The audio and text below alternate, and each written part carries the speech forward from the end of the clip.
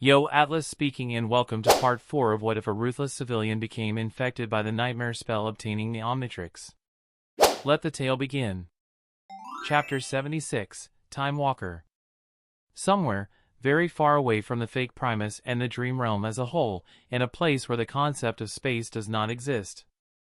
Space, distance, time, death, and all otherworldly concepts created by the gods do not exist in this place, if it can even be called that. However, that did not stop one man. Humming an upbeat tone, Professor Paradox calmly sipped his tea, checking on his pocket watch as if anticipating a certain moment, despite the fact that time did not exist in this place. But that did not matter. After all, here, he was the concept of time. The spirit of time, to be specific. But even he had his limits. A mere spirit could not traverse the void, and thus, Paradox could not find the person he was looking for here. At least, not without the right memory. Oh my, look at the time. With calm movements, he got up from his seat and looked around, noticing the myriad of bizarre creatures floating in the eternal void. One would expect the creatures of the void to be monstrous and horrifying, resembling the abominations known as nightmare creatures in the outside world, and in a sense, they were. But Paradox didn't truly see them that way. He simply saw them as beings born of a different nature and thus, could not be judged by the standards of those who carry the flame. Some were true to the void, letting their nature be decided by it, ever-changing and constantly transforming. While others followed the flame, letting themselves hold a singular form and will. However, the infinite void was not just made up of the flame and the void. The void, just like it had given birth to the flame, gave birth to many different sources of cosmic existence that Paradox's sacred mind could not even begin to fathom. It was truly bizarre, the myriad of different creatures that existed here.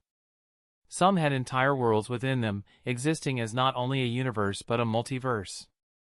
Others were a void within themselves, sucking in whatever they came across, taking them somewhere unknown. That is the nature of the void.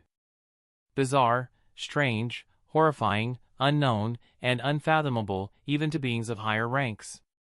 Alright then, I'll have to apologize, my fellow otherworldly creatures. It seems it's time for me to depart from this place for a while, but don't worry, I will be back in a flash to continue my search. Offering a gentle smile to the inhabitants of the void, he set his clock to a certain time span, and then suddenly, a blue light engulfed the void, drawing the attention of its dwellers. However, before any of them could use that opportunity to escape, Paradox stepped into the portal, and as soon as he did, it disappeared, leaving nothing behind. Paradox felt himself being pulled away from the void, and at the same time, he felt himself being drawn back toward it, as if it were refusing to let him go. The time stream. It was an existence similar to the great tapestry of fate, existing as a marvelous stream of energy that reflected every single moment of this world, including the past, the present and the future, as divergent as they were. Paradox happened to be a person attuned to this great river of time, and that was the only reason he managed all of his extraordinary deeds and achievements. However, he was not the only being that drifted on the currents of time. For there were an infinite numbers of beings traversing time, constantly trying to change it and alter its direction only to be consumed by it. Humans, noble creatures, wraiths, shadows, divine and unholy beings. And the list goes on. One such being just happened to be a nasty, unholy devil dwelling in the time stream far longer than even Paradox. Looking at it, Paradox sighed. Maltruant, my old friend, must you be annoying me every time I jump through the time stream? You're seriously making me regret ever meeting you. The unholy devil, Maltruant, was a chronosapian, and an exceptional one at that, having risen to the divine rank in his life, but unfortunately, just like everything else in the dream realm, the influence of the void eventually reached him, tainting his divine existence. Time Walker. The unholy god spoke in a raspy tone, his voice carrying the weight of millions of other Maltruants who existed in different moments of time. So you have returned. What scheme are you planning this time? Paradox chuckled lightly as he continued traversing the time stream, barely warding off Maltruant from reaching him by transforming his sacred will into a powerful barrier, shielding him from the unholy one wrath. Ah, I sadly can't answer that. You know the drill when it comes to us time travelers, we must never reveal our true intentions, no matter what. The unholy devil gazed at Paradox, still attempting to pierce the barrier of time between them and consume him, but eventually, it spoke once again, looking at Paradox with an uncomplicated expression. I had a dream recently. Paradox raised an eyebrow. It was not every day an unholy god spoke of dreams. In truth, it was rare for such beings to dream at all. I dreamt of a kinder time, when the world was still pure. His voice carried a deep, aching melancholy. I dreamt of battling Ben Tennyson, trapped in an endless loop. I dreamt of the goddess of black skies, her smile filling my mechanical heart with unparalleled warmth. His gaze dimmed. Tell me, Time Walker, where did it all go wrong? Was it when Ian activated the Chronosapien bomb? Or when Vilgax discovered that thing? Or... He paused, voice dropping and becoming empty. Were we always destined to fall, like the realm of the sun before us? Paradox's pleasant smile faded, replaced by something far more solemn. I do not know, he said quietly. Even I cannot fully perceive the fractures within the ever-changing time stream. That is the nature of time, which is the shadow of fate. Maltruant studied him for a long moment, then exhaled slowly. You are a cruel thing, little spirit, deceitful, manipulative, always moving others like pieces on a board, whether they are of the flame or the void. His voice hardened, taking on a much more terrifying tone. You know so much, and yet, you do nothing. His gaze drifted into the endless flow of time, witnessing countless moments at once, moments that he could not return to anymore. Still, you are not the one who forced that dream upon me. He looked back at Paradox. And yet, I cannot forgive you. I will consume you, I must consume you to find my divinity once again. He stepped forward, his presence distorting the time stream itself. Come, Time Walker. His voice deepened, becoming something vast and ancient. Let me show you how the sun became cruel, how the skies were swallowed by endless darkness, how the blood of beasts turned into sanctuaries of corruption. How the forests of the heart burned to ash. How even the incorruptible shadows fell. And how the last children of war destroyed one another. Ah, Paradox raised his hands, or at least he pretended to do so considering he wasn't in physical form right now. I'd rather not. Maltruant took one final look at him, then uttered. Then die. The command rippled through the time stream, sending a violent will toward the sacred spirit, attacking not only his current self but his past and future selves as well, leaving no chance of escape. At this, Paradox simply orchestrated a simple trick, created after thinking of billions of possible outcomes, all at the same time via his vast mind. He cut the flow of time. His timeline from birth to the current moment from the time stream itself, which existed in the shadow of the tapestry of fate. Then, he placed that timeline within himself, holding it inside through his sacred will, making it so he never existed within the flower time but at the same time, having existed in reality through his will. At the same time, other versions of him, from seconds into the future and seconds from the past, appeared all around him, manifested by his awakened ability, and fusing their wills to ward off Maltruant from reaching them. Ah, I miss the days when I was a mere transcendent, back in a much more civilized era. Of course, Paradox had lived in many eras, but he originally came from the realm of beast, years before the nightmare spell descended and Ben Tennyson found the Omnitrix. However, when he was transcendent, he lived during the age of the gods, having been transported there by the time stream. His connection to the time stream was caused due to an experiment going wrong, causing him to fall and be embraced by time. However, the reason he was taken across time into the golden age of the gods was still unknown to him. After all, just like the great tapestry of fate, the time stream seemed to possess a will of its own, allowing others to use it while at the same time using them for its insidious goals. However, that did not matter right now, for Paradox needed the time stream's help to execute a very audacious plan. That plan was to break into a certain tapestry of fate, created by fate, yes, but remade into a recreation of a past event by the nightmare spell.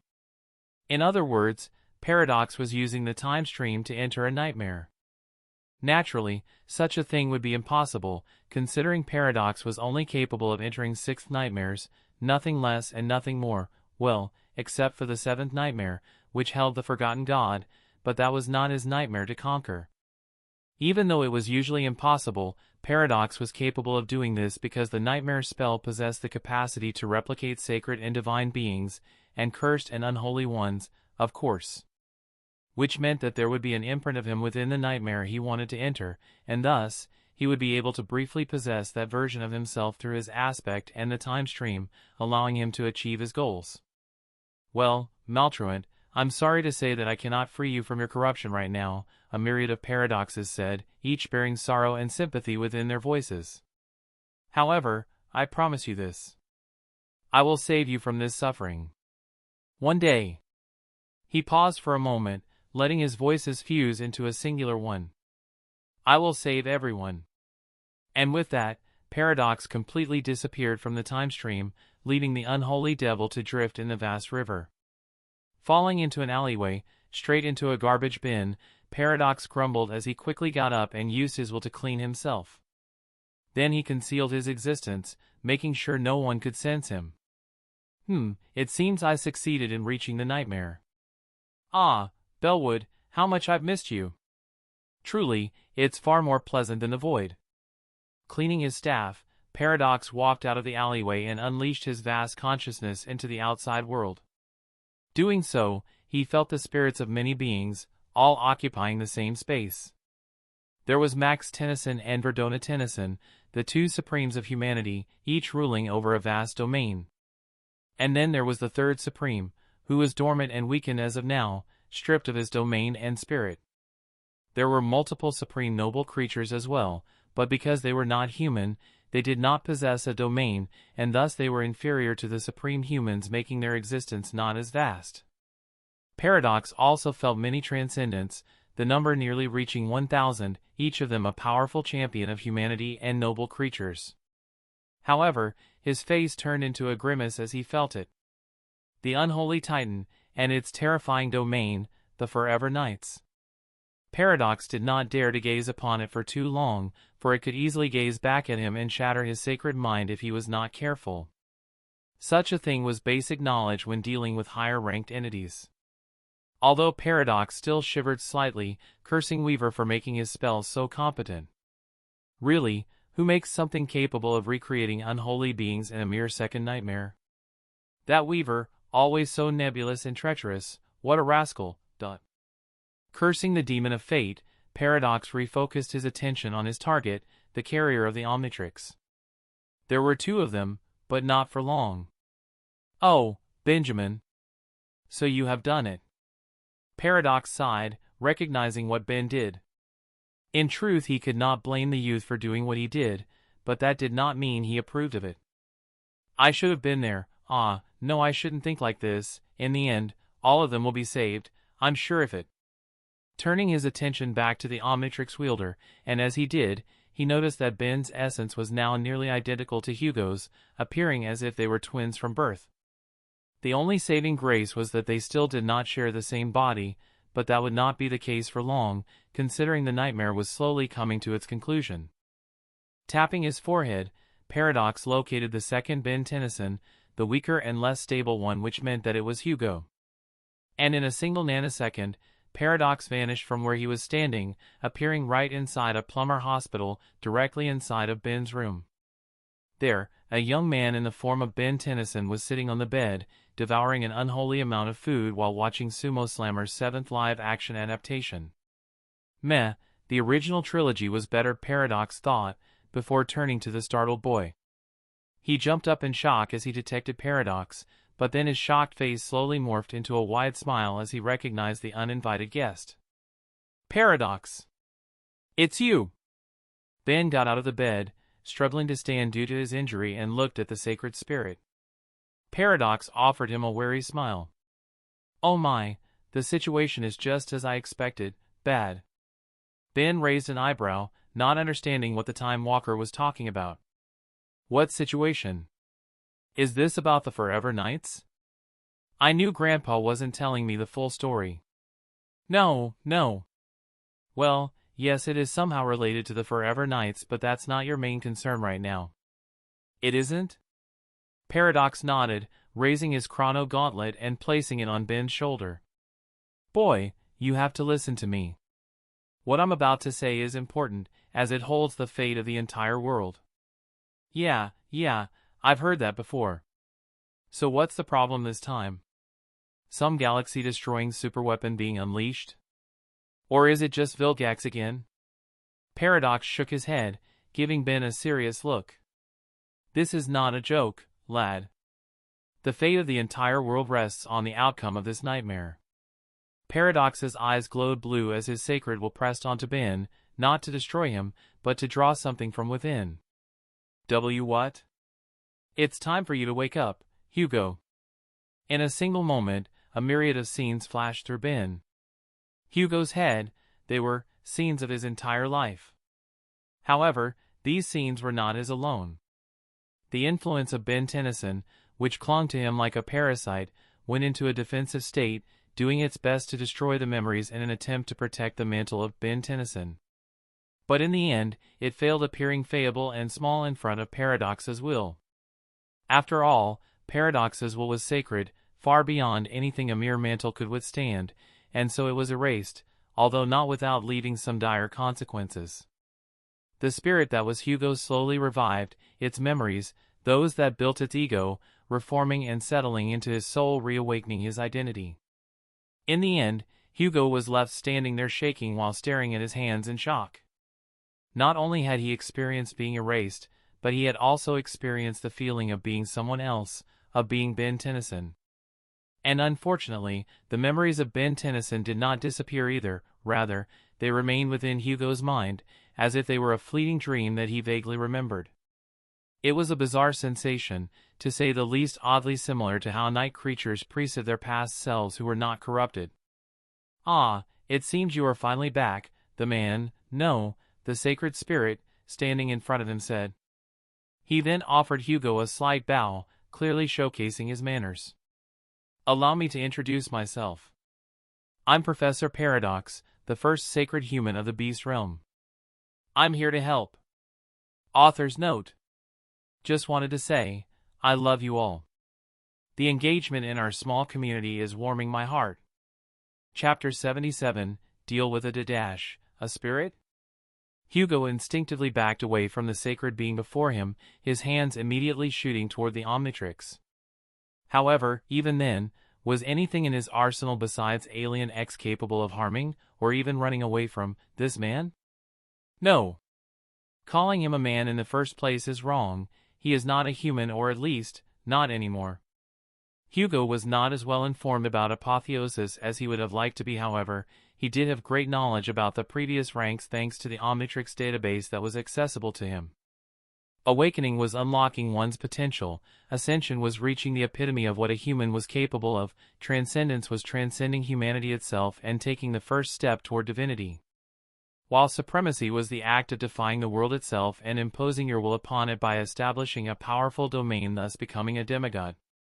Azarax had told him quite a few things about his deeds as a supreme, and Hugo simply could not help but feel utterly shocked.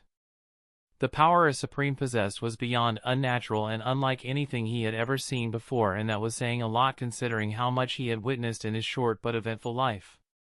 Apotheosis, on the other hand, was a completely different form of power. It was the step where one would become a true god. A minor one, sure, but a god nonetheless. The power such a being would have was simply incomprehensible to a human mind, or to any mind, for that matter. And this was not just any spirit. It was Paradox, the spirit of time. A powerful ally of Ben Tennyson that Hugo knew about due to Ben's memories still lingering in his head. However, Hugo did not know everything about Paradox, not only because Ben himself did not know that much about the mysterious Time Walker, but also because Hugo only possessed a fragment of Ben Tennyson's life. He had the memories of Ben Tennyson from the day of his birth to the moment Hugo took over his body in the nightmare. Meaning everything that happened in the real beast realm, and everything after its fall, was unknown to Hugo. And so, there was a very high chance of this deity working against him. Oh, young man, You really shouldn't greet new people you meet with such a murderous gaze, especially when I just saved your life," Paradox said in a slightly dramatic tone, and as he did, Hugo raised the dial of the Omnitrix and quickly rotated it toward the silhouette of the one alien he had never used since the start of this nightmare. Alien X. He did not stand a chance against a spirit as he was, nor did he trust him enough to make sure he was not being manipulated once again. After all that had happened with Ben Tennyson, Hugo could not take any chances. And just as he was about to hit the dial and gamble everything away by becoming a divine titan, Paradox grasped his hand gently, his pleasant smile turning a little forced and slightly strained. "Ah, please, I'd rather if you do not do that. You see, I'm a powerful spirit and all of that, but even I cannot bear the wrath of a divine titan angry teenager." Hugo looked at the spirit with a hesitant expression and let out a long sigh, still trying to press the dial. "I should just do it. What's the point anymore?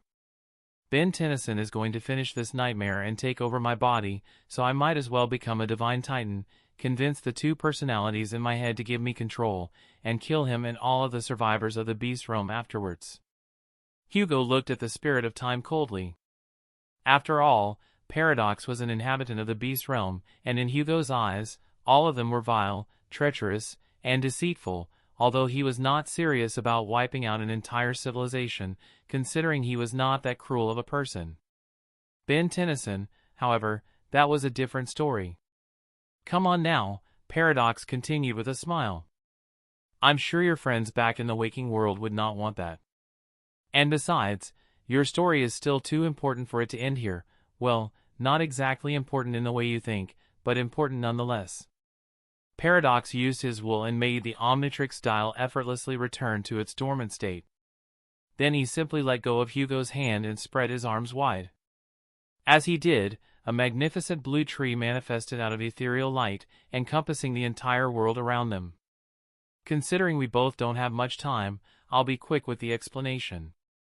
Firstly, I want you to know that I'm an ally of yours, and thus will go to great lengths to ensure your survival.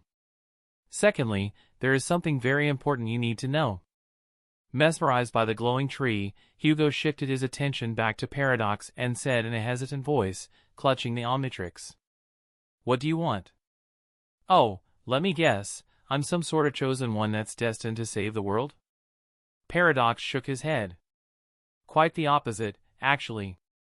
It's exactly because you have been chosen by no one and accepted by nobody that I'm interested in you in first place." Paradox let the tree grow slightly bigger before continuing. "You see, this tree is the world tree. The tree holding up all of existence, realms, fate, and time itself, or at least, it was back in the age of the gods. Now it's simply a burnt trunk somewhere in the dream realm. But that isn't too important. What is important, however, are the two main components of this once divine tree. Can you guess what they are?" Hugo stared at the Time Walker for a moment, then snickered. "What is this, a puzzle? You said you don't have much time here, so why are you intentionally wasting it? You know, you are starting to become just as irritating as Ben Tennyson himself. Believe me, that's quite the achievement." Hugo flinched a little at that remark, for obvious reasons, but he ignored the sensation building in his chest and thought about the answer. "Well, if it's the main components, then it could only be one thing. It's fate and time?" Paradox clapped lightly. "Correct. Smarter than Ben, at least. So what makes time and fate so bizarre and connected?" Well, the answer is rather simple. Time is the shadow of fate, and fate is an absolute law created by forgotten God. Hugo shivered slightly at the mention of that deity. He had recently learned about the existence of the seventh god, the god of nightmares and dreams, who was somehow the origin of corruption, or at least closely related to it.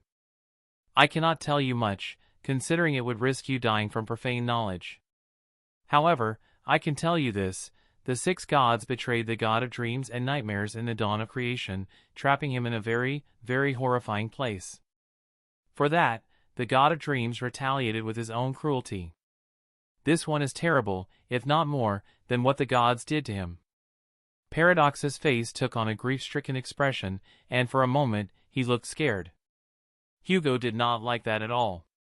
There were very few things that could scare a spirit, and he certainly did not want to be involved in any of them, but as luck would have it, he was.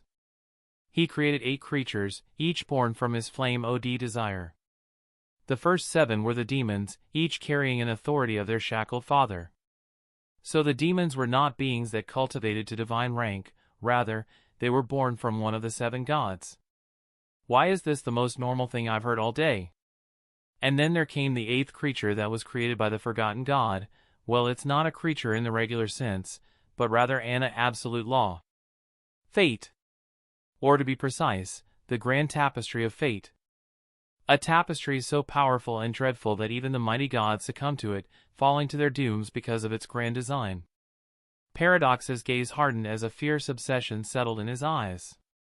It was the first and last curse of the forgotten god, one that all of existence would abide by until the day of his awakening, and today, we find ourselves closer to that day than ever before, with all the divine realms, except yours, having been devoured by the dream realm, which is the sphere of his influence. Paradox's words shook Hugo to his core. Fate was something that became known to all humans after the descent of the nightmare spell. However, for it to be something this harrowing, for the predestined path of all living beings to be a curse of a greater primordial god, that was not something he would have imagined in his wildest dreams. The only way to stop such a being is if new gods are born. Hugo thought, frowning deeply. Is ascension the only path left? Hugo asked the spirit of time. Paradox shook his head once again. Not quite. It is the spell's ultimate goal to cultivate humans to the divine rank and create a new pantheon of gods capable of protecting all of existence from the wrath of the forgotten god, but that isn't enough to stop the clutches of fate from destroying everything. His eyes locked onto Hugo. The only way to save everything is quite simple. It is done by breaking fate. And I don't mean it metaphorically or in any other fancy way, I mean it literally. Hugo nodded slowly, understanding what the spirit said. And how do we do that exactly? Well, not we, I haven't agreed to help you yet, but I'm just asking. And you better not say I'm the one destined for that. Paradox chuckled slightly. No, young Hugo. You are not the one destined to break fate. In fact, there is no one capable of breaking fate in the modern era, except for one being, that is.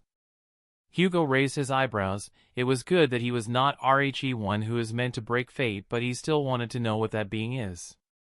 The last, fated, individual in all of existence, the one who holds a fate powerful enough to shake the tapestry itself. It is also someone you know very well. Fated? What? What does that mean? Hugo's eyes widened as a memory resurfaced in his mind. Back on the Forgotten Shore, during his reunion with Sunny, Nephis, and Cassie after months of being dead, he had attacked them in a frenzy, driven by the Blessed Herald's innate nature, and overwhelming greed for anything that shone. In that moment of madness, he had caught glimpses of golden strings wrapped tightly around Sunny, Nephis, and even Cassie. With Sunny's being far more complex. Back then, everyone had those golden strings wrapped around them. But Sunny's, they had felt heavier, denser, and more absolute than all the others. Now, he has an idea about what those strings were and also about the bizarre ability the Blessed Herald race possessed once they reached the Devil class. They had the ability to see and interact with the strings of fate, at least those that were within the physical plane. Hugo was not sure how he made this connection on his own, but he assumed Paradox was doing something to him, quickly allowing him to connect the dots together. It's Sunny. Correct. So that was the young man's name. A fitting one for the heir of Weaver. Paradox continued. The way to break fate is deeply tied to the boy known as Sunless. Once he loses his fate and becomes a fateless being, thus absolutely shattering the grand tapestry of fate, only then will humanity, and even nightmare creatures, be free of the curse of the forgotten god. Paradox grabbed his staff and raised it towards Hugo. You, however, are unique. Your fate interacts differently with others, considering you were meant to die at a young age and only exist because Ben Tennyson interfered with fate itself. It is not an existence as powerful as a fateless being, but it is still something unique and necessary for the survival of the world. And so the task I ask of you is to guide young Sunless. Lead him toward a path where he seeks freedom above all else. Another will aid you in this task, so this is not your burden alone. Paradox then turned his head elsewhere, looking at the ceiling of the hospital. However, Hugo could tell that he was not merely looking at the roof, rather, he was looking at something or someone that no one else but him could see. The Time Walker offered a gentle smile before raising his hand.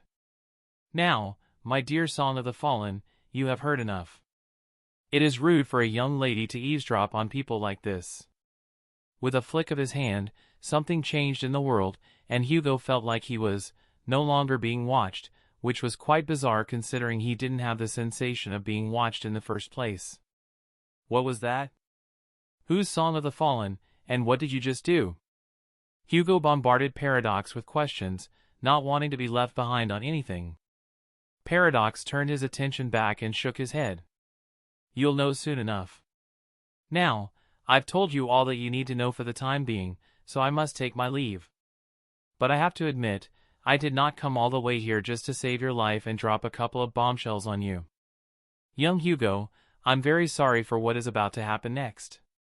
Paradox raised his hand, and before Hugo could even react, his gauntlet plunged into Hugo's chest.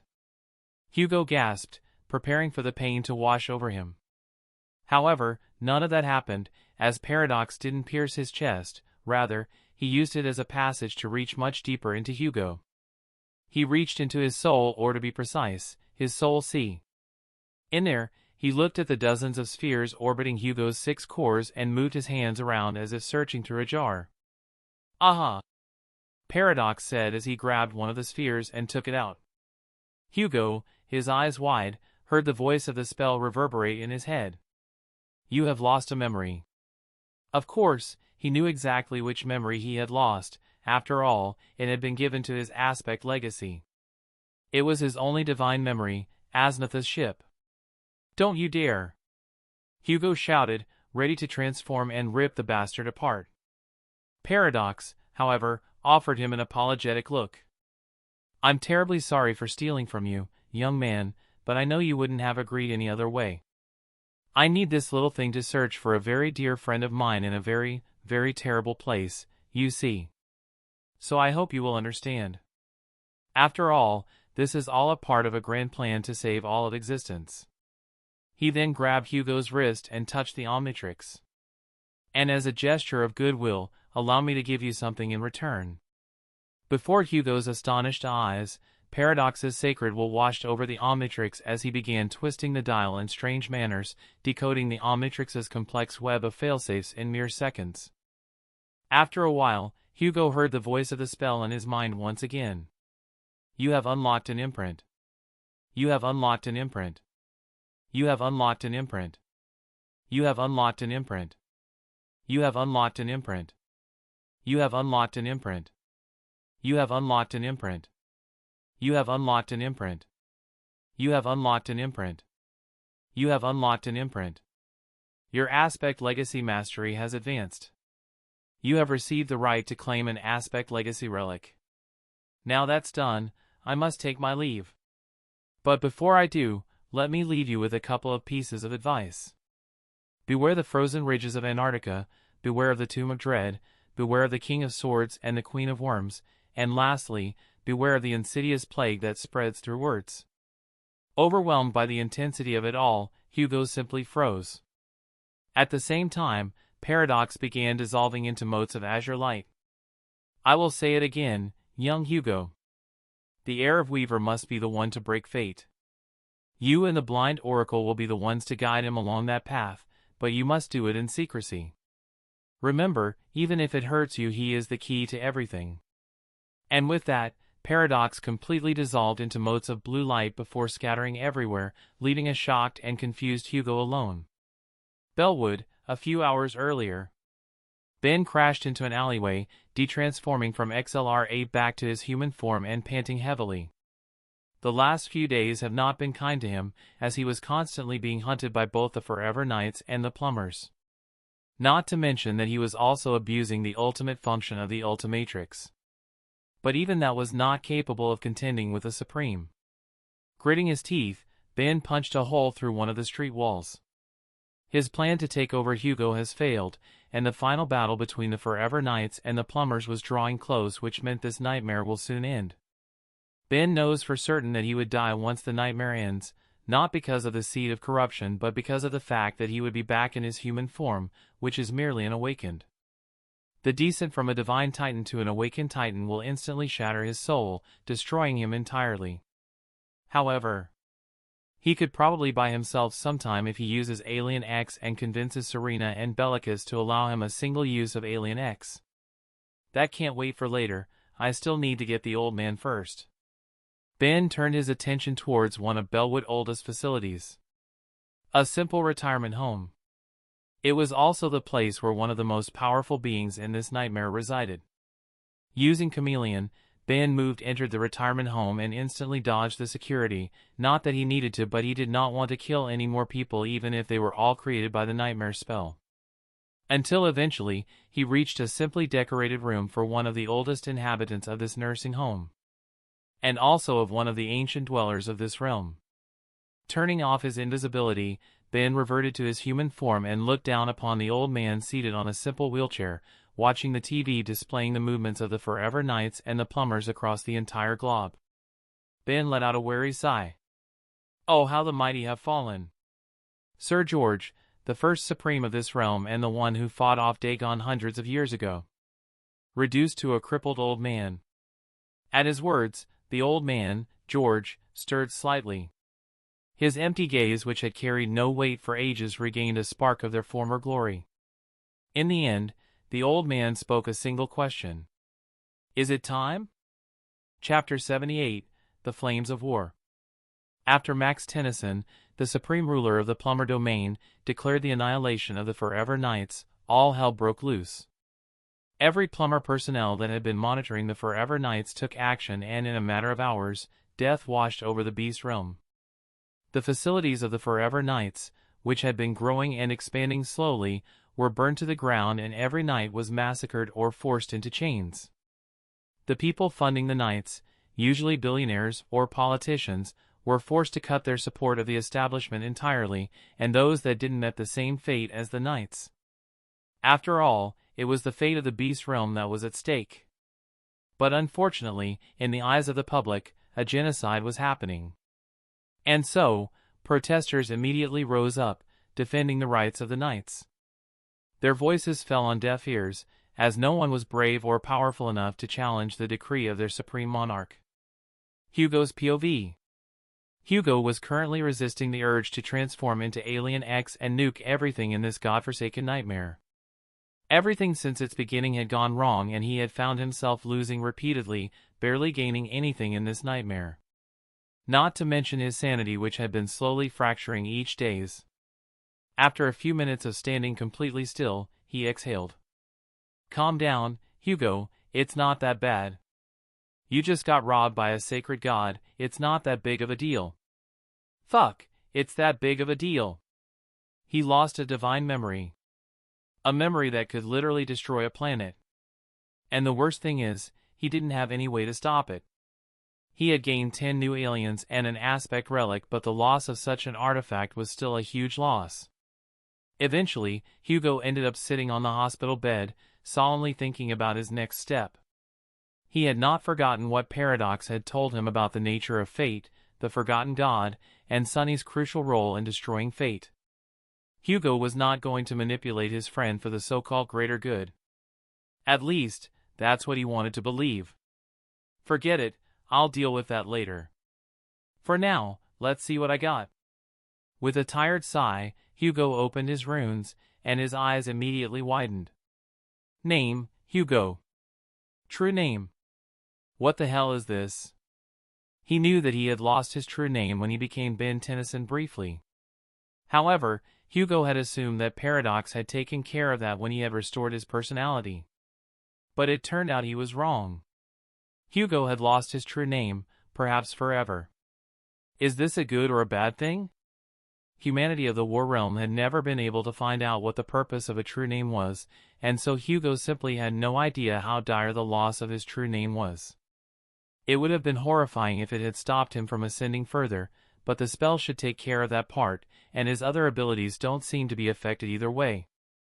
I'm so gonna kill that son of a bitch when I get a chance. Cursing Ben Tennyson in his head, Hugo continued reading the runes. Rank, Awakened. Omnicores, 6/7. Class, Terror. Aspect, Omnitrix. Aspect rank, Divine. Aspect description, you have bonded with the first divine relic created by mortal hands, transforming you into a being woven from the primordial blueprint of life itself. Created by the greatest of minds in pursuit of a perfection forbidden by an absolute law of reality, you carry the potential to become any creature. Your existence is a testament to adaptation and the boundless diversity of the world. Innate ability, Essence Imprint. Ability description, no creature is alien to your existence, thus you possess the ability to imprint the essence of any being onto your soul, storing its template within the relic. Playlist number 0, locked. First imprint, Chimera Sui Generis. Second imprint, Galvan. Third imprint, Pisxis Valan. Fourth imprint, Blessed Herald.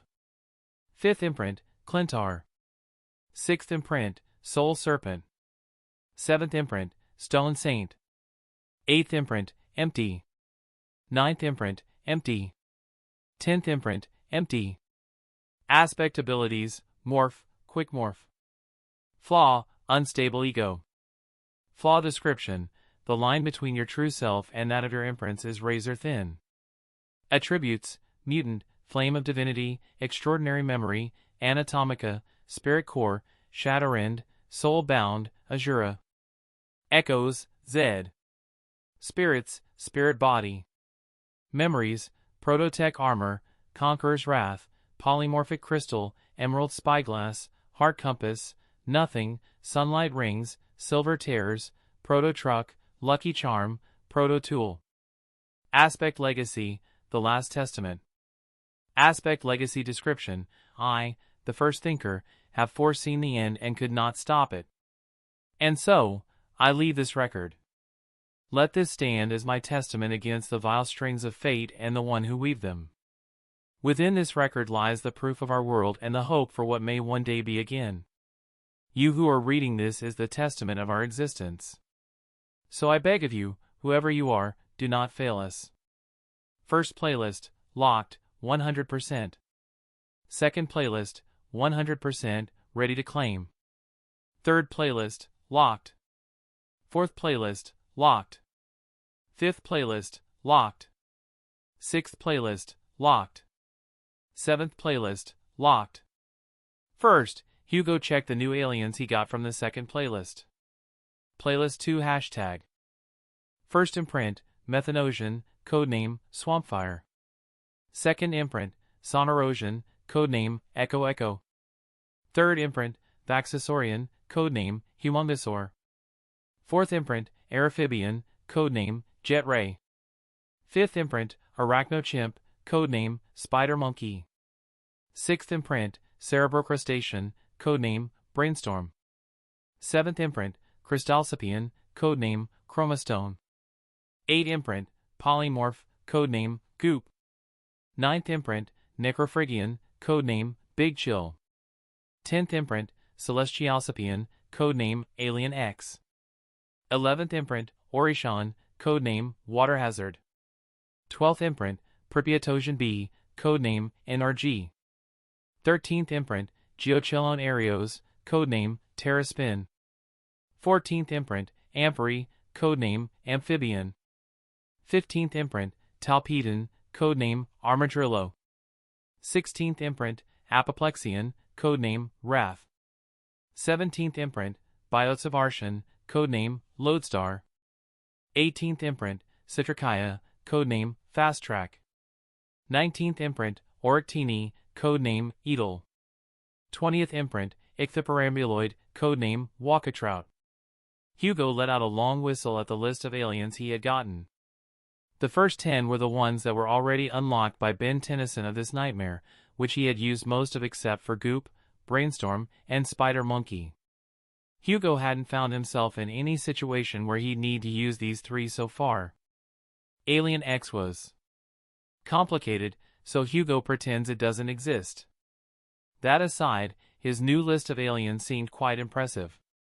So much so that he immediately clicked the Omnitrix button and began testing them out one by one.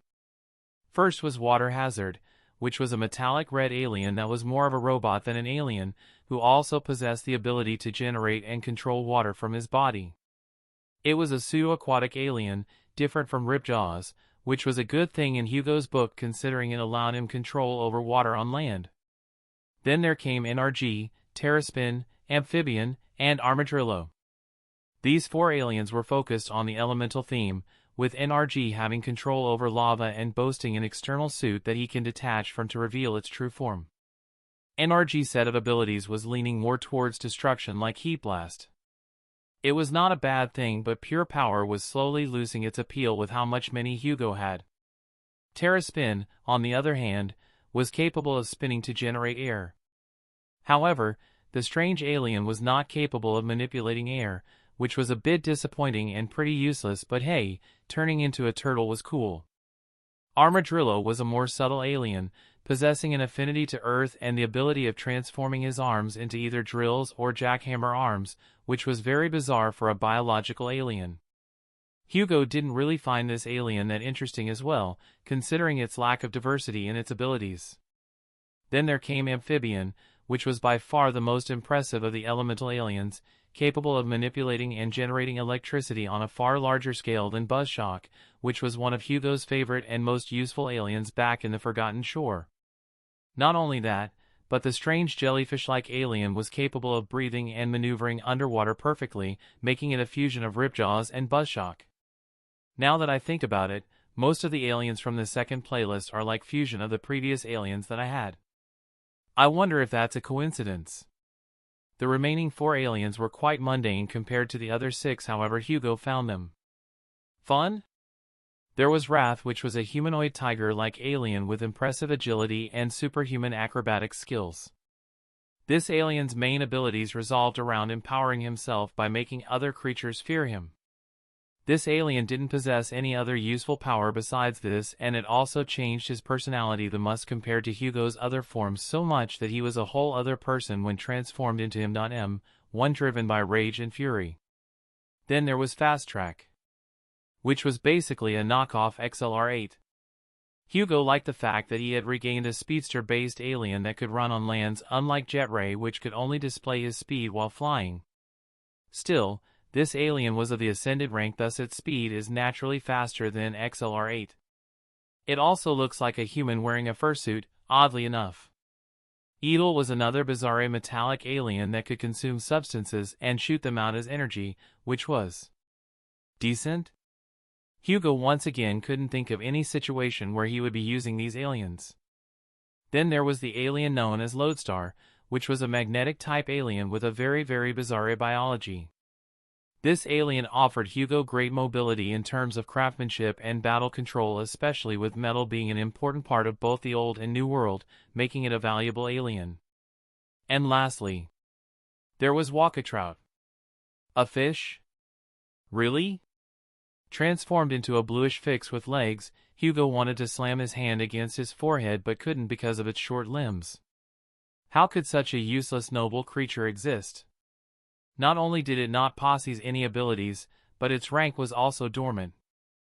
This alien regressed Hugo back in rank somehow, which Hugo assumed was impossible, but here he was, even weaker than when he was a sleeper. It made him weaker, offered no abilities, and was for all intent and purposes useless. Well, at least now I know that the playlist's ranks are randomized. All of the aliens of the first playlist were awakened, and 18 of the second playlist were ascended. However, it seemed that's not an absolute rule, as Alien X and Walkatrout were both of a different rank than the others. Which would mean that the third, fourth, fifth, sixth, and seventh playlists will possess a myriad of creatures, each of a unique rank. There was also the strange fact that the aliens in Playlist 2 all had codenames which Hugo didn't assign. Which implies that the Omnitrix was using Ben's codenames. What dies that guy have that I don't? I can come up with good names too. Surely. Right? The Omnitrix insistence on using Ben's codenames bothered Hugo as it made him feel like an inferior wielder. Now that I think about it, the Omnitrix is pretty strange in this nightmare. I have the Omnitrix as my aspect, while Ben has the real Omnitrix, but when we entered the nightmare, he got Albedo's Omnitrix, which he then modified to the Ultimatrix, while I got a copy of the original Omnitrix created by the nightmare spell.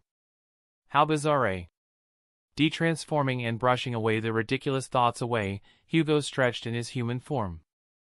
I guess I should be grateful, my versatility just tripled.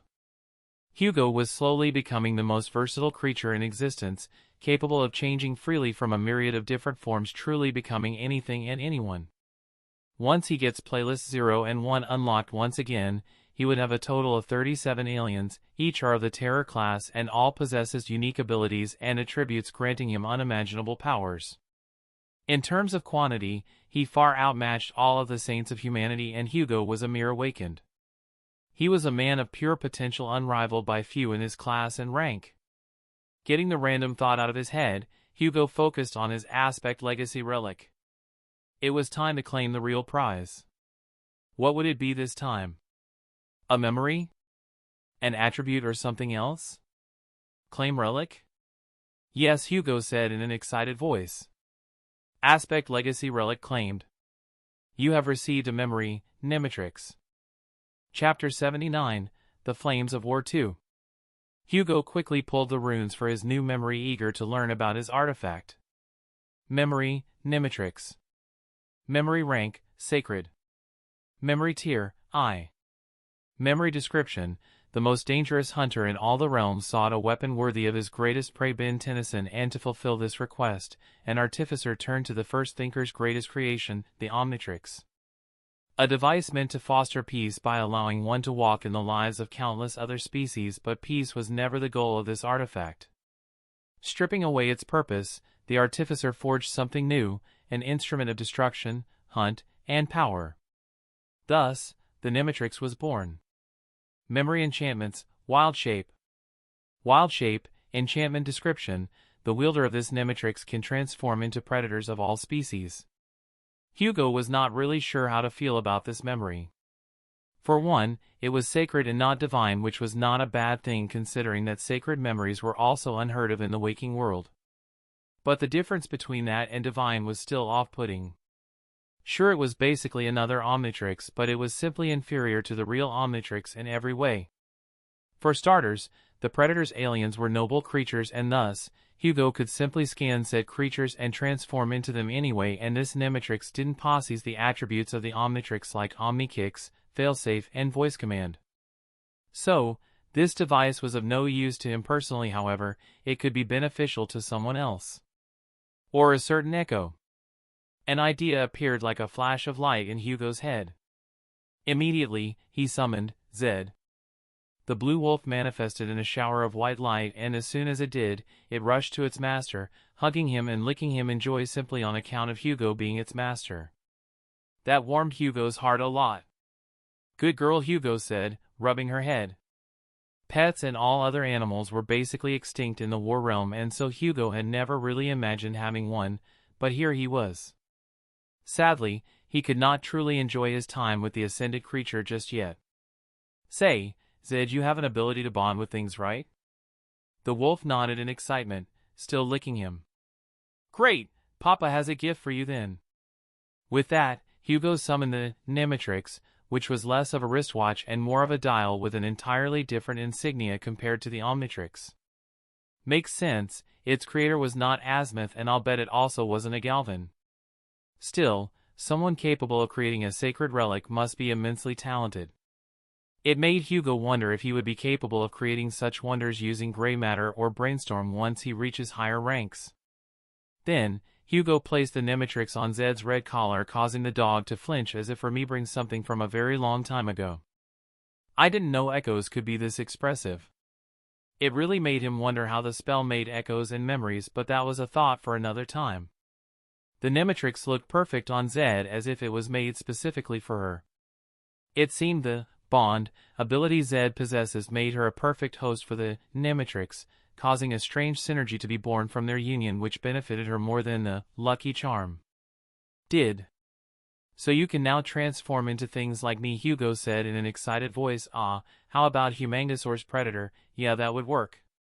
Before Hugo could say something else, he heard a knock on the hospital door. It's late at night. No doctors should be coming here.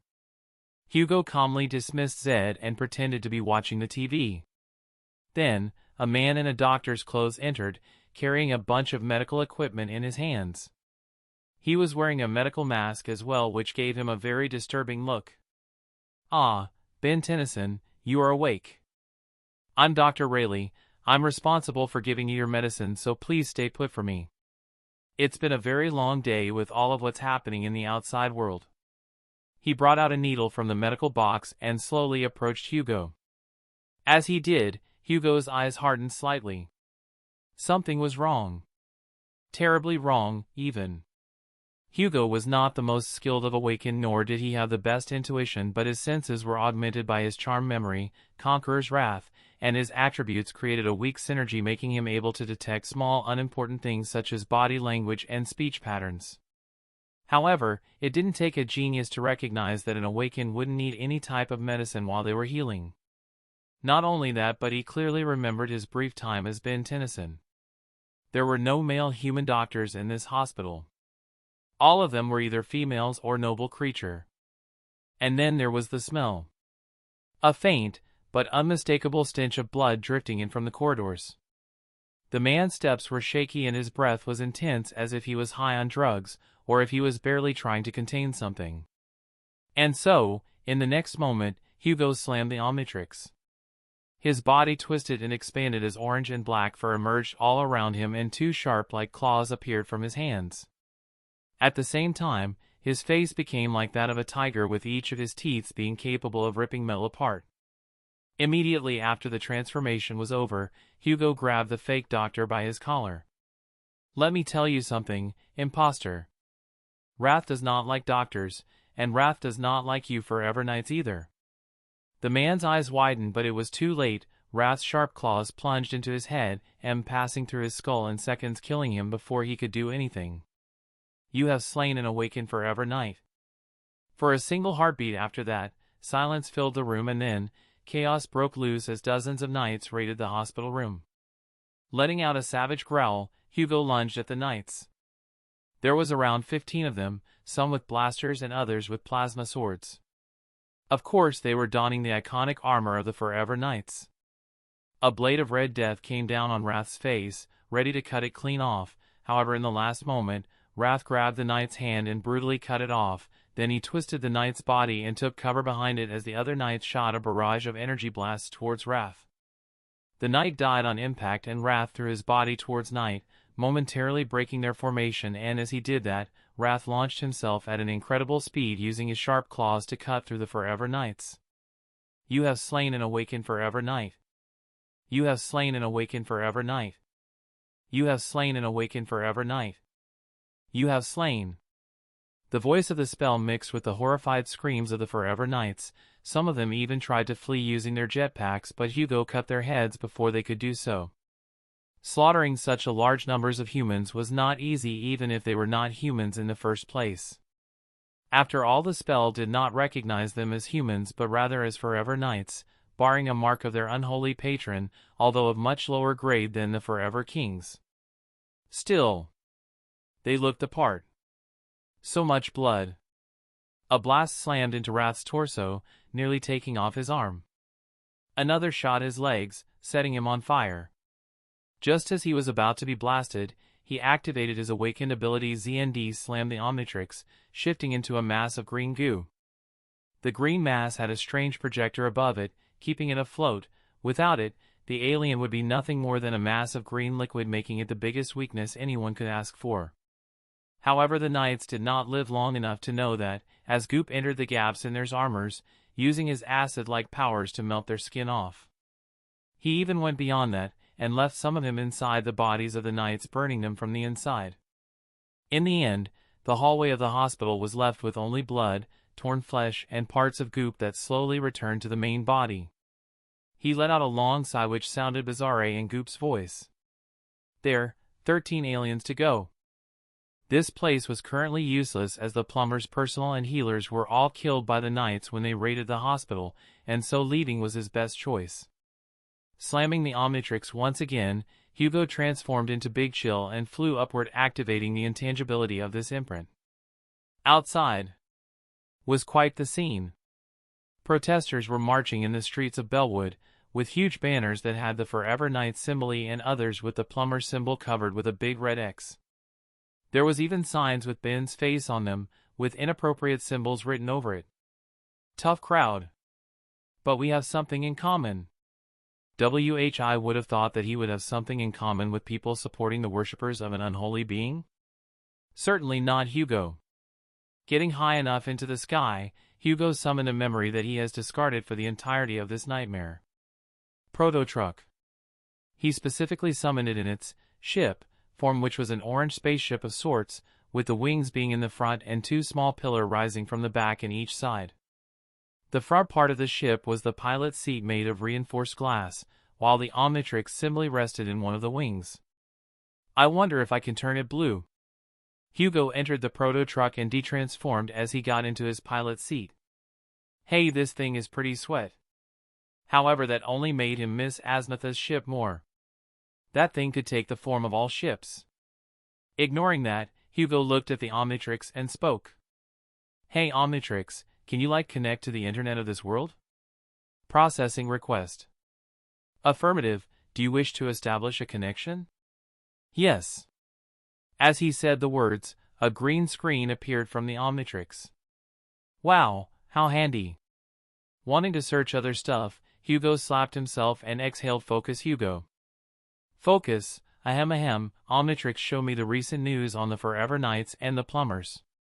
A loading symbol appeared for a few seconds, then the Omnitrix screen displayed a live video with a reporter covering the scene. Will harangue greets the great people of America. And RHE rest of the world, I guess. I bring you today's important news. Starting with I told you so. Those alien menaces have finally did it. They have waged war on the Forever Humans organization and started one of humanity's biggest purges since World War I and II. Not only that, but they are also imprisoning the donators. The scene showed a strange mountain-like area, with faces inscribed on it. Hugo wondered why humans would ever inscribe faces on a mountain, and how that was even possible without any magical intervention, but he brushed the thought aside, listening deeply to the angry newsman. Those inhumane attacks are happening all over the globe, with America being the one receiving the worst damage. And not only that, the plumbers have raided the entirety of South Dakota, taking thousands of people away from their homes. They are apparently using that area as their main battleground against the noble members of the Forever Humans, as the organization headquarters is there. However, we have no access to the region due to the government restrictions. But we, citizens of America and the world, will not stay silent in the face of this tyranny. The reporter continued shouting, cursing the plumbers and noble creatures pushing his propaganda.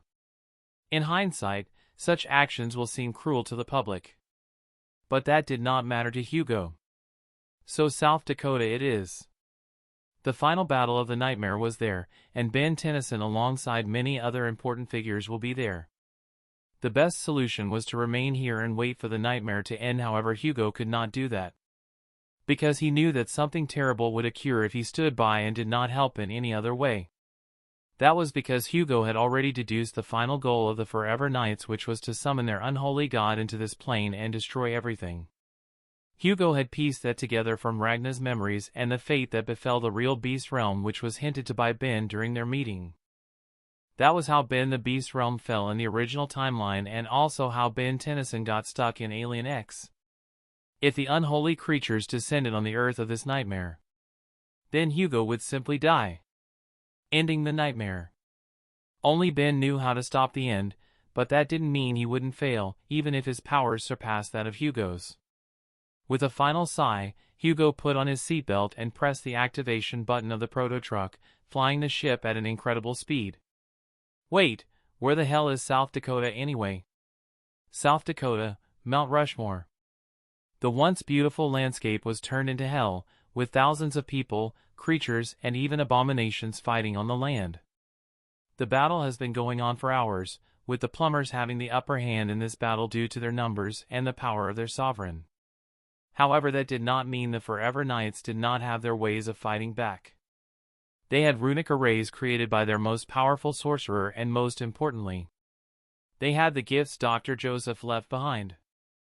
The abominations he created using his unholy powers, just like the corrupted titan that had been unleashed on Maxwell Tennyson months ago in their last confrontation. Hundreds of other creatures existed as well, each of high class, causing the forces of humanity to be stretched thin.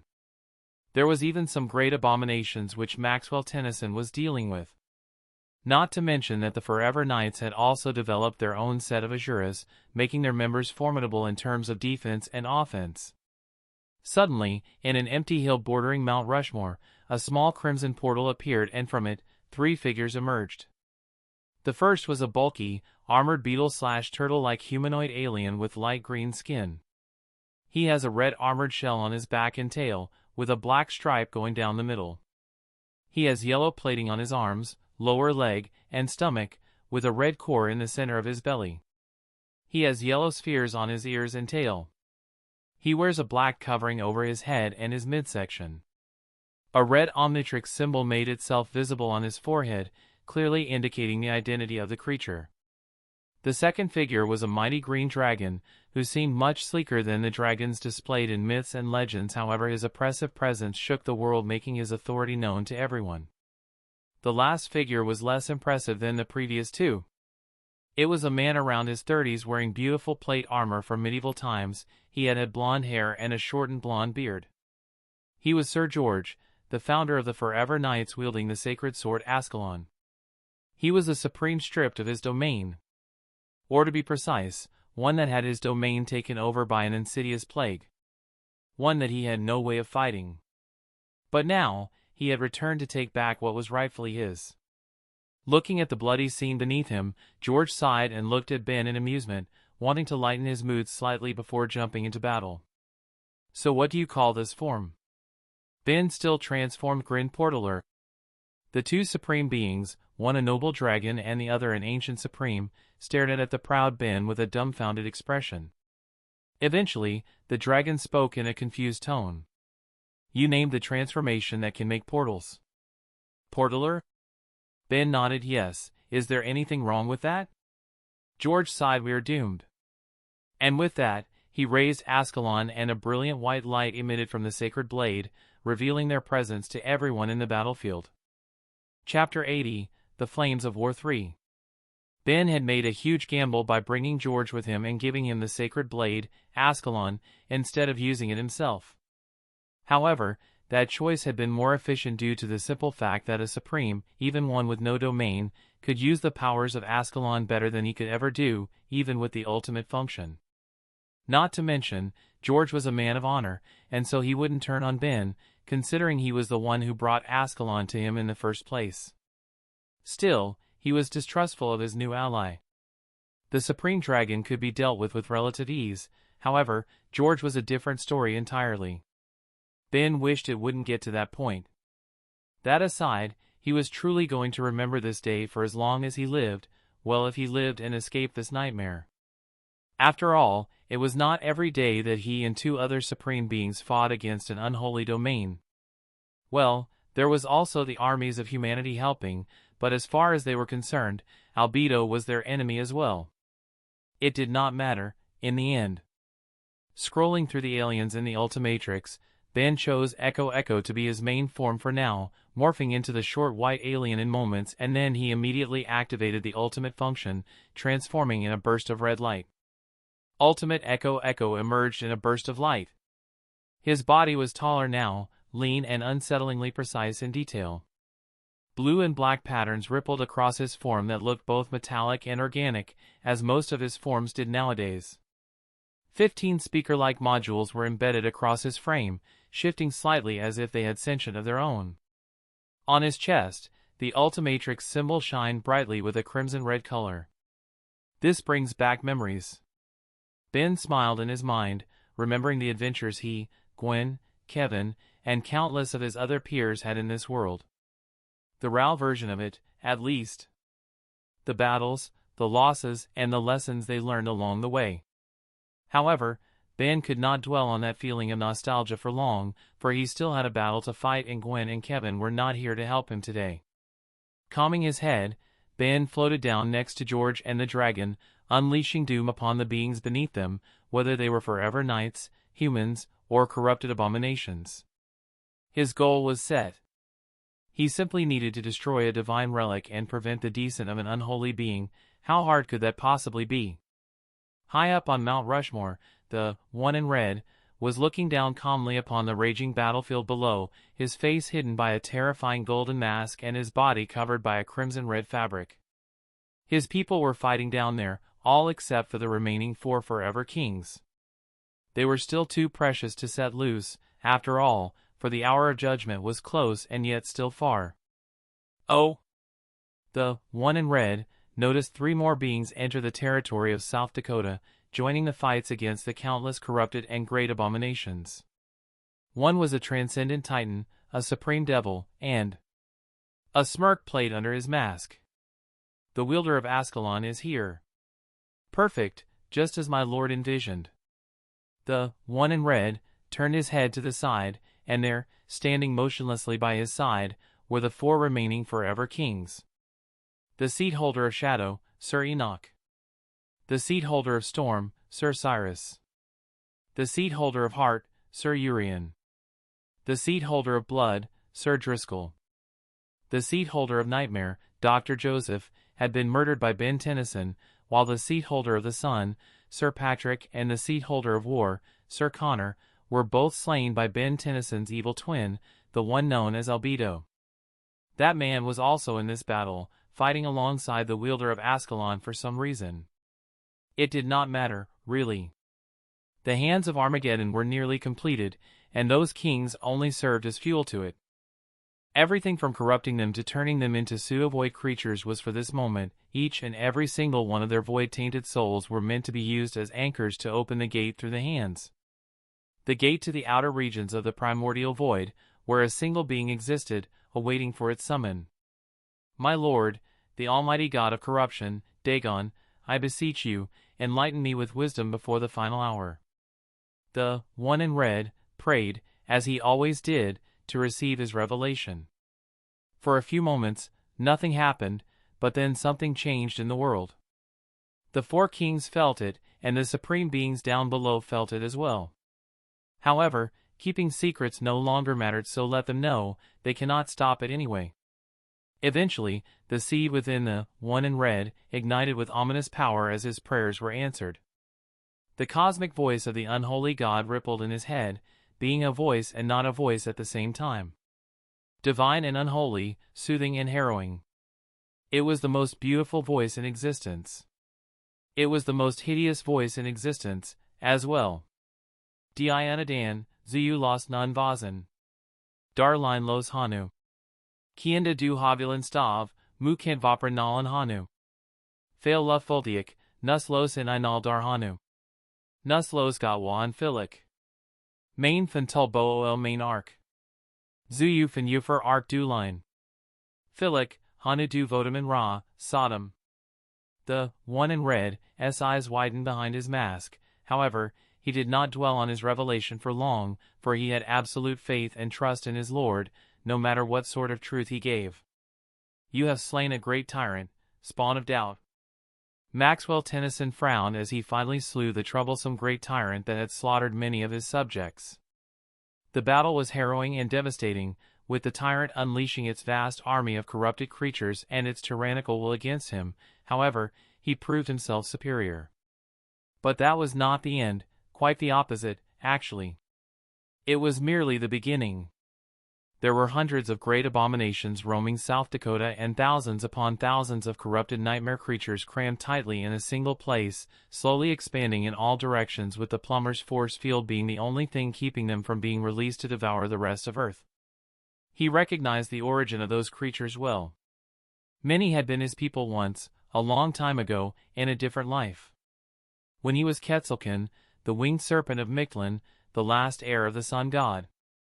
There were also the creatures that Great Jungle had produced, taken and nurtured by the Forever Knights, all for this moment. Max swore that the fate of the Sun Realm would not befall the Beast Realm. He wouldn't allow it to happen. Both for his ego, Maxwell Tennyson, and the echo he carried, the one belonging to the winged serpent of Mictlan. Looking at the wake of ruin he left during his battle, Maxwell used his supreme ability and momentarily took the ability of one individual from his domain to heal his wounds. Then he shot up to the sky, looking at the scene below. It was not looking goof at all. Due to the large mass of corrupted creatures entering the Beast Realm, the dimensional barrier separating the Dream Realm and the Beast Realm was growing weaker, and as a result, nightmare seeds were blooming everywhere in South Dakota. Category 2 and 3 gates. And even some Category 4. Previously, Earth was the only place in the entire Beast Realm that was incapable of producing nightmare seeds. That was because Max's wife, Verdona, had woven a grand spell on Earth before she ventured into the fifth nightmare to attempt apotheosis. That spell, carrying her supreme will, managed to protect humanity from the influence of the Dream Realm, even if it was only temporarily. But now, that grand spell was broken, causing the seeds of the Dream Realm to finally seep into Earth. The transcendence of his domain could not handle this much, and even the supreme noble creatures were not capable of fighting off all of the abominations for long. We might need to evacuate the entirety of America at this point. It was the only solution. Abandoning the country was their only option to avoid casualties, especially if a fifth nightmare gate opens. The Forever Knights. They were also not normal. No human, no matter how vile and twisted, could bring this much corruption to their world willingly. Their ultimate goal must be truly harrowing if this is simply a part of their plan. Max was glad that he had sent Kevin and Gwen into the third nightmares, making it so they didn't have to see this madness. However, Max could not revel in that satisfaction, for his doubt, which had been implanted by the spawn of doubt, was still there. Does it really matter at this point? I'm not even real. None of my people are. My family and everyone else I've loved and cared about are also fake.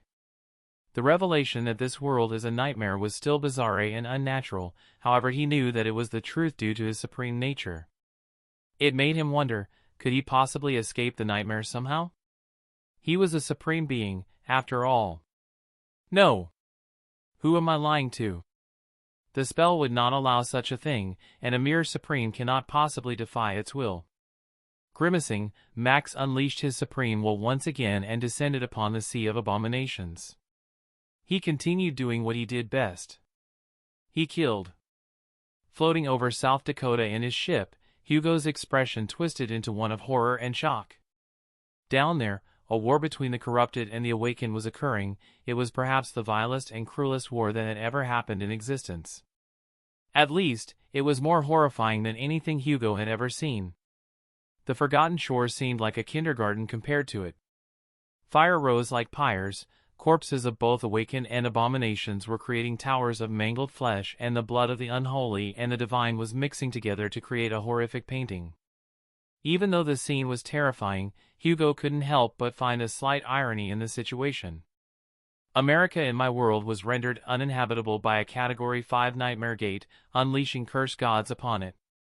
And here, the America of this world is turning into a battlefield. It seemed that no matter the era or the realm, America always got the short end of the stick. This place must have been cursed.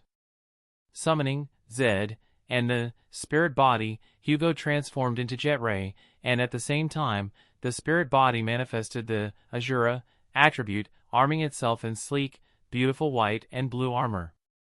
Zed, on the other hand, used her Omnitrix for the first time. Hugo had told her to choose a predator with the ability to fly. He soon regretted that choice. Zed used her limbs and clicked through the Omnitrix on her collar, opening it to show a dial similar to that of the Omnitrix. However, it only resembled the Omnitrix he had back when he was dormant, showing no holograms whatsoever. It was also the same dial Ben had possessed before his watch had undergone recalibration. I feel nostalgic. Now that I think about it, I wish I had used that watch more. Truly, his death in the Forgotten Shore had ruined his progression quite a bit. Shaking the thoughts away, Hugo watched Zed rotate through her aliens until she settled on one, and slammed the dial. As she did that, a red aura, more violent than Albedo's Omnitrix, erupted from the Nematrix. Zed's alien wolf-like body shifted grotesquely and turned purplish-gray as thin wings erupted from her back and her limbs extended to resemble those of an insect. Her mouth was like that of a terrifying bee, and her tail split into two, with both of them becoming stingers. Finally, two antennae appeared on her head, further adding to the whole insect look. Hugo shivered as he looked at his cute dog, now transformed into a terrifying predator. His fear was quickly replaced by curiosity as he wondered what kind of abilities this form granted Echo. Maybe the spell would have runes. Hugo pulled Zed's runes, hoping that they changed with the transformation. And fortunately, they did. Echo, Zed. Echo rank, Ascended. Echo class, Devil. Echo relic, Nematrix. Echo transformation, Psycholeopteran. Transformation description: the Necrophrygians were monarchs of the skies in their frozen realm, beholden to no one. The goddess of life, unsatisfied by their easy lives, sought to make the peaceful race value their lives more, through suffering and struggle. Thus, the Psycholeopterans were born, with the sole purpose of hunting the Necrophrygians out of the skies. Transformation abilities: Wings of Predation, Phantom, Eyes of Deceit. Wings of Predation, ability description: this transformation grants Psycholeopterans flight, to hunt their prey easily. Phantom, ability description: this transformation can turn intangible at will, to rip the Necrophrygians out of their phantom forms. Eyes of Deceit, ability description: this transformation can hypnotize all creatures, to weave the sweetest of nightmares for the Necrophrygians. Hugo stared at the runes and then back at the transformed Zed and gulped. Yeah, let's not use Big Chill when she assumes this form. Zed seemed to be in control, but Hugo could faintly recognize the fact that Zed had inherited a weakened version of his will, no doubt a side effect of the Nematrix, making her nature change slightly with each transformation. The Psycholeopterans were a race of noble creatures born for the purpose of hunting Necrophrygians, Big Chill's species, and so there was no telling if Zed could overpower her instincts and not rip her master to shreds if he ever used that form. I gotta say, the war goddess resume looks terrible. Why did the goddess of his realm have to be such an asshole? Creating a race of noble creatures for the sole purpose of hunting another race of noble creatures simply because their lives were easy. Even Sunny is not this petty, well, unless a nightmare creature stole his lunch or something. Truly the machinations of gods, and Sunny, were beyond his understanding. Smiling slightly, Hugo dismissed the proto-truck back into his soul sea and dived into the sky alongside the spirit body and Zed. Hugo opened his wings and used Jetray's abilities to open a wormhole through space, bypassing the barrier the plumbers had set up through teleportation. At long last, the last player had joined the war that would determine the fate of this realm. And all of existence, naturally. Chapter 81, The Flames of War 4. As the brutal war raged on, the one in red felt the presence of a certain being. The second creature who holds the key to salvation in this world. Raising their hand, they looked at the forever kings of storm and shadow. Go, find Ben Tennyson and bring him to me. You should be capable of at least that. Sending them after the imposter was a dangerous gamble, however. The one in red would win either way. That was because even if they lose their lives in the battle, they would still serve their purpose, even in death. The seat holder of Storm and the seat holder of Shadow leaped off the cliff of Mount Rushmore.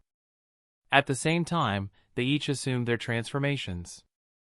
The seat holder of Storm's armor disappeared into white sparks as his body grew bigger and taller. Two magnificent wings sprouted from his back, accompanied by a sharp needle-like tail. His head elongated and became that of a serpent, and his eyes became slitted. In the end, he became a beautiful dark purple dragon, with amethyst-like scales spread all over his body. The seat holder of Shadow's transformation was less impressive, however more disturbing. His flesh became dark as Shadow's, and slowly, his body started falling apart. Everything from his arms, hands, eyes, teeth, and all of it fell to the ground and transformed into dark beetle-like creatures that resembled maggots. But that was not the end. The dark beetles multiplied rapidly, turning into a swarm composed of hundreds of them. The seat holder of Storm flew towards the location of Ben Tennyson, which he could find through his insidious abilities, and the seat holder of Shadow followed after him, latched onto the dragon's body like a parasite. Hugo, still transformed into Jet Ray, found himself in quite the peculiar situation. He was in the skies, moving at an incredible speed, battling two massive gargoyles at the same time. The abominations were bizarre and strange, just like any nightmare creature, really. They were made purely of stone, and yet at the same time, they were as light as a feather. It must be one of their abilities. He could faintly sense that the creatures were devils, however, unlike him, their abilities were not as powerful. Using nothing, Hugo shaped the transcendent memory into a spear and used the nameless sun to augment it, increasing its power to the supreme. Then, using Jetray's innate mastery over flight, Hugo circled in the air around the two gargoyles, making them chase him in a clockwise rotation. Being a terror, Hugo was far faster than the two devils, and because of that, they had fallen right into his trap. A wicked smirk spread across Hugo's face as he suddenly moved upward, causing the two devils, which had been circling in different directions, to slam into each other. Using that moment of confusion, Hugo raised his spear and shot downward like a missile, aiming his spear at one of the gargoyles and piercing its head. As he did that, Hugo turned his sight to the other one and used Jetray's second ability to release a wave of neuroshock energy from his eyes, engulfing the second gargoyle and causing it to fall lifelessly to the ground. "You have slain a corrupted devil, Bell Gargoyle." Then, without stopping, Hugo grabbed the first gargoyle mid-flight and slammed his head into it multiple times, breaking its stone skin with each headbutt. After a while, the gargoyle stopped moving entirely, and the spell whispered in Hugo's ears. "You have slain a corrupted devil, Bell Gargoyle. You have received a memory, Gargoyle's Halberd." "Ah, a memory halberd, interesting." Letting the gargoyle drop dead into the sea of abominations below, Hugo shifted his attention elsewhere. Not far from where he was standing, his spirit body, which he was inhabiting, was fighting alongside the still transformed Zed against a particularly harrowing fallen tyrant. It was a similar gargoyle-like creature, however, this one was bigger in size than the first two gargoyles. It possessed bigger wings and seemed much more adept at wielding its powers than the other two gargoyles, despite their rank differences. Thankfully, the spirit body was an ascended terror, augmented by the Azura, mantle, and Zed's Omnitrix gave it enough power to overwhelm the creature. Hugo, now in his spirit body, unleashed a blast of soul essence from the Azura's emitters directly towards the tyrant's eyes. Then, he summoned his new memory, the Gargoyle's Halberd, which was a halberd made entirely of stone, and flew away, barely dodging its attack. A bit heavy, but it should do the job. The spirit body then rose into the sky, and using the protective qualities of the Azura mantle, it flew towards at an incredible speed, slamming its shoulders into the tyrant's back and briefly knocking it out of flight. Then, using the halberd, the spirit body pierced the back of the creature, driving the halberd deeper and deeper. At the same time, Zed, still transformed, flew towards the tyrant's front torso and attached her insect-like limbs into its face and used them to slowly crush the tyrant's head. Splash! The tyrant's head exploded into bloody mist, entirely evaporated by the devastating force Zed unleashed. "You have slain a fallen tyrant, Valiant Gargoyle." The abomination was a tough cookie to crack, however, Hugo had a big advantage. Zed, in her current form, had a mind manipulation ability, and he simply added that to the spirit body's enthrall ability, which resulted in the creation of a powerful mind attack, causing the tyrant to slowly lose its sense of self throughout the fight. Not to mention, Hugo happened to be quite good in the sky, no doubt thanks to the myriad of flying creatures he could transform into. Now what to do? He had plenty of options to choose from, not only in terms of how many abominations there were, but also in terms of how he could go about it. Being a terror, he could now create minions of the ascended rank and unleash them on the battlefield, starting a long and slow war against the nightmare creatures by slowly spreading his insidious influence through the battlefield. That influence was not a figure of speech, but a real thing that he sensed each time he transformed. It was an alien sensation that he did not understand just yet. There was also Zed and the spirit body. He could simply use their mind attacks to slay powerful foes. Making an army would be safer. And I also want to see how I evolved. Hugo had not used his tyrant abilities in a while. After all, when he became a terror, he became so powerful that using them didn't really benefit him anymore, at least not against the opponents he fought in the nightmare. However, that did not mean they were useless. Grabbing the Omnitrix on his chest, Hugo rotated through his forms. He had 19 aliens to choose from. He could play it safe and go with Swampfire, unleashing his fiery power alongside his minions. Or he could try something new. I wanted to try this guy anyway, Hugo thought, slamming the Omnitrix to transform once again. His body shifted mid-air, turning more jelly-like. White and light blue colors spread across his body as his limbs retracted into his body, and new ones, resembling that of an aquatic creature, emerged in their place. The transformation was over in an instant, and where Jet Ray floated was now a blue jellyfish-like alien with white swipes on his body resembling lightning streaks. His torso had 3 segmented skirt-like parts that reached into his head, chest, and abdomen, and 6 long tentacles that functioned as 2 pairs of arms and a pair of legs. Amphibian, huh? This alien was quite the nebulous one. It was both an aquatic alien and a land alien, created by a storm goddess and possessing a myriad of strange abilities that gave it a strange form of mobility but, at the same time, powerful combat-orientated powers. Its first ability allowed it to generate electricity, however, that electricity was not like the one Buzzshock produced. Buzzshock produced electricity like a battery, while Amphibian created something called bioelectricity, which was born from organic parts. The distinction was subtle, but it was still there. Its second and third abilities were very similar, with the second allowing it to absorb all types of energies to convert them into bioelectricity, and its third ability allowing it to control external electricity. The Tyrant ability allowed it to spawn minions from its body, which directly resembled their creator. Moreover, those minions were a bit special in the sense that they were connected to Amphibian through bioelectricity. They were more like puppets, moved by Amphibian's ability to control bioelectricity. However, what made this ability disturbing was the fact that the minions were alive in a sense, just without free will. Its terror ability was quite peculiar. It was an augmentation-type ability, making it so all of its abilities could grow more powerful in bodies of water, but that was of no use right now, considering Hugo was nowhere near water. It was certainly an interesting alien, with its attribute allowing it to float and stretch its body in bizarre ways. Time to do this again. He let out an exhale. Hugo closed his eyes briefly, letting the world fall into peaceful silence as he drew upon his Tyrant ability. He had experienced minion creation before, even recently in his fight against the transcendent devil known as Maharaga, and the sensation of creating minions.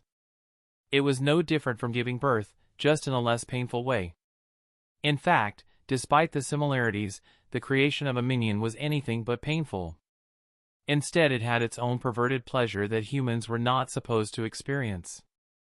Other Tyrant abilities would create beings that are sentient but not quite free. They were beings born for the sole purpose of serving their tyrant, no more and no less. Hugo did feel quite terrible about that, but alas, he needed all the power he could get. Amphibian's body opened up like a terrifying maw, and if someone looked a little closer at the hole in his chest, they would see the gruesome sight of tendrils forming into the silhouette of a creature. It was a gruesome sight, as if a baby was being born. But it wasn't just a baby, it was dozens of them, even hundreds, all of the ascended rank. 10. 20. 30. The numbers kept rising as the army of Emperors flooded the sky, descending upon the sea of abominations below like a tide of white doom.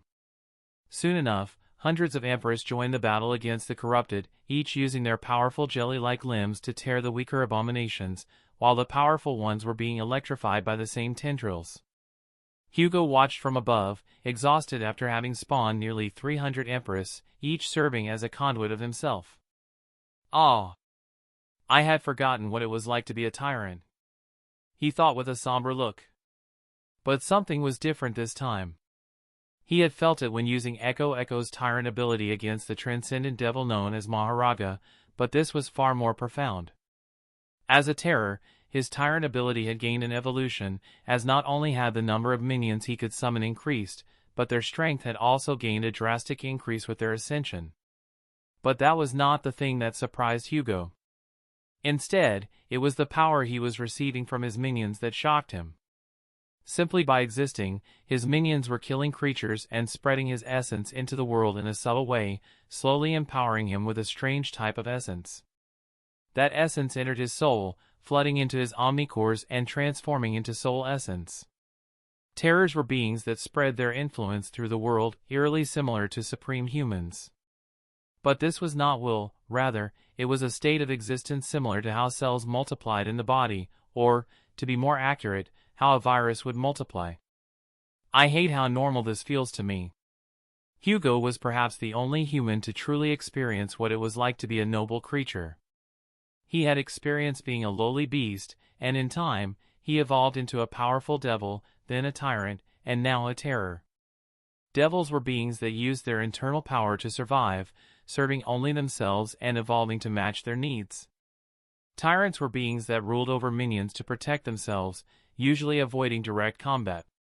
Terrors, on the other hand, were creatures that fought in combat themselves and used their minions at the same time, growing stronger by spreading their influence. The more presence a terror possessed, the stronger it was. In fact, the usage of minions was unnecessary for a terror to spread itself, but it was more efficient to use minions. However, this process, and this bizarre power, was simply something no human, at least mortal ones, should experience. After a few minutes of watching his minions tear apart creatures and being torn apart in turn, Hugo finally joined the battle. As he descended, he activated his first ability, generating a wave of bioelectricity outside of his body. Then, using his third ability, Hugo spread his electricity across the battlefield, using his minions as conduits of that electricity and attacking the myriad of abominations present on the battlefield. At the same time, his minions were absorbing foreign energies into their bodies, using the inherited abilities they got from him. Then, after reaching critical mass, they exploded, creating gigantic shockwaves across the entire battlefield. Hugo felt every death, every injury, and everything the minions felt. And with those feelings, his heart was growing heavier. It was as if he was experiencing the death of his child, and not one but dozens of them, all at the same time. He was all too familiar with this process, but back on the forgotten shore, he lacked the empathy to dwell on it and experience the true anguish that came with it. The spell sang a song of blood as it credited Hugo with each kill, but he was slowly growing numb to it, focusing only on killing the abominations. However, Hugo paused for a moment, pulling his tendrils from the eye sockets of a nasty abomination and looking to the sky. Far in the distance, something was approaching him, fast and powerful. He knew that presence too well. A forever king. No, two of them. Hugo shivered slightly as he made Zed and the spirit body move closer towards him, and then he let out a silent mental command for the minions to surround him in a narrow circle as he felt the two powerful beings reach his location. The first was a majestic dragon, and the second was a mass of flowing darkness. Looking closer, Hugo realized that mass was actually beetles in disguise, their numbers so vast that they seemed like mist. Transformation abilities. Hugo wondered how their powers functioned, now that he was looking at them more closely. The Forever Kings were not creatures walking the path of ascension, rather, they were corrupted humans, ones that had embraced their profanities so much that they became something else. He did not know the details, but from what he saw in Karna's memories, he was sure there was no trace of divinity left in their souls, which is why they were not insane the same way nightmare creatures were. The dragon landed with a powerful beat of his wings, breaking the ground beneath him. All around him, the nightmare creatures that survived the onslaught of Hugo's attacks prostrated themselves before the two incomplete void beings, their dark presence overpowering the madness within the nightmare creatures, making them submit to their authority similar to how tyrants do. Soon enough, the entire region Hugo was in was split into two. One was surrounded by hundreds of Empress, Hugo's main body, the spirit body, and Zed. On the other side were the two corrupted forever kings, one a gigantic dragon and the other a formless mass of dark beetles. The nightmare creatures surrounding the two kings were there as well, but none of them were above the fallen rank. Looking at them coldly, Hugo sneered as he shouted, "The two of you? For me? That is a bit unfair, isn't it?" He floated above his army of minions, being the biggest and most powerful among them, giving him the visage of a terrifying alien god. "Unfair for you, that is. Now, bastards, prepare to die." And with that, all hell broke loose as Hugo commanded his army to engage in battle. Chapter 82, The Flames of War 5. 7 metallic discs glided through the battlefield, unleashing earth-shattering sonic waves wherever they landed. Those discs belonged to none other than Ben Tennyson, the real one. Ben was fighting alongside George and the Supreme Dragon, who were both unleashing their wills against the world. Ben, however, could not do that as he could not risk transforming into a supreme being. That would damage his soul too much. However, he could handle being a transcendent titan, which made him capable of battling the stronger abominations such as the corrupted and great ones. And right now, Ben had just reached the heart of a harrowing titan. Exhaling, or whatever the alternative for Ultimate Echo was, Ben raised his hands and unleashed another blast of sonic attacks, completely exploding the insides of the titan. Then, without looking back, he flew away from the exploding mass of flames that was the titan, barely avoiding the damage himself. This abomination had been a powerful one, being a massive tree of fire and chaos, and one that was capable of infecting other creatures, no less, making it a truly harrowing foe for weaker beings.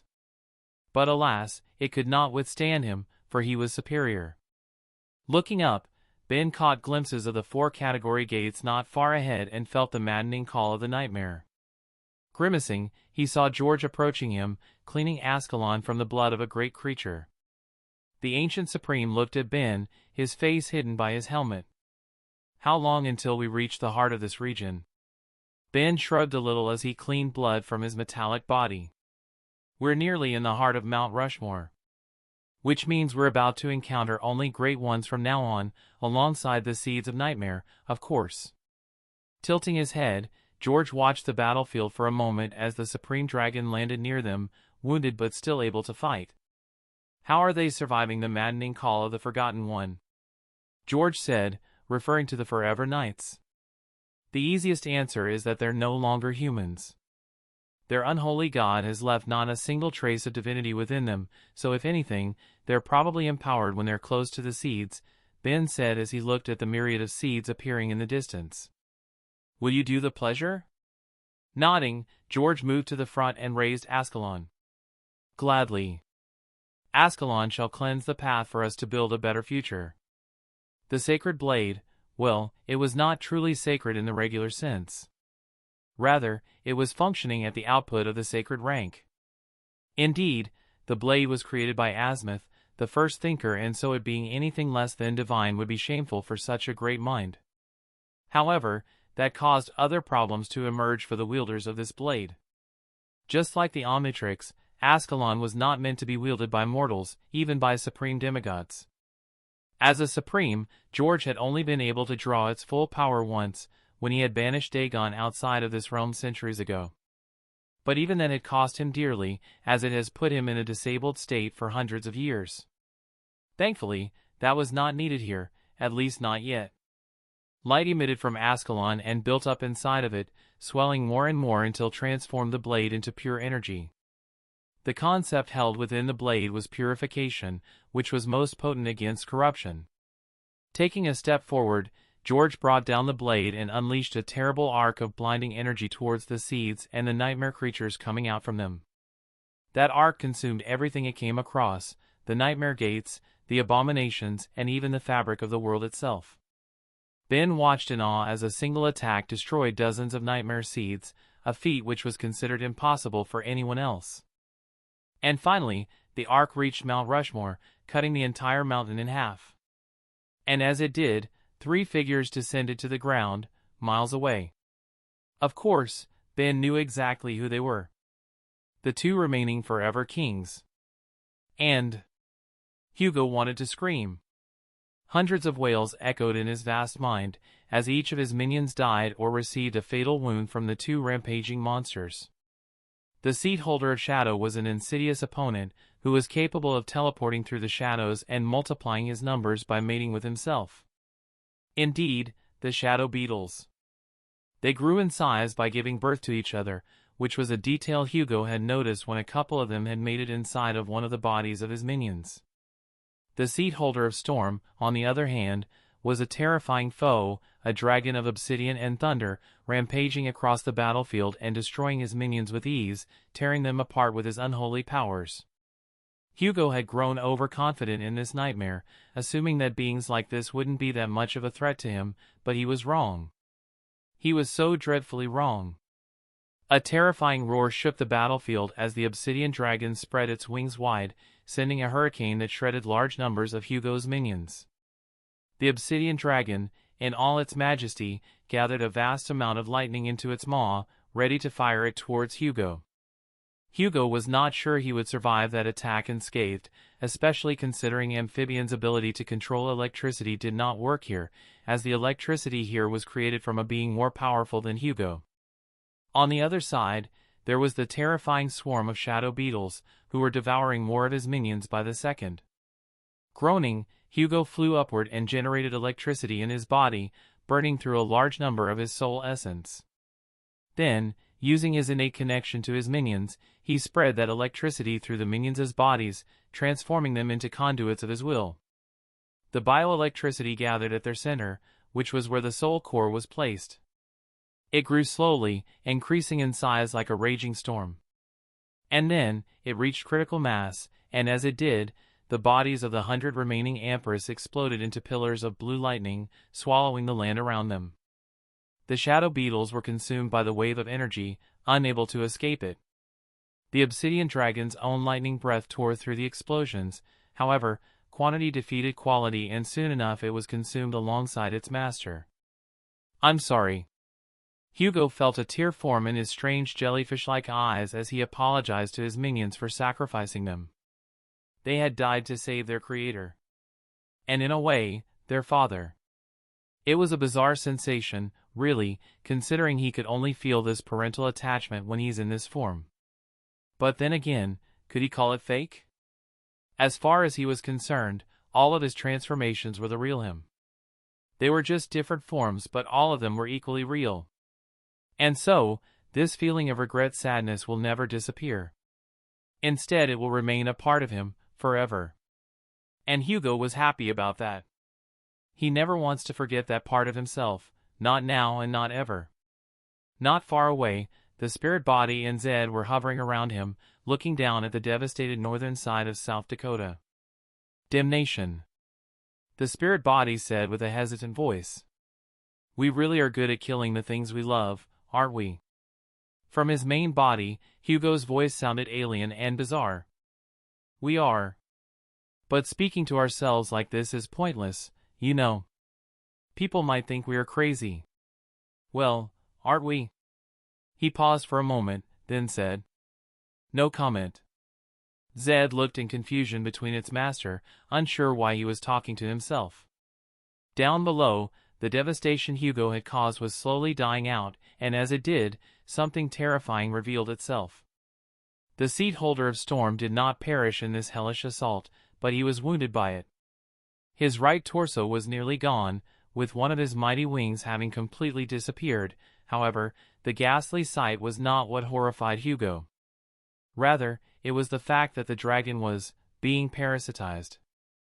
The dark beetles, which Hugo recognized as the seat holder of shadow, had wrapped themselves around the seat holder of storm tightly, entering through his wounds and mouth in order to survive. In fact, the beetles could be seen through the gaping hole in the dragon's chest, replacing the blood and organs entirely. Then, before his astonished eyes, the beetles leaked out, forming a new left torso for the seat holder of storm, restoring his wing.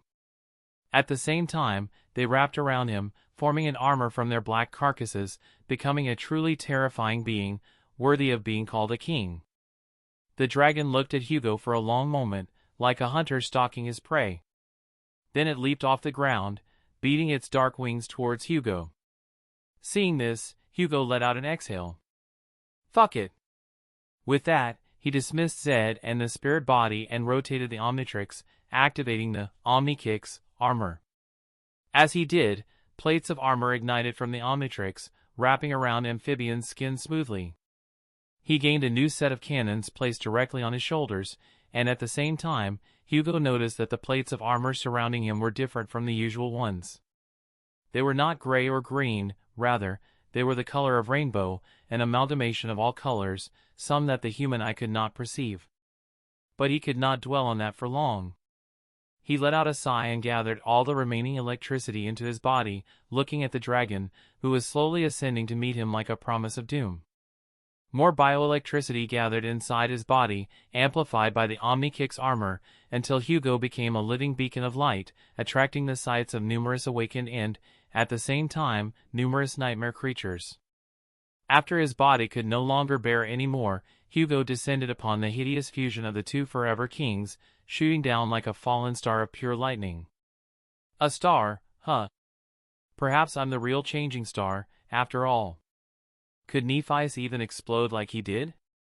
As far as he knew, no. So he was by far the true star among them.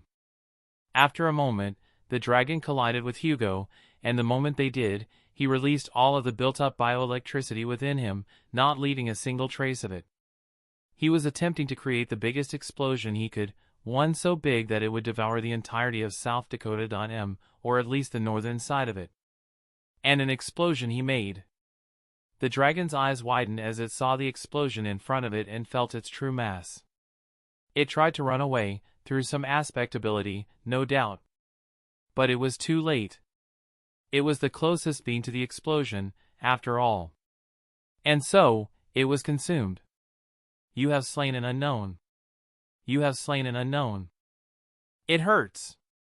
Hugo felt the explosion spreading outward while being at the center of it, and despite the fact that electricity did not harm amphibian body, he still was being damaged by the pressure, feeling his body literally falling apart. He tried to dismiss the explosion now that it had done its job. But as usual, things did not go as planned. It never stopped. Instead, it kept increasing in size, slowly consuming the northern side of South Dakota. More nightmare creatures and even random awakened in the battlefield were caught by it. You have slain an awakened monster. You have slain a fallen devil. You have slain a fallen beast. You have slain an ascended human. You have slain a corrupted beast. You have slain. You have slain. You have slain. You have slain. You have slain. You have slain. You have slain. You have slain. You have slain. You have slain. You have slain. You have slain. You have slain. The voice of the spell nearly drove Hugo mad as it credited him for the hundreds of souls that were caught in the explosions, and as it did, the soul fragments Hugo was getting increased. After all, humans gain fragments when killing their own kind. However, Hugo's soul was unique, as he wasn't truly human anymore, and as such he did not gain fragments from only killing humans. Instead, he gained fragments from killing all races that were stored in the Omnitrix. Of course, that did not include corrupted ones, but any other noble creature was on the table. And now, Hugo had killed dozens of them, alongside other humans. Due to that, his seventh core was forming, slowly starting his evolution into a titan. The world shook slightly, and then, from somewhere else, a pillar of white light engulfed everything. In the next few seconds, Mount Rushmore was cut in half by the same pillars.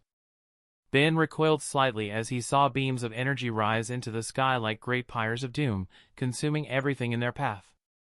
From another side, Mount Rushmore was collapsing on itself, cut by Sir George's blade. Somewhere else, reality was being reshaped as Max Tennyson battled a great titan not far from here. It was utter chaos, everywhere he turned. At this rate, Earth won't survive this war. It was funny, considering this exact scenario had happened in his realm, in the real world. Which meant that even if they stopped the end, their Earth was doomed to end either way. And once again, Ben had failed to stop it. No, I shouldn't be thinking about this right now. Shaking his head, Ben focused on the situation at hand. They were at the heart of Mount Rushmore, protected from the debris by the Supreme Dragon's will. Not far away, 3 figures revealed themselves in the rubles, protected from the destruction around them by a terrifying will of their own. It was the seat holders of Beast and Heart. Their faces and appearances seemed dull and blurry, as if their very existence was coming undone. Of course, Ben knew the truth. It wasn't that they were being erased, rather, they were being sucked in by something. The hands of Armageddon. The third figure, the one in red, approached with calm steps, clapping their hands together, their visage hidden by a demon-like mask. Ah, if it isn't Sir George himself. It's an honor to have you here, in the end. My lord would want to punish you himself, considering you were the pest that halted his descent all those years ago. Sir George's face hardened as he listened carefully to the one in red, his eyes blazing with hatred within them.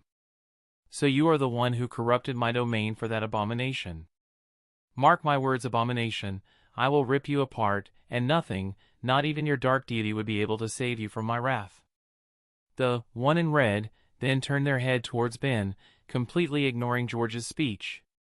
And you, brat, will you ever stop being a thorn in my side?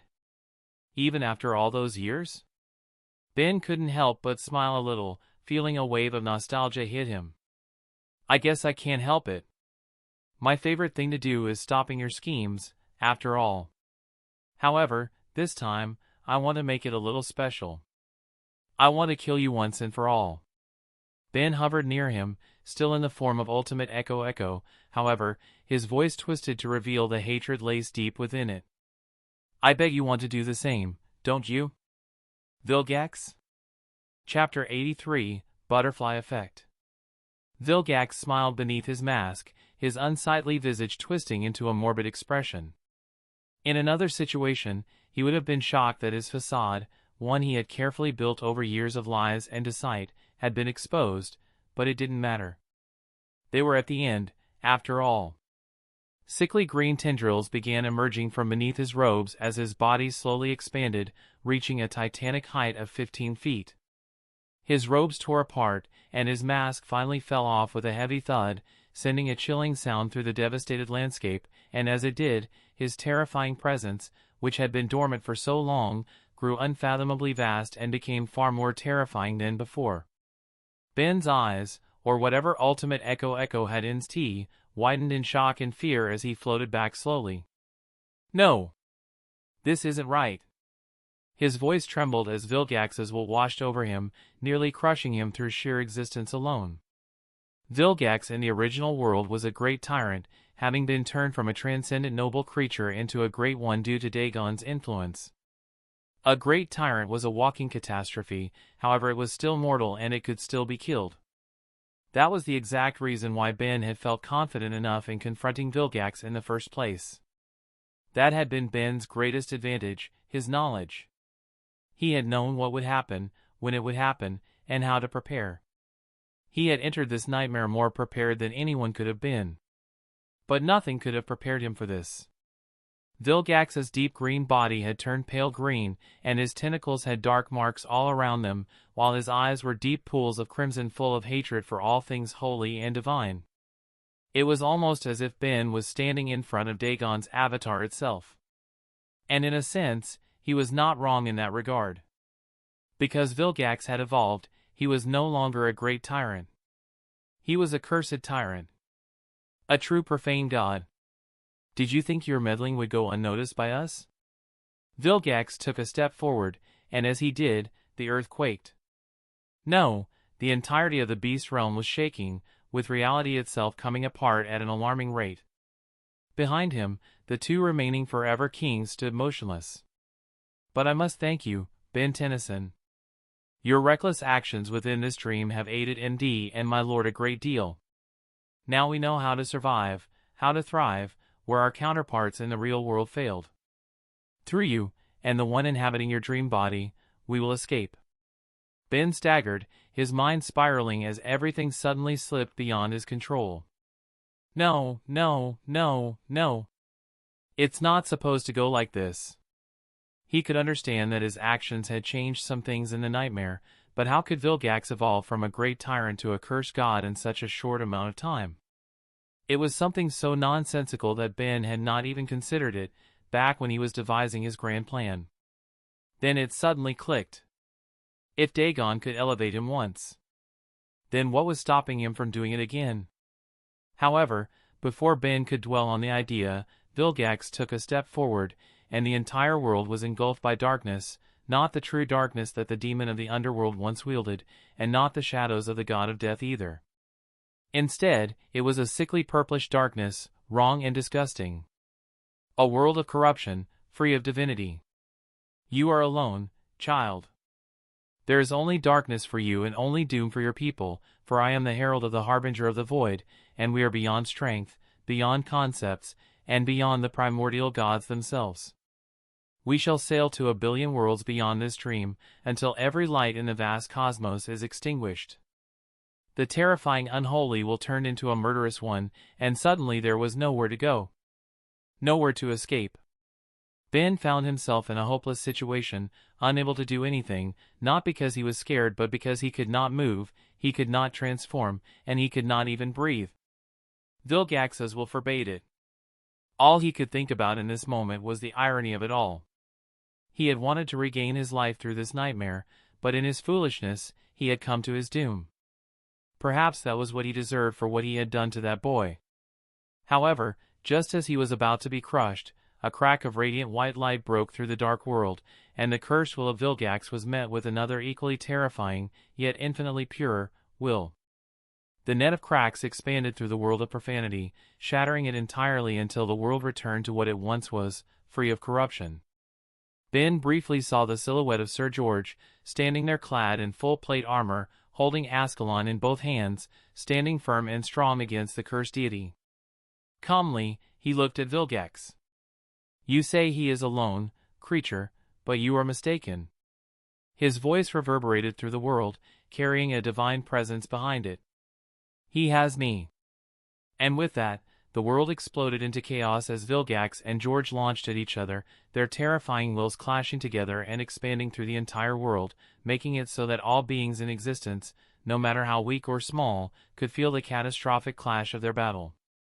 In one moment they were there, and in the next, they were nowhere to be seen. George seemed to be matching the cursed tyrant, no doubt thanks to Ascalon.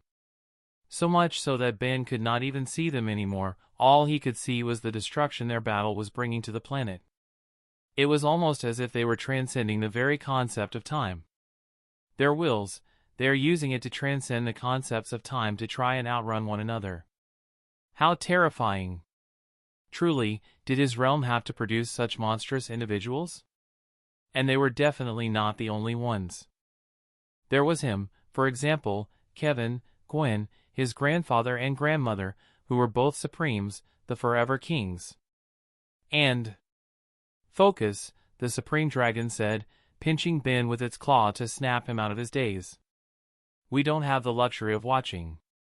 Confused, Ben suddenly locked eyes with the two approaching figures. They were the two remaining forever kings. The seat holder of heart, Sir Enoch. And the seat holder of blood, Sir Cyrus. They wore their usual attire, enhanced forever knight armor with long capes flowing in the wind, with Sir Enoch wearing a slightly darker armor and a helmet mask fusion that hid his entire face. But something was wrong. They were moving too robotic, as if they were being puppeteered by a novice puppeteer. And most importantly, their eyes was glowing sickly green. No doubt from Dagon's influence. However, something was strange. Ben was not sure what it was, but he was unsure about killing them. It definitely was not because of guilt or anything sentimental, as he felt nothing but satisfaction when he killed the seat holders of Sun and War, Sir Connor and Sir Patrick. It was also a strange feeling, like an instinct telling him that killing them was a bad idea, a very bad one at that. However, before he could try to comprehend it fully, his vision was suddenly shattered as the world flipped upside down. The seat holder of heart had used his ability on him. Not far away, Hugo lay in a crater, leaning against the decapitated head of a fallen titan, which was a common sight in this hellish battlefield. He had detransformed, reverting back to his human form, having been left bare naked after his clothes had been obliterated. Nothing the Azura attribute couldn't fix, with the beautiful silver armor covering his body like a second skin, which it technically was. However, what it couldn't fix was the pain he was feeling in his soul. Your Omnitrix is overflowing with power.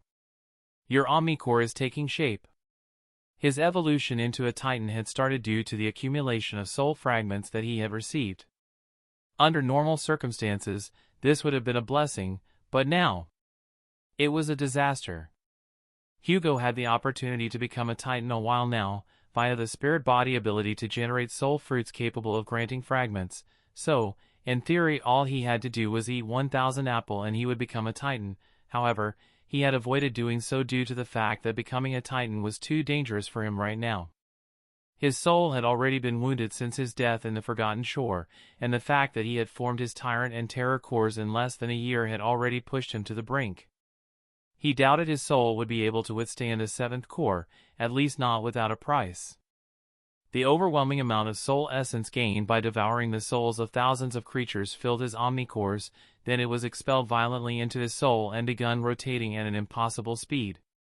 As the soul essence condensed into a single star, something began to change in Hugo. His self, his soul and his presence, all three of them were growing. Not only in raw power but also in mass. Hugo felt himself becoming vaster, terribly vast. Unfathomably vast. His consciousness expanded at once, nearly driving him insane from the suddenness of it all. Before, he had experienced changes when forming new cores, but it was never like this and never this. Overwhelming. It felt as if there was a whole world within his soul now, with his soul maze expanding to match the size of his soul. As for his presence, it was not quite like a transcendence being. No, it was far more dominating, as if he could simply shrug off the laws of existence at his whims and wishes. And as his presence expanded, his senses, which had always been heightened by his attributes, increased even further. They did so at the worst moment. For Hugo felt everything. He felt an uncountable number of creatures dying in agony, being torn apart and infected with corruption.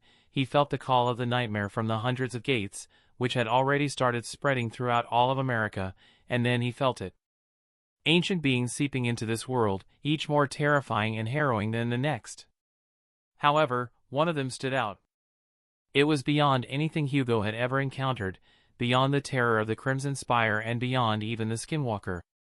Beyond even Paradox.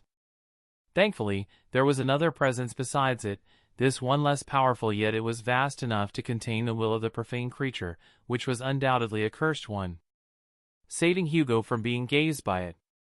Gods! I'm actually in the same nightmare as a cursed one. Hugo wondered if he had actually entered a 5th nightmare instead of a mere second one. Your Omnitrix is complete. The process had finally ended, however, the spell added something else which surprised Hugo. Your Omnitrix has formed its final core and has been completed. Do you wish to evolve it? Chapter 84, Completed Omnitrix. Hugo's eyes locked into the runes of the nightmare spell. He was still having a headache from becoming a Titan, but the runes had sobered him up a little. No way. An evolution? Like an aspect evolution? But his aspect was already divine, so what could it possibly evolve into? Or perhaps, he himself would be elevated a new rank? That would be nice, however Hugo was not foolish enough to believe ascension was that easy. But something like the ultimate function that Ben possessed was never out of the question. Either way, this evolution was bound to be beneficial for him. Although it could also render his Omnitrix inactive for a while, and that was bound to be extremely dangerous considering the fact there's a cursed deity roaming around. Screw it, I'm going to die either way. Looking at the runes, his eyes became shaky a little, and his heart pounded a bit harder. Yes? No? Yes.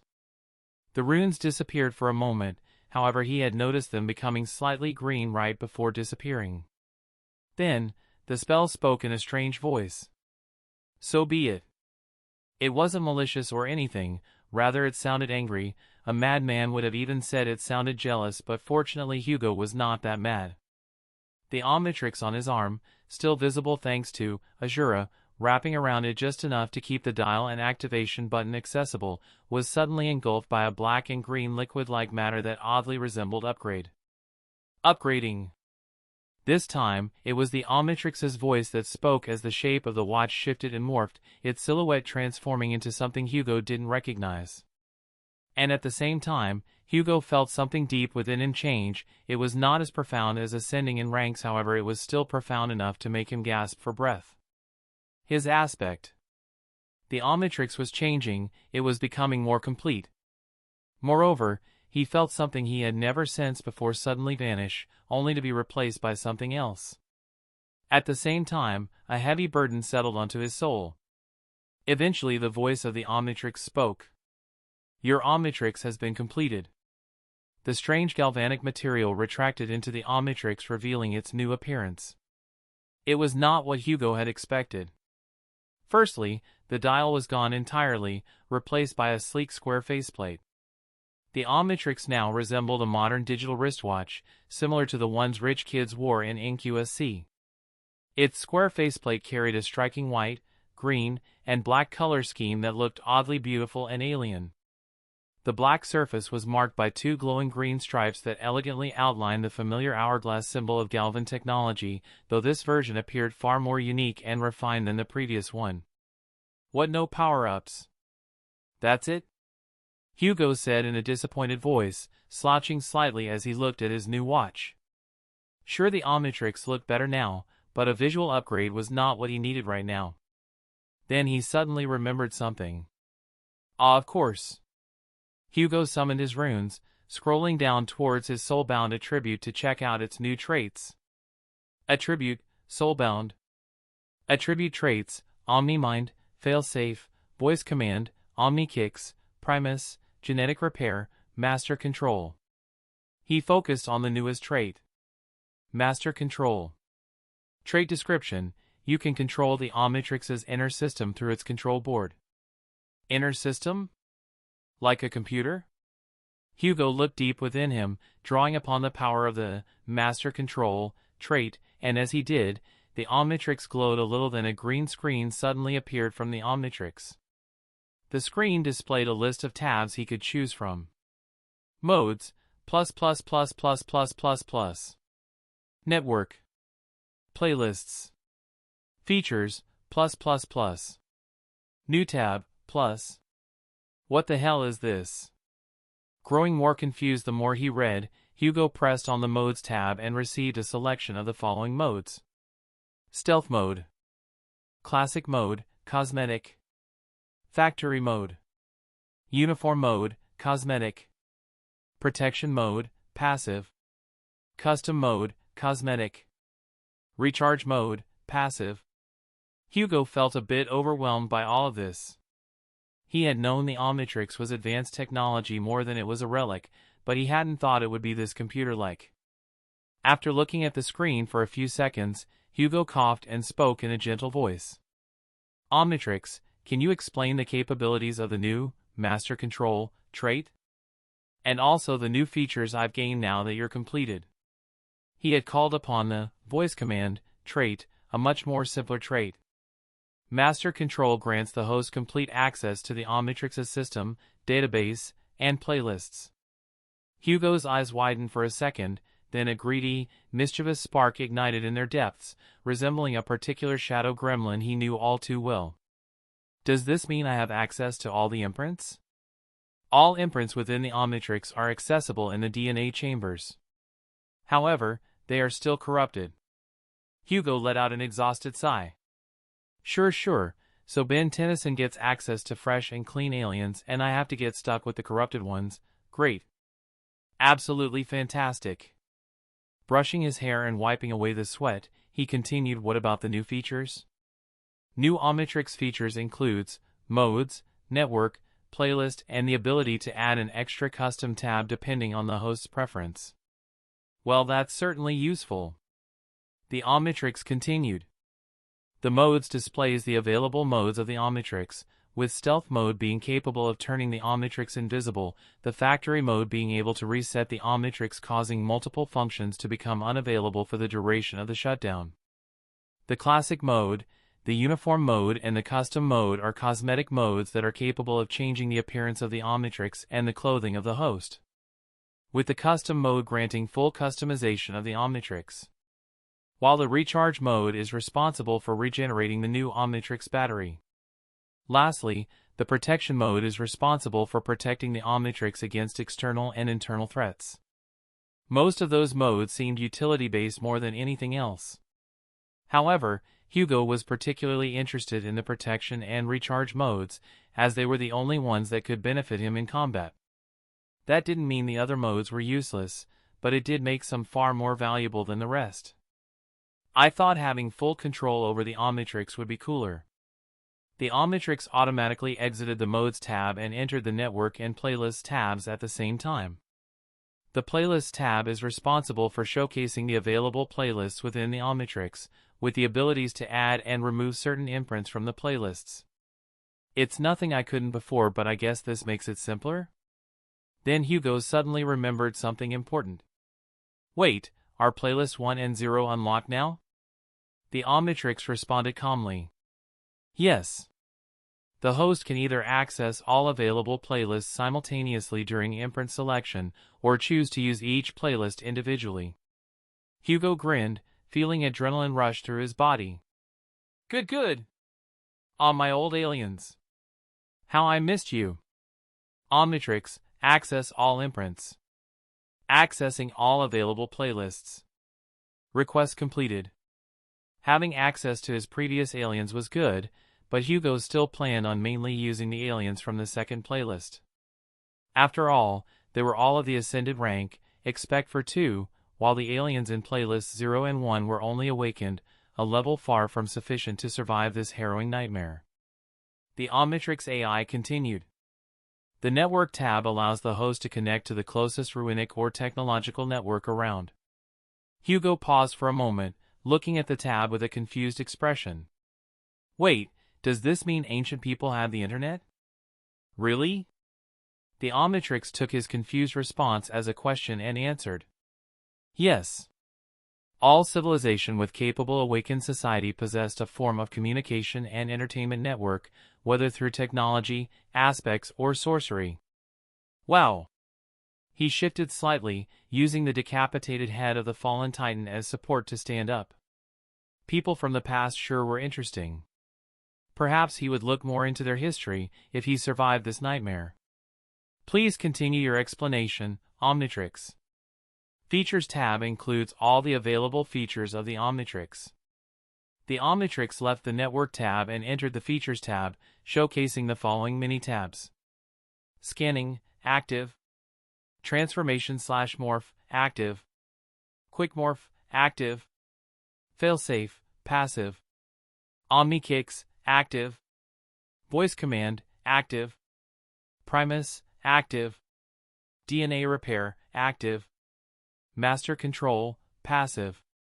Then, the Omnitrix scrolled down, finally reaching the most interesting new features gained from the evolution. Self-destruct, active. Randomizer, active. Lifeform lock, active. Ascension Protocol 10, active. Self-destruct feature would detonate the Omnitrix core, likely killing the host alongside it. Activation is not recommended. You don't say? Really, Omnitrix? When did you grow a sense of humor? Hugo laughed dryly. You're almost as funny as Sunny when he's randomly talking to his shadows. Or wait, was it Cassie that randomly talked to her shadows? No, Cassie wouldn't be able to see her shadow anyway, so that must be Sunny. Although Hugo said it in a laughing tone, he was deeply wary of this trait. He knew he had a habit of getting himself into dangerous and bizarre situations, so he wouldn't be surprised if one day, he would actually need to detonate his aspect to save himself or someone he cared about. Shit. The feature itself is not bad, but the fact that I have that option is absolutely infuriating. The Omnitrix remained silent for a while, then continued, unbothered by his attitude. Randomizer feature transforms the host constantly, rotating between imprints at random. Hugo wanted to fall back down from how stupid this feature was. And here I thought the creator of the Omnitrix was the greatest mind in all of creation. This feature and the one before it are stupid. Why would he ever need a randomizer feature when he possessed the ability to morph between forms? With a groan, he listened to the Omnitrix explanation. Lifeform lock feature allows the host to lock themselves in a certain imprint for an indefinite amount of time. Oh! Hugo was finally intrigued. The ability to remain as an alien forever was a subtle but incredibly useful ability. As the name suggested, he would have to lock himself into a specific life form, an imprint, and stay in that form until he manually unlocked the Omnitrix.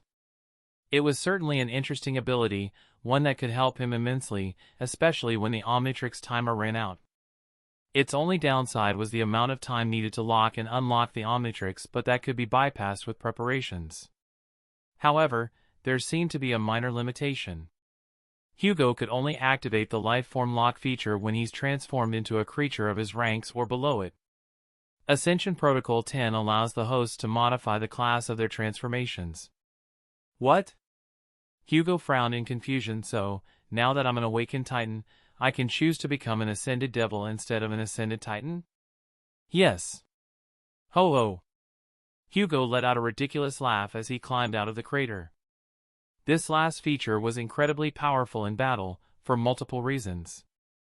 Firstly, the strain on his soul would lessen when transforming into aliens higher ranks with their class lowered, giving him greater mobility and more time in those forms. For example, becoming an ascended Titan put an incredible strain on his soul and drastically shortened the timer. However, becoming an ascended devil was much more maintainable, even if less powerful. He could also use short burst class ups in the middle of battle, such as jumping directly from an ascended devil to an ascended Titan to gain tremendous power. The same applied to the other classes, naturally. In a way, it mimicked Ben's ultimate function, although still weaker for obvious reasons. So I assume the last tab allows me to add new tabs, right? Yes. Ah, thanks for your help, Omnitrix. There truly has never been a more useful guide in the world, 3 worlds even. Having seen everything there was to see, Hugo touched the square-like faceplate of the Omnitrix. As he did, a holographic circle appeared above it, projected by the device itself, looking nothing like the holograms his Omnitrix used to project. This is going to be so tricky to get used to. He circled the holographic dial by pressing 2 of his fingers on the faceplate and rotating them. A roster of awakened and ascended creatures. Even a transcendent does not have this much versatility, Hugo muttered. It's funny how this might still not be enough for this nightmare. His smile dimmed slightly. The sounds of battle had been dulled by now. Only the devastating clashes between the cursed god and the mysterious presence continued to send powerful shockwaves across the world. It was as if the world was coming to an end. Well, not if, it was actually going to end. What to do? Hugo's best option right now was to retreat using jet ray or fast track. More nightmare gates were opening by the minute, spilling terrifying abominations into the world, creatures he couldn't handle. And there was still a cursed god fighting somewhere in the distance. Just as Hugo reached the jet ray symbol on the dial, he noticed something not too far away.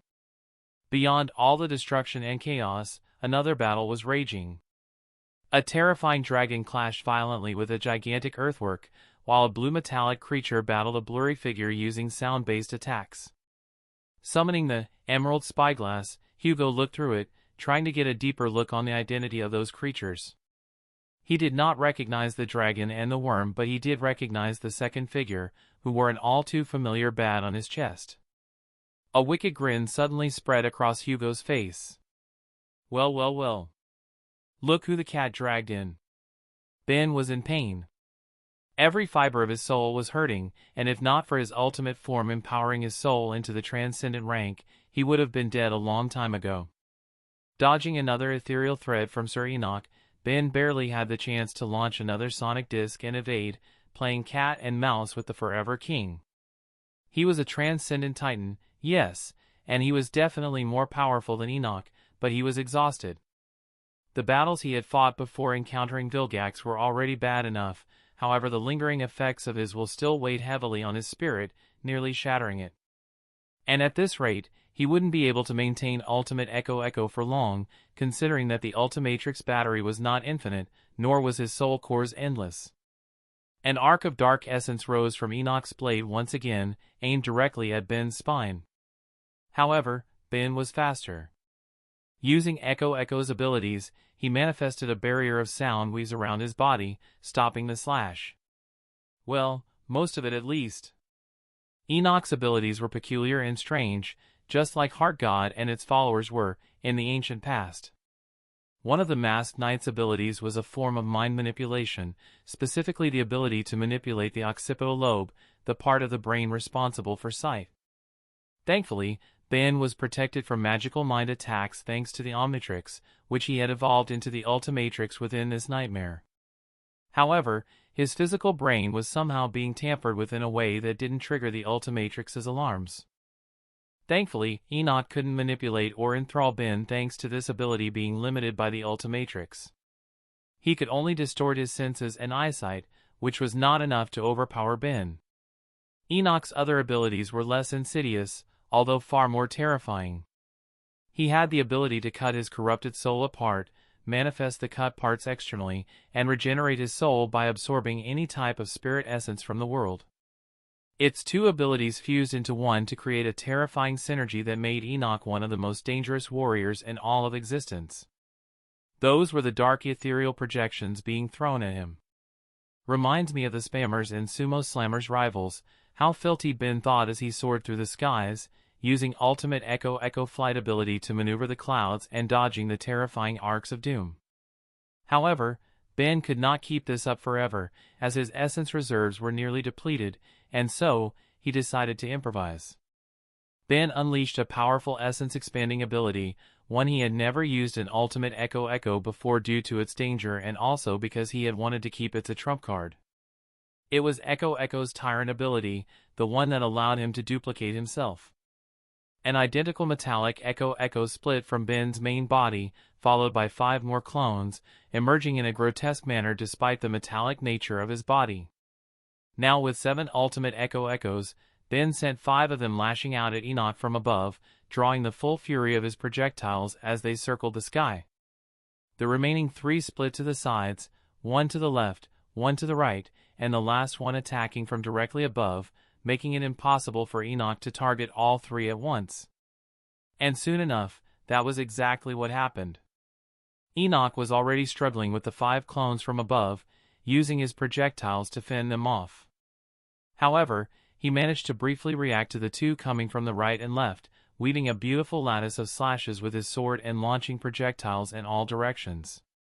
Ben's eyes widened, his consciousness split into 7 as he felt himself being cut by the slashes, reaching deep into his souls and tearing them apart.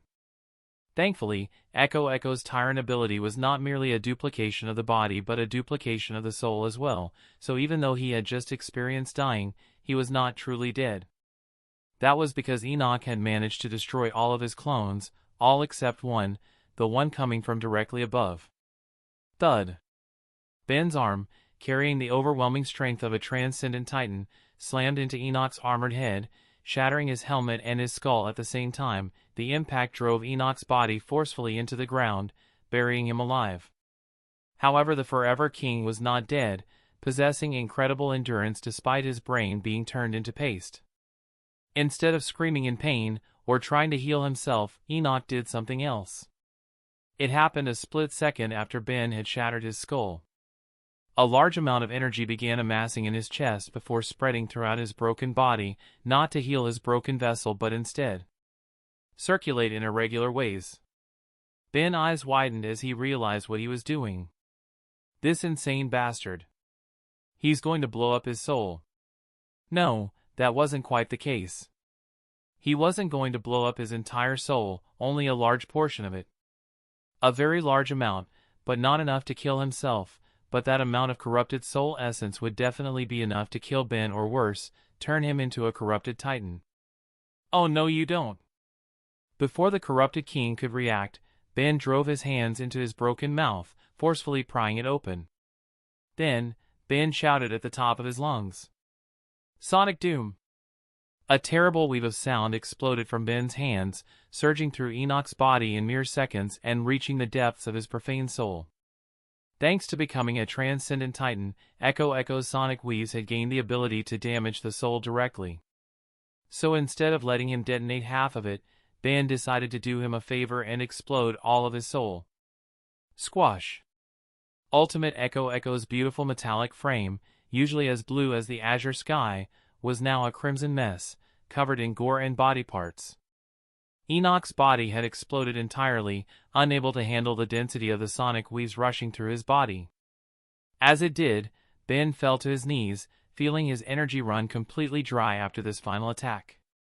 The Ultimatrix made a beeping sound as he suddenly detransformed from Ultimate Echo into normal Ascended Echo, then fully morphed back into his human form, a mere awakened titan. Albedo's body was in a dire state, covered in bruises and breathing heavily.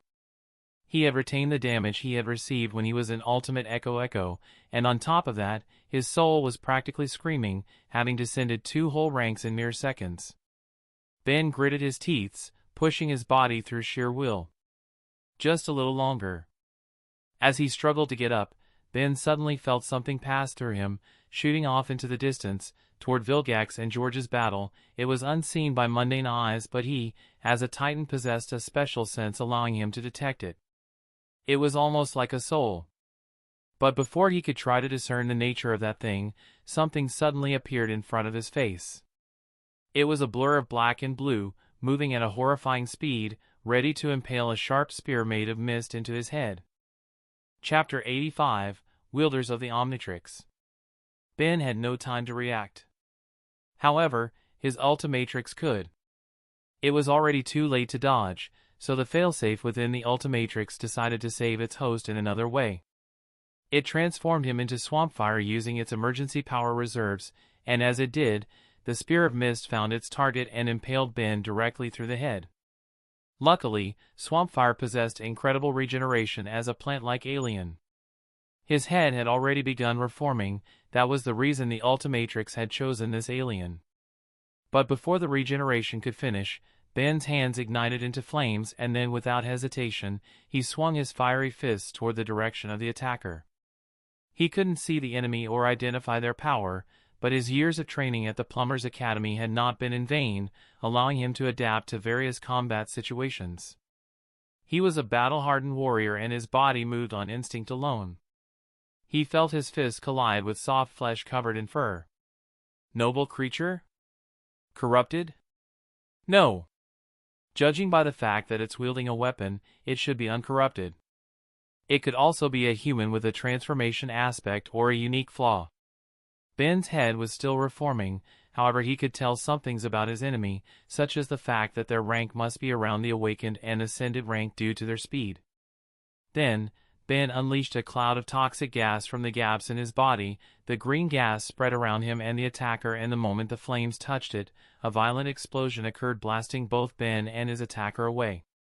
All of this happened in just 5 seconds. Breathing heavily, Ben looked at his attacker, and as he did, a frown formed on his face. You. His attacker was a feline-like humanoid alien with a sleek black and blue color scheme. Black mask-like fins framed his glowing green eyes, and a thunderbolt design ran down his chest and back. Spike-like blades protruded from his arms and legs, resembling that of a hedgehog. It was a Citricaia, an alien species renowned for its speed and agility, but this wasn't just any Citricaia, as there was a very familiar badge on his chest. The Omnitrix symbol. Ben gritted his teeth and shouted, now that his head had regenerated. How stupid can you be? Look around. There's a literal cursed deity fighting right now. We could both die if we fight here. Hugo, in his fast-track form, smiled as he spun his spear and began circling Ben. Ah, but does it really matter, brother? We're both going to die anyway. His grin widened. However, I'd feel much better if I'm the one who gets to impale your head with my spear. Ben frowned deeply. He had known that Hugo wasn't in his right mind, but right now he seemed completely bloodlust, losing whatever reason he had. Rage and a burning need for revenge had clouded his judgment. And him being called brother freaked him out. He did not like that one bit. Teenagers are the worst.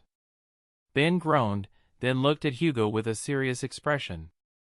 I defeated you before. Easily, if I recall, Ben said, taking a combat stance. Do you really think you can withstand me just because you've become a Titan? Ben wasn't in the best shape and his Ultimatrix was running on emergency reserves, but he could tell Hugo's Omnitrix didn't have much juice left either. The boy was deliberately staying in a lower class to avoid detransforming. Ben had noticed that. Master control. How devious. Ben was certain that he had the upper hand before, but now, at their current states, he wasn't too sure, and so stalling until one of them timed out seemed like the best option, even if it was a gamble. That contest between us was never finished, Hugo replied, imbuing his spear with a strange glowing orb. You'd be a fool to claim victory. I also owe you a great debt for what you did to me. You've shown me much kindness, brother, and it's time I return that kindness tenfold, child of the beast. Fine, Ben said in a solemn voice. A death match it is. I come at me, child of war. Fighting a speedster in the form of Swampfire was not that bad of an idea. After all, he could regenerate and use the terrain to his advantage. Furthermore, the natural speed of a Citricaia was not as great as that of a Kinoceleran like XLR-8, but Citricaia were far better suited for combat, possessing higher durability and strength than the average Kinoceleran. Hugo turned into a blur once, charging toward Ben with his spear, ready to deliver a powerful thrust. Right before impact, Ben unleashed a mass of thick vines from the ground to tackle him. The vines did not come from the earth. Instead, Ben had placed a seed underground when he and Ben were talking.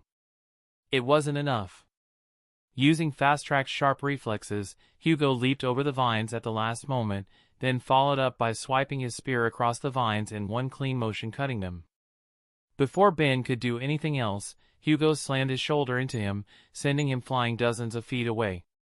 Mid-flight, Ben rooted his legs into the ground using Swampfire's minor shape-shifting abilities and raised his arms, producing a unique type of toxic gas before igniting it.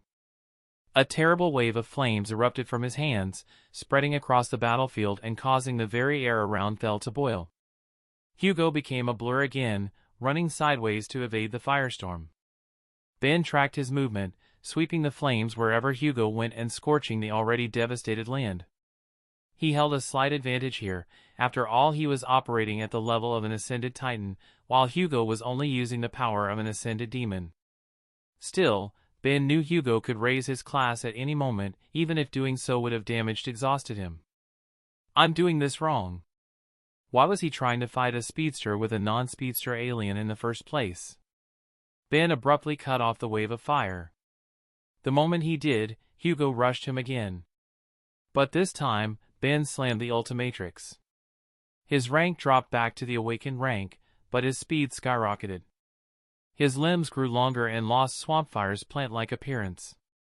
A semi-armored, velociraptor-like plating materialized over his skin as black orbs formed on his feet. A powerful tail with 5 blue stripes extended behind him, and deadly claws emerged from his 3-fingered hands. He had assumed the form of XLR-8. After all, it was only fitting for a speedster to fight another speedster. For your information, Ben said, lowering his visor, XLR-8 is faster than Fast Track, even if their ranks differ. With that, Ben activated his ability and dashed toward Hugo at a blinding speed, so fast that Hugo could barely react.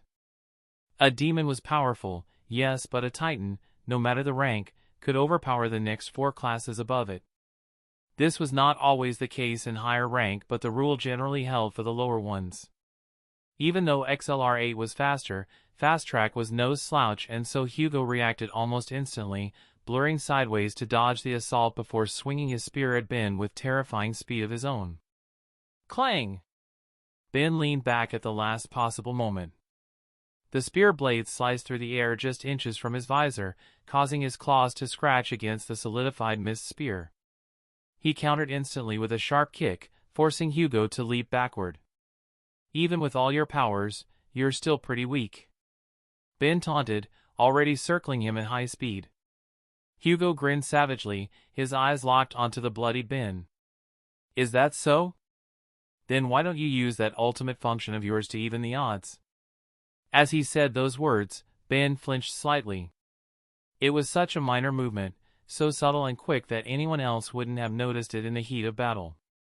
However, Hugo's mind was operating at the same blistering speed as his body, thus he instantly recognized that the flinch hadn't come from pain or injury. It had come from his words. Oh, so you can't use it right now. Madness ignited in Hugo's eyes as his grin widened. Run, Benjamin. Run! Hugo exploded forward, his spear thrusting forward in a furious barrage of lightning-fast strikes, each aimed to pierce Ben's chest. Ben weaved and dodged using superior speed and experience, but Hugo refused to let up, pressing the attacks aggressively. A speedster with a weapon was a dangerous thing. Hugo had Ben's memories of how to use most of his aliens, but he lacked Ben's years of real combat experience and honed instincts. Their movements, fighting rhythms, and overall battle styles were fundamentally different from each other, yet one thing was clear. Hugo possessed the superior battle style, while Ben was the better fighter. Ben moved with terrifying efficiency, wasting no motion, his body reacting on pure instinct, amplified by XLR8 speed, and when Hugo thrust his spear again, Ben snatched the shaft with one clawed hand and drove the other straight into Hugo's left eye, piercing it. A pain scream tore from Hugo's throat. At the same time, he instinctively kicked Ben hard in the chest, sending him flying back. Hugo clutched the ruined eye socket, blood pouring down his face like a crimson waterfall. His eye was gone, just like that. Bastard. Before he could recover, he saw Ben spinning his arms in rapid clockwork motions, which looked ridiculous from his perspective. What the spell are you doing? Before he could understand, a powerful vortex of wind erupted from Ben's arms, generated by his insane rotational speed. Dust, debris, and shattered earth were sucked into a raging miniature tornado. The swirling winds disrupted Hugo's balance and bloodied vision, causing him to be lifted from his feet. However, Hugo refused to be trapped. With a thought, he reshaped nothing from a mist spear into a xingbiao, otherwise known as a rope dart. When not used in combat, he hurled the weighted blade into the ground, channeling a small burst of soul essence into his arm for extra power. The dart impaled the earth with a solid thud, anchoring him. Hugo immediately slid down the rope with blinding speed, reaching the ground in less than a second. Now what? That lunatic version of himself was still spinning tornadoes everywhere, so running normally wasn't an option. I can't transform into something else right now. If I activate my awakened ability, I won't be able to maintain any form due to essence exhaustion. Hugo glanced at nothing again, and suddenly a new idea sparked in his mind. Why change forms when he can anchor himself to THR ground instead? He commanded nothing to change shape once more while burying his hands into the ground to keep himself from being flung away. The mist weapon transformed into a pair of boots this time, sleek and spiked mist boots with sharp talons that pierced into the earth, anchoring him firmly to it. With his new footing secured, Hugo turned and sprinted in the opposite direction, using fast tracks immense speed to generate his own counter-tornado. Nice try! Ben shouted. Ben finally stopped spinning his arms and launched himself forward like a missile. With terrifying speed, he delivered a devastating spinning heel kick directly into Hugo's side. The impact was deadly and brutal, sending Hugo flying with blood erupting from his mouth as he tumbled through the air and was once again caught by the raging tornado. However, this time he had a plan, one formed in mere nanoseconds thanks to his spinning mind. While being violently tossed around, Hugo summoned the polymorphic crystal in his palm, holding into the small red crystal, and then he instantly activated its ND enchantment, unleashing all the stored kinetic energy from the memory, directing it straight into the heart of Ben's artificial tornado. Kinetic energy alone would have been useless against a real tornado, but this was the concentrated power of an ascended memory, which was different from mundane kinetic energy. The world erupted in blinding crimson light, painting a beautifully harrowing image. Boom! A massive shockwave exploded outward, spreading in all directions. The violent gusts of wind generated by Ben suddenly vanished as the tornado collapsed in mere moments. Hugo, no longer supported by the vortex, came crashing down hard toward the broken ground. However, at the last second, he decided to copy what he had just seen Ben do, and so, Hugo spun both arms at insane speed, generating a powerful localized vortex around his body. However, his vortex was intentionally made much smaller than the uncontrolled tornadoes that Ben made. The sudden upward gust of wind slowed his descent, allowing him to land in a rough crouch instead of a devastating crash. The moment his feet touched the ground, Hugo charged again. This time, he abandoned the spear entirely and attacked with his bare fists, throwing fast, aggressive combinations. Ben was always half a step ahead. He dodged with surgical precision, slipping every punch and countering with sharp, stinging strikes that steadily wore Hugo down. Their battle was a blur of blue and black, two speedsters moving so fast they left afterimages. Blow after blow was exchanged, the momentum of the fight shifting every few seconds with both fighters matching their opponent perfectly. Neither of them liked how close it was. Hugo suddenly feinted low blow, then exploded upward with a vicious uppercut aimed straight at Ben's Ultimatrix, hoping that he could detransform Ben or destabilize his watch. Realizing what Hugo was trying to do, Ben twisted his body and the punch grazed his side instead of hitting its target. Then he immediately caught Hugo's arm with both hands, used the boy's own momentum against him and slammed a powerful knee into his stomach. But Hugo refused to disengage, continuing to wrestle Ben in this awkward position. For a brief, terrifying moment, the two of them were locked in a brutal contest of raw strength and speed, grappling and pushing against each other while still moving at ridiculous velocities, with Ben trying his hardest to push Hugo away from him and Hugo latching onto Ben like a parasite. Then something strange happened. Both the Ultimatrix and Omnitrix began glowing at the same time, red and green light merging into a brilliant glow. Both Ben and Hugo's eyes widened as they heard the voices of their watches. Omnitrix detected. Synchronization. Error. Boom! A violent explosion of energy erupted between the two devices. The force was so catastrophic that both shapeshifters were ripped out of their transformations mid-motion, their watches forcefully shutting down from the backlash. Ben and Hugo crashed hard into the dirt, reverting to their human forms. Hugo slowly pushed himself up, completely naked and covered in life-threatening wounds. He let out a tired chuckle, looking at his body, or Ben Tennyson body to be specific, but he could barely see the difference nowadays. With a thought, he summoned his Azura mantle and shaped it into wrappings that covered only his lower body, preserving his dignity, or at least some of it. Nothing was almost completely destroyed, having received much damage during the battle due to the speed and quantity of the impacts it received. Not wanting to lose his beloved memory, Hugo unsummoned it back into his soul sea. Ben stood up as well, still wearing Albedo's torn and ragged clothes. The two of them looked eerily identical, mirror images of the same person. Hugo smiled, blood trickling from the corner of his mouth and down his missing eye socket. "What do you say, hero of heroes?" He raised his bloody fists. "Shall we settle this with our fists?" Ben couldn't help but grin back, cracking his pale knuckles. "Yeah, that would be nice." He rolled his shoulders with a pained groan. "I don't need the Omnitrix to beat you." Hugo chuckled darkly. "Before we kill each other, I want you to know one very important thing." His bloody smile widened. "Sumo Slammers and Mr. Smoothie sucks." Ben's grin faltered for a second, clearly offended. "Just shut up and fight." The two broken wielder of the Omnitrix stared at each other for a heartbeat. Then, with savage roars, they launched at one another. Chapter 86, The Curse of Supremacy. Sir George felt as though he was burning alive. Every swing of Ascalon sent divine essence coursing through his veins, threatening to reduce both his soul and body to ash. The holy blade screamed in his grip, furious, eager, and starving to be unleashed at its full divine potential. Yet George could only manifest it up to its sacred potential. George had used Ascalon's divine power only once, a long time ago, to stop Dagon from descending upon this realm. That single act had cost him half his supreme lifespan, and so he could not afford to pay such a hefty price again. For if he did, then he would die. George did not want to die.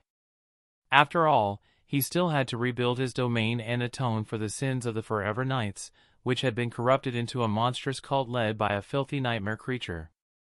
The irony of it all did not escape him. As they fought, the cursed will of Vilgax pressed down on him like an ocean, threatening to drown him in its vast depths. They exchanged thousands of blows, each powerful enough to destroy the world around them, with the impact traveling through the Earth's atmosphere, ascending higher with each exchange. In truth, they were not there anymore. Both Vilgax and George were using their wills to transcend the concept of time and space, not destroying or manipulating it, but simply existing outside of it by elevating themselves to a higher plane. And so, while the aftershocks of their battle could be felt across the entire planet, their true, catastrophic power was contained within this non-space. Such a feat was impossible for any lesser beings, even ones with aspects suited for it. But he was no longer mortal, for he was supreme, a being who existed between the pinnacle of mortality and the edge of divinity. Yet he was not truly divine. He existed in the painful gap between the two, a demigod who could glimpse the truth of divinity, but never truly hold it. Every time he used his will to touch that higher truth, even for a fraction of a second, his soul trembled with ecstatic understanding, only for that understanding to slip away like sand through his fingers. That understanding was apotheosis, the dream of every creature walking the path of ascension. The emptiness it left behind was worse than any wound, even the wounds this harrowing deity was inflicting upon him. That was the true curse of being supreme. Or perhaps its blessing, for some. Not the power and the responsibility, but the longing, the maddening desire to be more, the desire to become a god. The flames of desire inside a supreme were vaster than those of lower ranks, and so they naturally felt more. They longed for more power, they longed for more progress, and they longed for divinity. But most importantly, they longed to impose their will upon the world and reshape it in their image. And so, George did just that. George's will, which he had been using to transcend time and space, was directed inside Ascalon, saturating the blade and turning it into a conduit of his will. That conduit did not just serve as a means of directing his will, but it also empowered it even further, granting it extraordinary power at the price of losing its versatility. And so, George swung the blade, creating a devastating symphony of white gold arcs. Vilgax, who had assumed the form of a formless mass of sickly cursed tentacles, recoiled as the arcs of pristine light engulfed his world of darkness. A blinding arc of holy light severed three massive tentacles at once, causing them to fall outside of the non-space and toward the earth like meteorites. Golden light, light that burned brighter than any fire, devoured the corrupted flesh and turned it into harmless vapor. Vilgax roared in fury, his grotesque form writhing and shifting in agony. The alien warlord's body had become a vessel for something far older and fouler than existence itself, and thus Dagon's influence oozed from every pore. George frowned as he flew upward, dodging Vilgax's tentacles that could wrap around and absorb the life force of entire planets. The concept Vilgax embodied was strange and terrifying, just like the deity he worshipped. He was a cursed tyrant in soul, spirit, shadow, and body. That was undeniable, but he was not bound to a realm like regular spirits were. Instead, he was bound to Dagon itself. This had caused Vilgax's concept to become quite vague. From the history of the old warlord, the concept he would have embodied if he had become sacred naturally was conquest or domination. But now, he was embodying the very concept of being cursed. The concept of being a profane deity, with his will functioning like that of a titan, so vast and deep within himself. Each of his strikes and attacks carried the weight of his profanity. From his crimson eye-beams of energy to his tentacles that absorbed the life force of other beings, every attack was capable of corrupting George. George could not contend with that. Perhaps if he had his domain, but not like as he was now. No. I just need more time. If I could just reach the depths of its core, then I could kill it.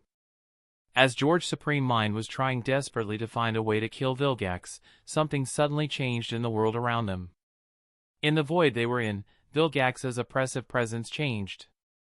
Instead of expanding or condensing, it suddenly became much more natural. The non-space around them bent and morphed as sickly purplish darkness crept across it, saturating everything with Vilgax's dark essence to the point where one could no longer tell where Vilgax began and where the world ended. George frowned, dodging another assault crimson energy as he realized what was happening. Vilgax was fusing with the non-space created by their wills, corrupting it, and because of that, George's will was getting corrupted as well.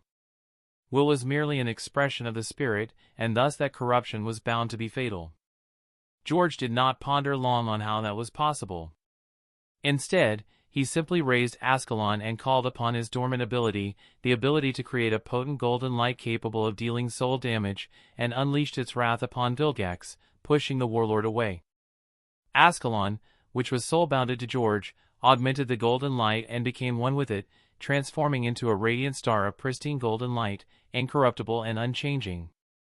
George's soul, however, was not incorruptible, and so, the darkness brought by Vilgax spread through him, reaching the depths of his soul and spirit, corrupting both. Then, in moments, that corruption was banished, destroyed by Ascalon. Then, a seed of corruption sprouted in George's soul. And that, too, was banished by Ascalon. This repeated hundreds of times in what felt like an eternity.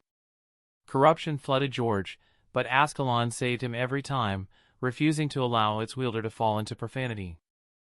George had wondered before if the creator of Ascalon had built the holy blade specifically to combat corruption. Well, he wouldn't know. But he was glad they did create it anyway. Ascalon's power was vast and unfathomable. It banished the influence of the void and restored George's purity. And at times, when it couldn't save him in time, it simply destroyed him, then brought him back as good as new in mere moments. Of course, it was not Ascalon alone that was saving him, as there was also his will. If not for George's will, he would have gone mad long ago and turned into a mad beast anyway. Observing this peculiar situation, Vilgax snarled in his unholy vastness. "You are no ordinary madman. Do you not think of the agony of dying over and over?" he said, not stopping his assault even for a moment. George looked at the cursed tyrant, stuck in this cycle of corruption and restoration, and simply smiled. "I can endure it. As long as I can take one step further." He charged once more. Again and again the cycle repeated. Vilgax's attacks would land, spreading vile corruption that ate away at George's soul. George would purify himself with Ascalon's holy light and his own indomitable will. Sometimes the corruption was too deep and so he died. And every time, he came back. Each resurrection was more painful than the last. Each time he saw a glimpse of divinity and the call of the voice, of the path of ascension and the path of profanity. The terrible existence between both divinity and corruption gnawed at his mind like a starving beast. Still, he fought. Between strikes, George began to chant, not loudly, but with quiet, solemn sorcery that resonated with his soul and Ascalon, further augmenting them. It was a sorcery much similar to the sorcery of shaping, brought upon by the demon of hope. However, this sorcery was not created by any demon but instead, her uncle and jailer, the god of light. "I am the light of my sword, forged in hellish flames to bring forth a new dawn for a dead realm."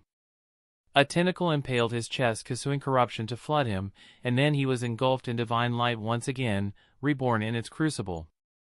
"I am the blade that breaks tyranny and purifies all that is profane." He burned the corruption away, driving Ascalon to the deepest part of Vilgax's soul. "I am the blade of the realm, forged in light to halt an unstoppable corruption." Golden light flared violently around him, causing cracks to form in the non-space they existed in. "And I have come for you, conqueror of worlds." Vilgax's smile widened into something monstrous. "You truly are insane." In the midst of this, a third golden white eye suddenly opened on George's forehead, giving him the visage of a terrible angel, or perhaps a harrowing Nephilim. But that was not the end. All around the non-space, hundreds of eyes suddenly materialized, floating bodiless in the void. They were filled with curiosity and a maddening desire to learn and understand the flow of all things, both sane and mad, corrupt and divine. Each of them fixed their eerie gaze upon Vilgax, seeing him, understanding him, his concept, his powers, his connection to Dagon, and most importantly, the gaps within his will. Everything was unraveled. This was George's awakened ability, the all-seeing eye. Then, through the eyes in Ascalon, George channeled his will once again, connecting them all together to create a gigantic web of will with Ascalon at its center, serving as the anchor for all of this. George then activated his ascended ability, and a golden white halo appeared behind his back, absorbing spirit essence from the world and from Vilgax himself before turning it into pure light. He channeled that light through his will, letting it glide through the magnificent web of eyes. In doing so, he became a bridge between the halo and the web, continuously filling it with purifying light augmented by Ascalon. Vilgax immediately understood what George was trying to do and moved to stop it. His formless body manifested massive crimson eyes that blazed with a horrifying red glow, and then terrible waves of energy shot forward toward the web George had created, aiming to destroy both it and George, who stood at its center. But it was already too late. Ascalon and the hundreds of eyes glowed with blinding brilliance. Then, an ocean of light, each strand carrying George's will, was unleashed toward Vilgax. As the attack surged forward, the non-space between them cracked even further, before shattering like glass, violently throwing both combatants back into Earth's atmosphere. The projectiles of light continued ascending toward Vilgax, whose shadow now covered half the planet. Vilgax, instead of being terrified by an attack capable of destroying planets, simply smiled. A terrible, horrifying smile that had no end and no beginning. Chapter 87, Victory. From Vilgax's formless body, countless shapes began to emerge. They were other members of his species, Chimera sui generis, each one birthed directly from his own flesh. Once, Vilgax had sought the Omnitrix to protect his race. Now, he had devoured them entirely, using their very existence as fuel for his dark descent into profanity. Vilgax was a tyrant, after all. And tyrants used their minions well. Every single one of these newly spawned creatures was of the great rank, one rank below their creator. If an astronaut had witnessed the scene from Moon, they would have seen nothing but a massive green smudge covering the planet, so dense it nearly plunged Earth into an ice age. There was hundreds of thousands, perhaps even millions. Each carried a will of their own. That collective will could have been used to shield their master, but why waste it as a shield when it could be used as a spear instead? So Vilgax did exactly that. The terrifying swarm of Chimera sui generis lunged forward like a living tide, flying straight into George's oncoming wave of purifying light. Their combined will condensed them into a singular, razor-sharp spear tip, amplified even further by Vilgax's tyrannical will. Boom! The collision was cataclysmic and catastrophic, bending the laws of the world. Sound should not have existed in the vacuum of space, yet the sheer velocity and mass of the impact shattered that rule for a brief, deafening moment, letting all of the galaxy hear the sound of destruction. George, shielded by his own will to allow him to breathe into the vacuum of space, exhaled heavily.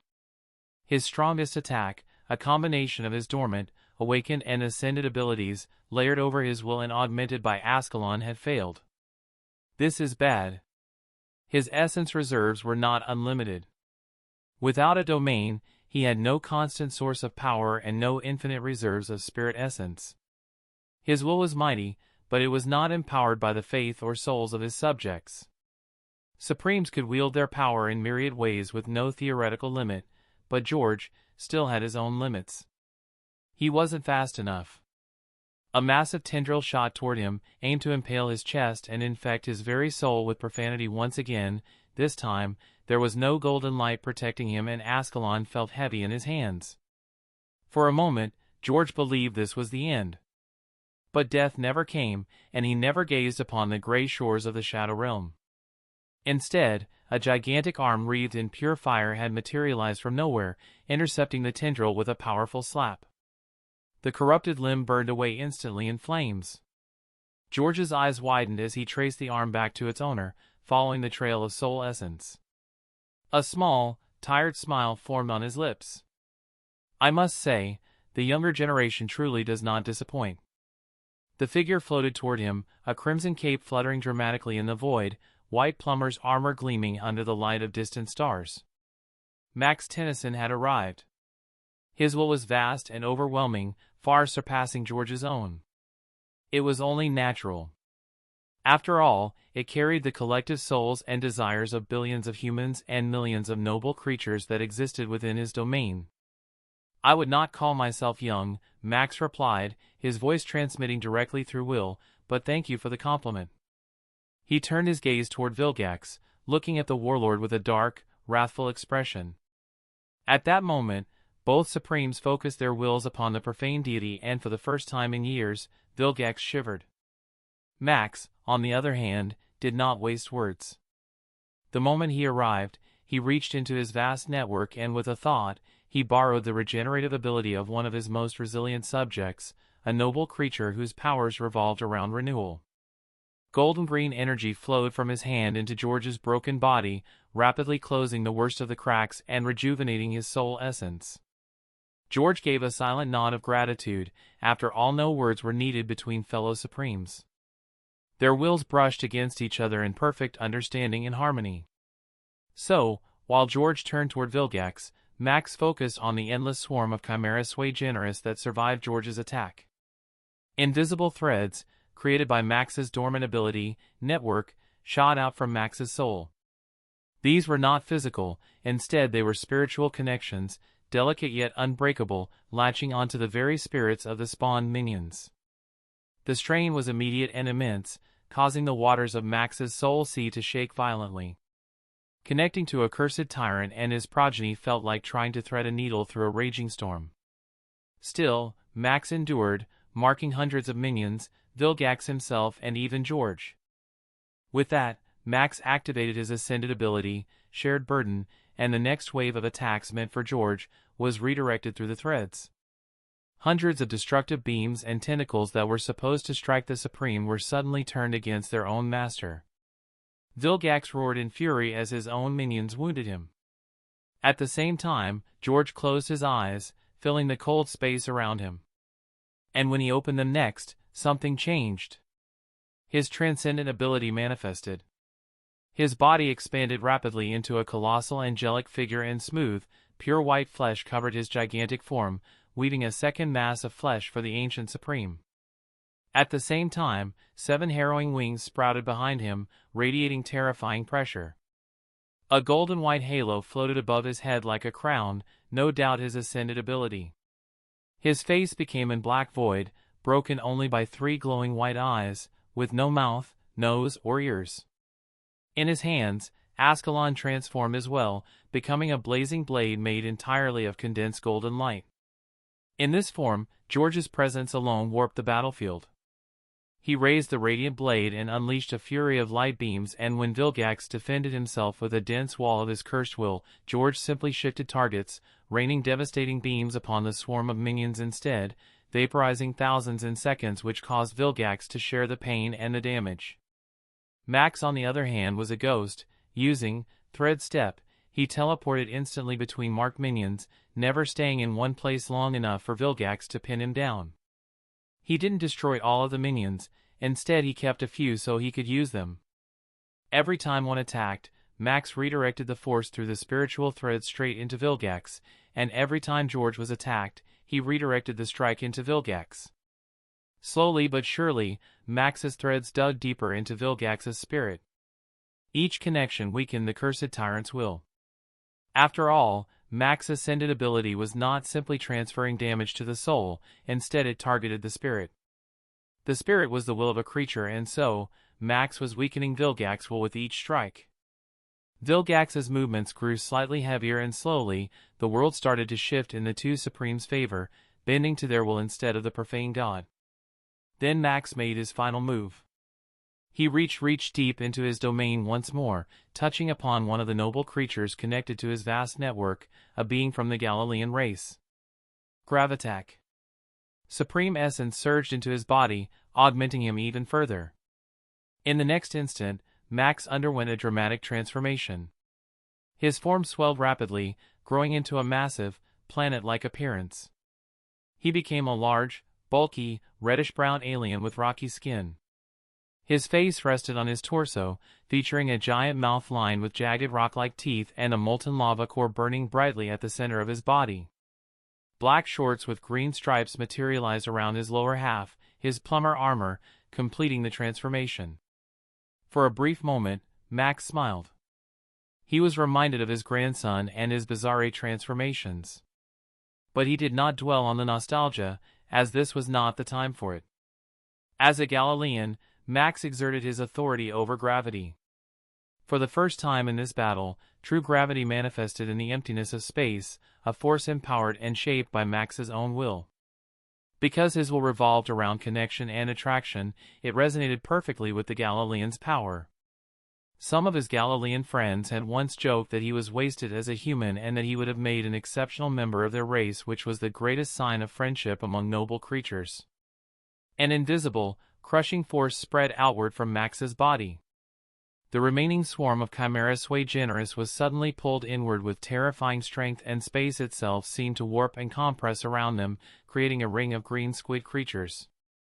Their bodies cracked and crumpled under the immense pressure as they were dragged helplessly toward Vilgax, their creator.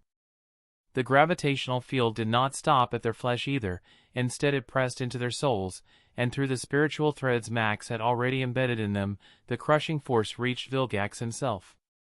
There was no escape, no distance, and no defense against a force that attacked both body, soul, and spirit at once. Vilgax's colossal form trembled as the pressure bore down on him, threatening to collapse even his cursed tyrant body. At the exact same moment, George unleashed another terrifying beam of golden light directly towards Vilgax, carrying the sacred power of Ascalon. Two catastrophic attacks converged upon the cursed tyrant, one direct and one transferred through the spiritual connection of his own minion. Vilgax's eyes widened in realization, but it was already too late. Even his profane soul could no longer withstand the combined assault of two powerful supremes. For a moment, it seemed as though victory was at hand, that the cursed tyrant would finally be destroyed. Back on Earth, Ben and Hugo were locked in a savage tangle of punches, kicks, and bites atop the cold, broken landscape that was once South Dakota. Not far away, the Supreme Dragon had finally cornered the last forever king, the seat holder of Beast. It was somewhat ironic. The final king to fall was the one representing the goddess of beasts, slain in the realm of the goddess of beasts herself. The Supreme Dragon did not care for irony, though. He was finally going to destroy the last remnant of the organization that had imprisoned him for centuries and killed numerous members of his race. His massive claw pinned the writhing forever king to the ground, and his supreme will pushed against him. The king's worm-like transformation had already collapsed, leaving him in his broken human form. His eyes were empty, yet a faint, peaceful smile lingered on his face. Something wasn't right. What could he possibly be happy about?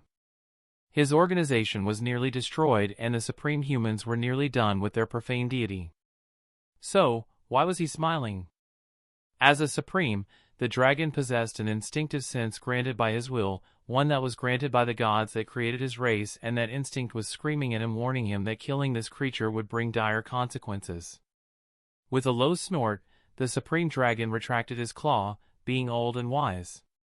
In that instant, the wicked smile across the seat holder of Beast's face suddenly changed into something else, sending a chill down the dragon's spine. Praise Dagon. With those final words, the last forever king brought his broken hands to his head and snapped his own neck. That was how the final forever king met his end. Vilgax, having reverted to his original form, crashed onto the surface of the moon, broken, bleeding, and on the verge of death. Even a profane deity could be brought to his knees.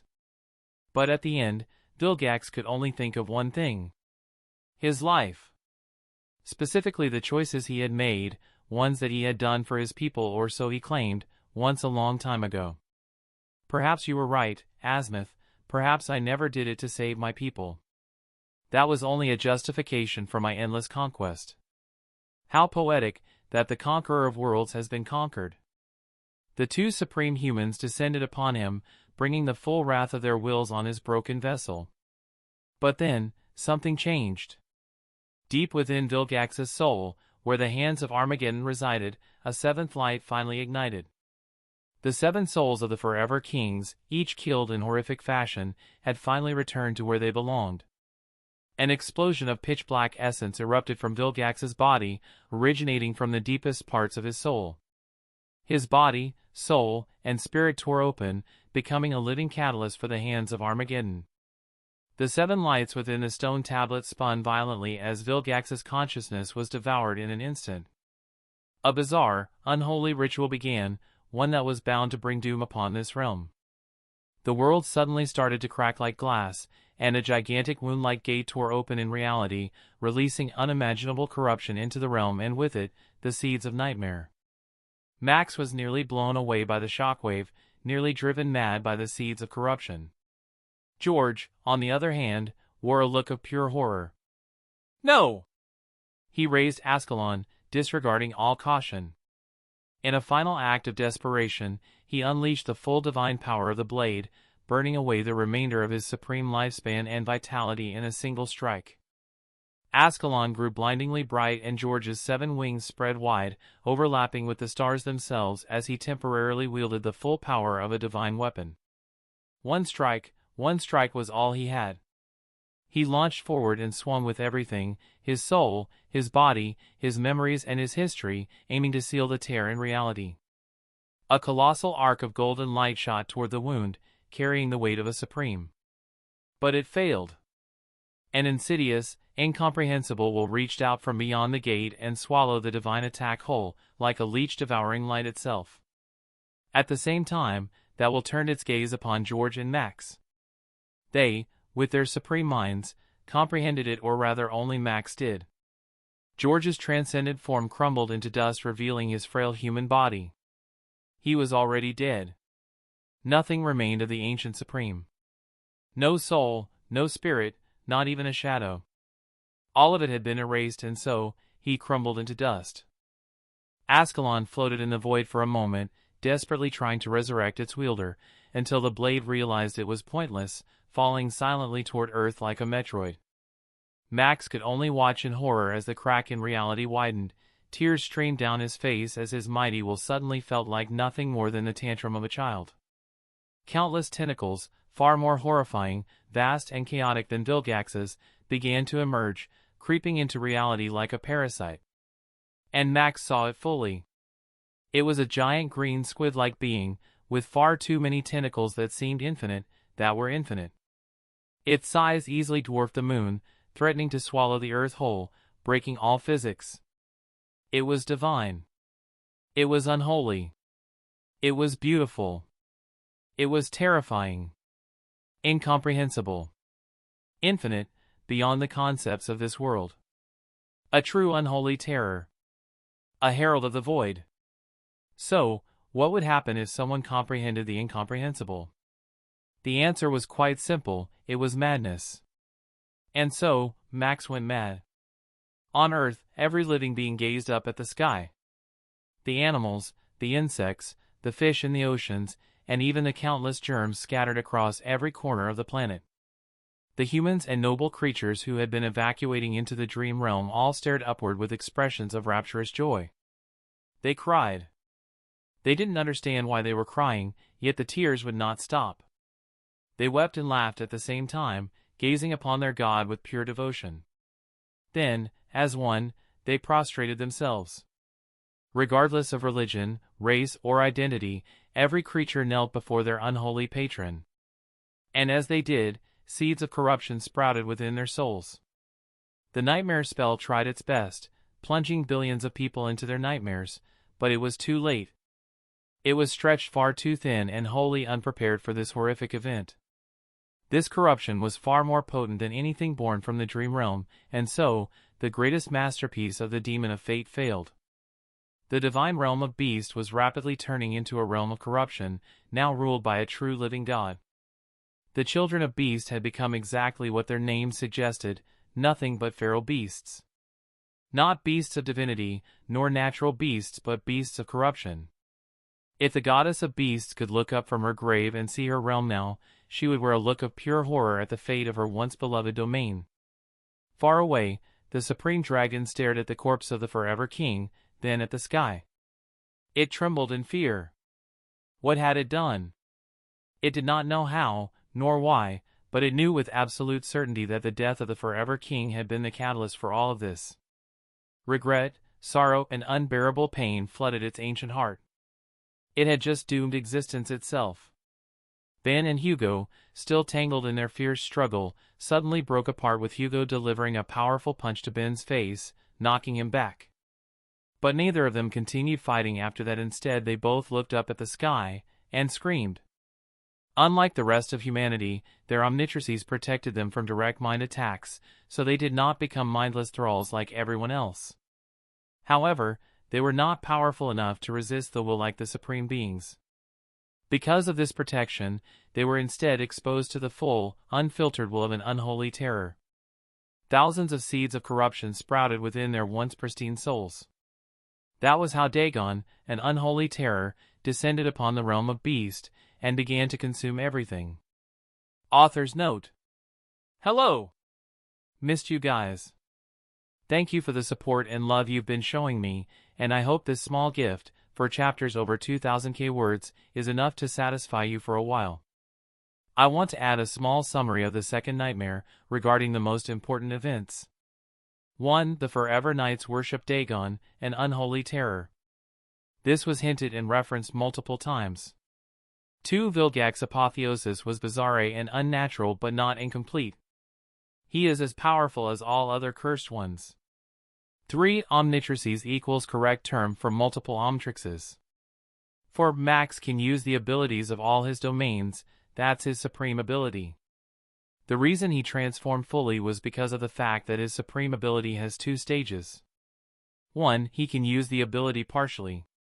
2. Assume the form of that subject to use their powers fully. 5. Master control equals not master control from the show. This master control grants longer timer during transformation, full access to the Omnitrix system, the database, information, and full control over the Omnitrix plus new features. It doesn't grant unlimited timer, and also, Hugo still has to conquer pseudo-trials to unlock new imprints from his aspect legacy. 6. Ben still has the original Omnitrix, he just modified it to gain the ultimate function. 7. Ascalon is not as smart as the Omnitrix, but it's not completely soulless. 8. The Hands of Armageddon were mentioned before, and with each death of the Forever Kings, a light appeared on them, shown before briefly. 1. Forever King of War and Sun equals killed by Ben. 2. Forever King of Nightmare equals killed by Hugo. 3. Forever King of Heart equals killed by Ben. 4. Forever Kings of Storm and Shadow equals killed by Hugo. 5. Forever King of Beast equals suicide. 9. Forever Kings are incomplete void creatures. Vilgax is 2, but the kings are intentionally more precious as they are the fuel for the Hands of Armageddon. 10. Lord Asterion. Chapter 88, Alien X. Max Tennyson was going mad. No, he was already mad. The moment Dagon's true form began to emerge, vast, incomprehensible, a horror that bathed entire realms in its profane will, something inside the old hero shattered, plunging him into the deepest pits of despair. No mind, not even a Supreme's, was meant to witness an unholy terror in its full profane glory. Yet Max kept looking. He watched as billions of seeds of corruption bloomed across the planet. He watched as humanity knelt and wept with rapturous joy before a being that would devour them all. He watched George turn to dust and Ascalon fall silently toward Earth. And in that moment, Max made his choice. He was not the real Max Tennyson, but he still had to protect Ben, his grandchild, who was very much a real person, stuck in this perilous nightmare. To do so, he would have to stop this profane god. No, he would have to kill it. There was no way a Supreme could kill an unholy terror, but a sacred being stood a much better chance. Max had always been close to the threshold of becoming a spirit, ever since he had mantled Quetzalcoatl, the winged serpent of Mictlan, or condemnation, to be specific. The world itself had been pulling him upward, urging him and almost begging him to undergo apotheosis. But he had never answered that call, for he was afraid of losing himself in divinity. None of that mattered now, considering he was about to lose himself to corruption. And so, for the first time, Max accepted the world's invitation. He reached into his domain, the living network that held the souls and desires of billions, and began to consume it. Even though it was already tainted by corruption, he pulled every thread, every star, every connection into himself. The only exceptions were the few beings who had already been evacuated into the dream realm, escaping the wrath of the unholy god. In the next moment, the space around them began to shake. It was not just their galaxy. No, it was the entire realm that was shaking, trembling in fear and pride. Dagon watched this process with dark amusement, not bothering to interfere. After all, a sacred meal would be far more satisfying than a supreme one. Max's pressure continued to build, expanding to encompass the entire world. And as it did, he reached into his supreme ability, taking everything from his subjects, their powers, their souls, their shadows, and even the flames of desire within them, no matter how corrupted they were. Max, no, Quetzalcoatl took everything. That was because he was using the method created by Canact, the first human, consuming his domain to achieve apotheosis. And as he did, the runes of the nightmare spell began to change. Name, Max, Quetzalcoatl. True name, Winged Serpent. Rank, Supreme. Class, Beast. Titan. Cores, 8/7, 10/7, 20/7, 40/7. The number of cores within Quetzalcoatl's soul continued to grow, far surpassing the absolute law of 7. Then, all the cores suddenly shattered, one by one, leaving behind nothing but a vast mass of soul essence. And as that happened, the soul essence condensed into a singular gigantic star, slowly forming into one colossal sacred core.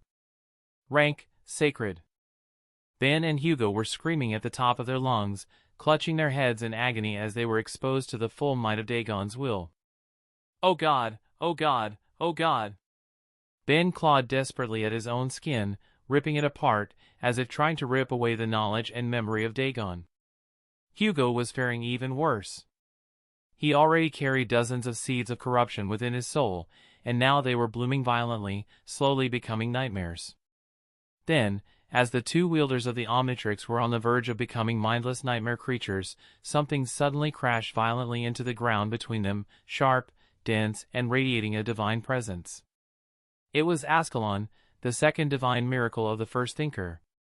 The holy blade hummed with artificial sentience, the last lingering will of its fallen wielder, seeking a worthy successor capable of stopping Dagon. And as of now, there was no one in this world capable of doing that, except for two beings.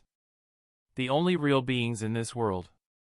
It flared with golden light, forming a protective barrier around Ben and shielding him from the worst of the madness using its power. Ben suddenly stopped tearing at his flesh, as the maddening will left his mind and his soul was suddenly cleansed and protected by Ascalon. The divine blade suppressed and destroyed the seeds of corruption within his soul while shielding him from Dagon's overwhelming will. For a long moment, Ben simply sat there, staring at the screaming, writhing Hugo, utterly consumed by madness and pain. Then, he looked at the broken world around them. A heavy sadness settled deep in his chest. Once again, Ben had failed to save his home, even in this fake replica created by the nightmare spell. His ultimate goal had never been to save this fake realm, but deep within his heart, saving it was what he wanted more than anything else. Ah! I guess this is fate. Or perhaps karma for my actions. He turned back toward Hugo, a guilty expression on his face. He had manipulated Hugo's life for 10 long years. He had used him, guided him into the depths of nightmares and tried to take his body and existence under the excuse of it being for the greater good. And yet, Hugo held a special place in his heart. It was as if he were looking at a younger, much more naive version of himself. In fact, the reason he had felt so angry whenever he interacted with Hugo was because he saw too much of himself in him. And that hurt more than any wound. Yet Ben could never find it in himself to truly despise Hugo. After all, no one in existence knew Ben better than Hugo did, and no one knew Hugo better than Ben did. They were two faces of the same coin, whether they liked it or not.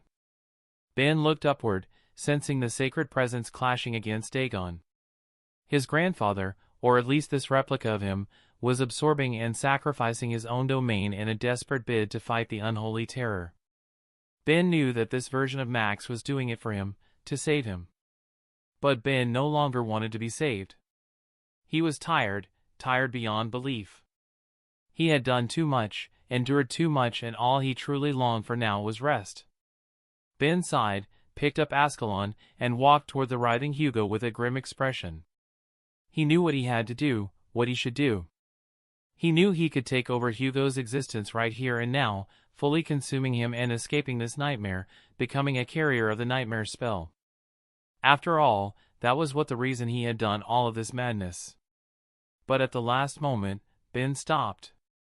He didn't want this, his grandfather wouldn't want this either. And so, Ben's will hardened as he made his decision, and for the first time in a very long time, he chose to be a hero.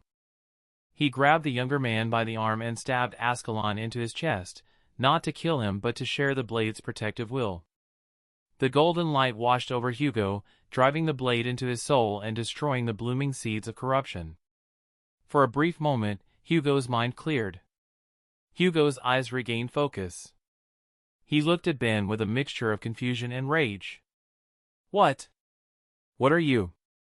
Ben didn't answer with words. Instead, he simply placed his hand over Hugo's Omnitrix. Both devices began to glow as they reactivated. Hugo's Omnitrix flashed a brilliant green before shifting into a deep azure blue. For a brief moment, his face changed, slightly older and paler, revealing his true appearance instead of Ben's. Ben's Ultimatrix shifted from crimson to a beautiful jade green. At the same time, his white hair turned brown and his eyes turned green, revealing his original, older, and much more tired self. It seemed that both the Omnitrix and Ascalon were revealing their true selves now, as if this was their final moment. However, that was not the end. The two watches continued glowing until they resonated, connecting perfectly with each other, empowering each other and becoming whole together. Unlike last time, they did not explode or repel each other. Instead, they synchronized beautifully, as a single imprint was chosen for both devices. The Ultimatrix hologram and the Omnitrix holographic dial showed the same form, one that was undoubtedly chosen by the Omnitrix's failsafe. The divine relics knew their owners were in dire danger, and that there was only one creature within the Omnitrix capable of saving them. That creature was Alien X, a Celestialcipian. Hugo's eyes widened in shock as he realized what Ben was planning. You madman. You know what will happen if you transform into that thing. Ben smiled with a tired expression. I know. But there's no other way. Either this, or we both die and that abomination escapes this nightmare. And also, my Ultimatrix doesn't have enough charge to transform. So, would you do us the honor, Hugo? Hugo's face twisted with anger and disbelief at the audacity of this bastard. You want my help? After everything you've done to me? So you can become a god and leave me here? Ben shook his head, looking at him with a calm expression. As of right now, both watches consider us the same person. In fact, fate itself, and the world by extension, considers us one and the same. I'm not asking you to help me become a god. His voice took on a strange, sincere tone, one he had never used with him before. I'm asking you to become one with me. Hugo's eyes hardened defensively. Ben Tennyson had always been this giant, looming figure in his mind, someone he was meant to overcome, a terrifying ghoul that wanted nothing more than to consume his existence. But now, he was suddenly trying to help him? And why would you do that? Everything you've done in this nightmare and the last 10 years of my life was to take over my body, and now you're suddenly the good guy.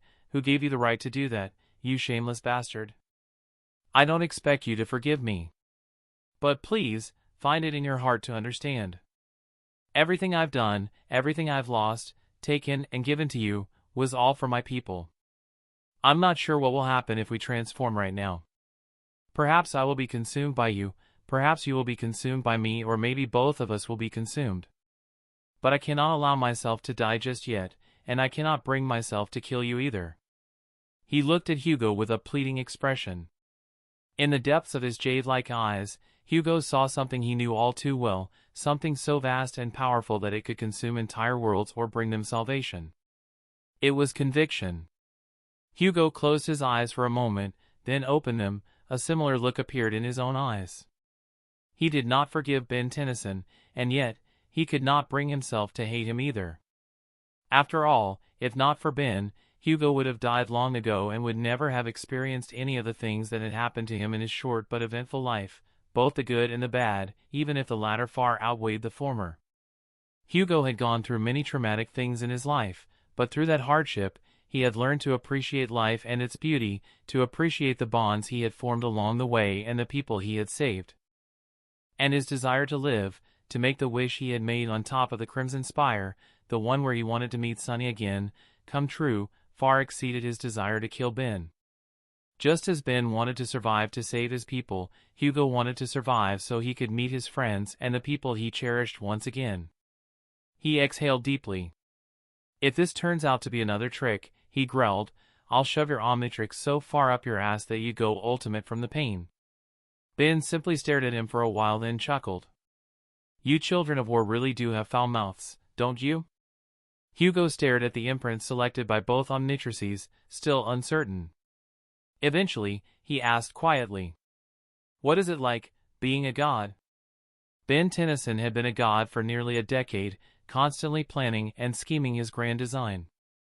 If there was any mortal in existence who truly knew what it felt like to be a god, it was him.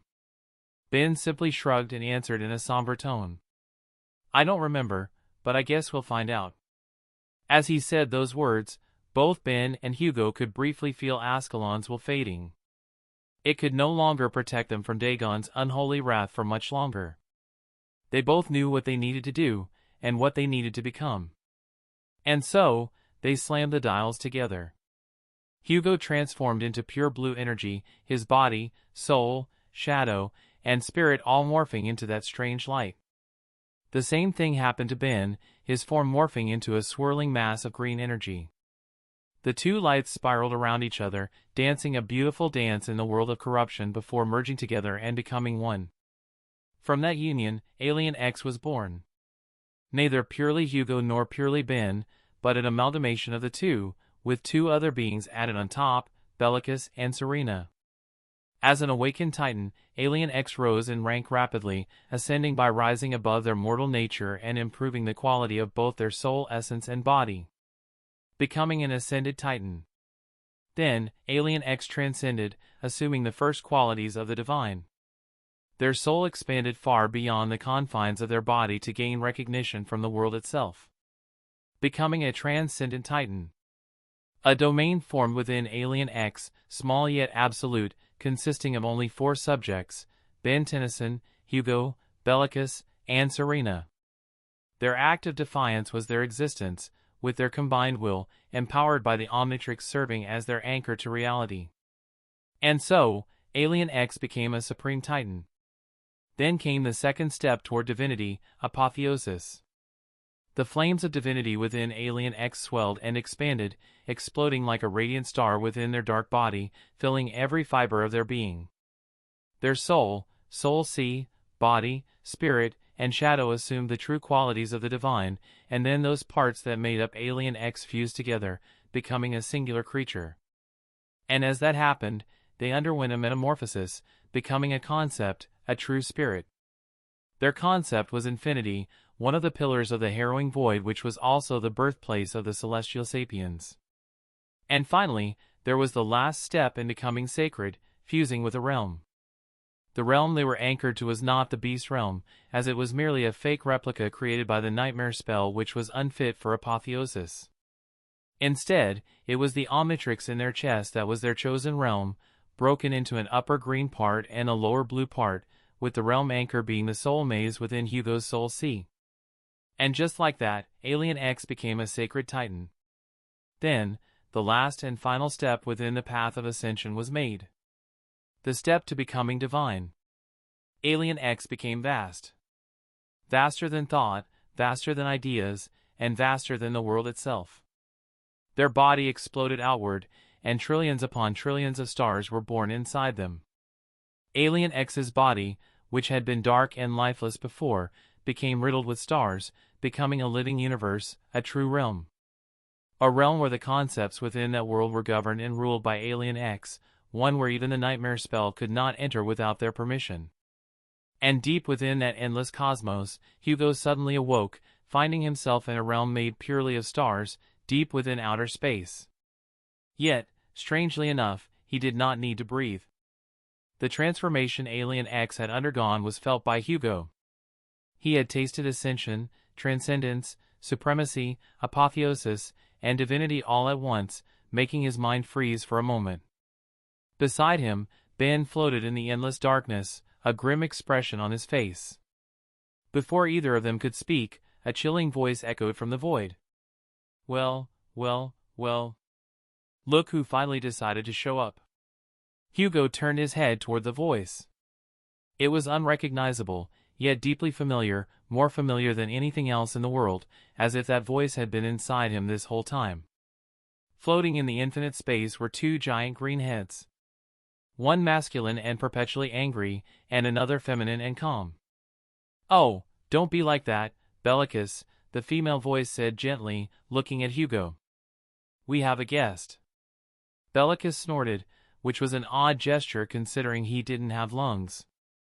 So, Ben Tennyson's plan was a success. Welcome to our hell, Voice of Empathy. Chapter 89, 4 Voices, 1 God. Inside the endless star-filled cosmos that was Alien X, 4 voices existed in tense opposition. Ben Tennyson, the voice of reason. Bellicus, the voice of rage. Serena, the voice of compassion. And Hugo, the voice of empathy. Bellicus, the voice of rage, was furious, immediately turning to Ben. You arrogant, selfish child, the masculine head roared, his voice shaking the stars around them. After everything we've done for you, you tricked us and used the nightmare spell to escape from us like cowards. Serena, the voice of compassion, looked at Ben with deep disappointment and sadness on her face, tears slowly forming in her vast image. We helped you manipulate fate itself, Ben. We trusted you, and this is how you repay us? By abandoning us? Ben looked at the two heads with an exhausted expression, then spoke calmly. I never wanted to abandon you, but I couldn't stay trapped in here forever. I had people to protect, which you two didn't allow. So, you cannot judge me for choosing my friends and family over you two. Hugo, still adjusting to existing as the voice of empathy within this vast being, did not fully understand what was happening at first. But he slowly began to piece together the full picture.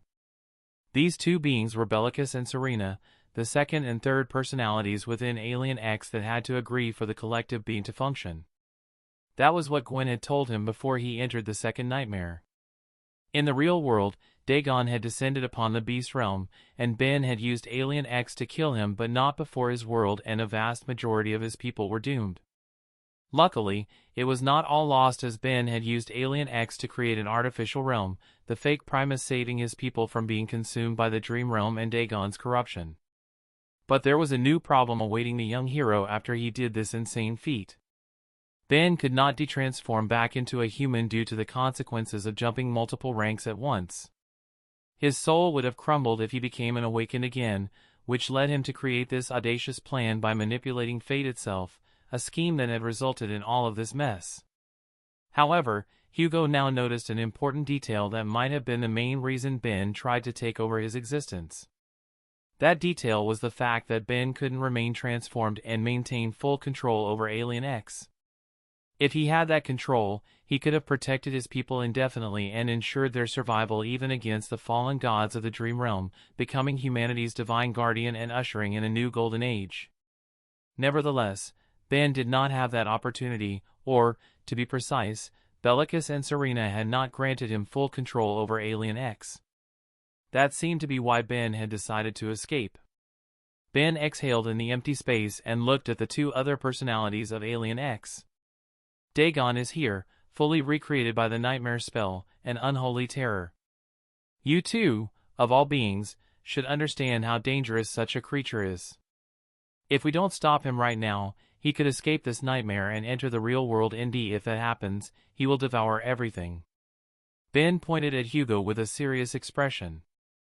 Billions of lives will be lost, both my people and his. We cannot let that happen. Bellicus groaned, unconvinced. And why should we care? We are part of a divine titan. A single unholy abomination cannot touch us, no matter how powerful it is. Motion denied. Serena stayed quiet, but her expression was conflicted. Ben pressed on, trying to convince at least one of them. Because those billions of lives matter. We're talking about innocent people here. Children, elderly, entire families. People who never asked for any of this will die and be consumed by this abomination, not even granted the mercy of death. He looked directly at Serena with desperation in his eyes. If we do nothing, everything will be consumed. Please, just allow us access to Alien X for enough time to kill that thing, and we will gladly stay here and debate with you two for all of eternity. Hugo suddenly jerked his head toward Ben, a look of surprise on his face. We? Who's we? I'm not spending the rest of eternity debating with two unstable. Ben shot him a horrified glance, begging him to shut up. Ah, Hugo quickly closed his mouth with his hands. Yeah, what he said. Staying here for eternity would be hell. But perhaps they could manipulate a third figure and try to take over him? Wouldn't that be funny? What the hell am I thinking about? Hugo asked himself in confusion. His mind was not entirely there yet. He had endured going mad and getting corrupted, and then instantly became a god. While his current consciousness was not that of a god, he did feel like one. Perhaps that was why he was taking this entire situation lightly, because he knew Dagon could not possibly harm him. That is barely convincing, Bellicus said with a cold expression. Why should I care about mortals? The flames of desire will eventually create more creatures, perhaps even new gods. Or who knows, perhaps the eternal void will be unleashed once again, resetting the world. Either way, we will survive. Ben's expression turned even grimmer as he heard the two words he had come to despise more than anything else. Motion denied. A long silence stretched between the four personalities. Ben gave a compelling argument, fitting of the one known as the voice of reason. However, Hugo understood why Bellicus and Serena were dissatisfied with Ben. After all, remaining in this void alone with only themselves was bound to be hellishly boring, and from their point of view, they simply did not care about other creatures, whether mortal or divine. Perhaps that was why he was the voice of empathy. But empathy was a dangerous thing. If used right, it could sway others easily. And so, Hugo decided to use that to his advantage, channeling the biggest gaslighter he knew of, Sonny and Nephi's, to wield his empathy as a weapon. Can't we come to a solution? Hugo finally spoke, causing the three personalities to turn to him. What do you mean? Bellicus asked, sounding somewhat less angry now. Serena and Ben were also listening closely. You three sure do have a lot of baggage to unpack, and from what I've seen, all three of you are at fault, Hugo said.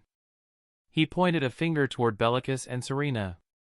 Firstly, you two kept Ben Tennyson here without his permission and denied him access to Alien X, causing him to become a living statue who slowly watched the last remnants of his civilization wither away.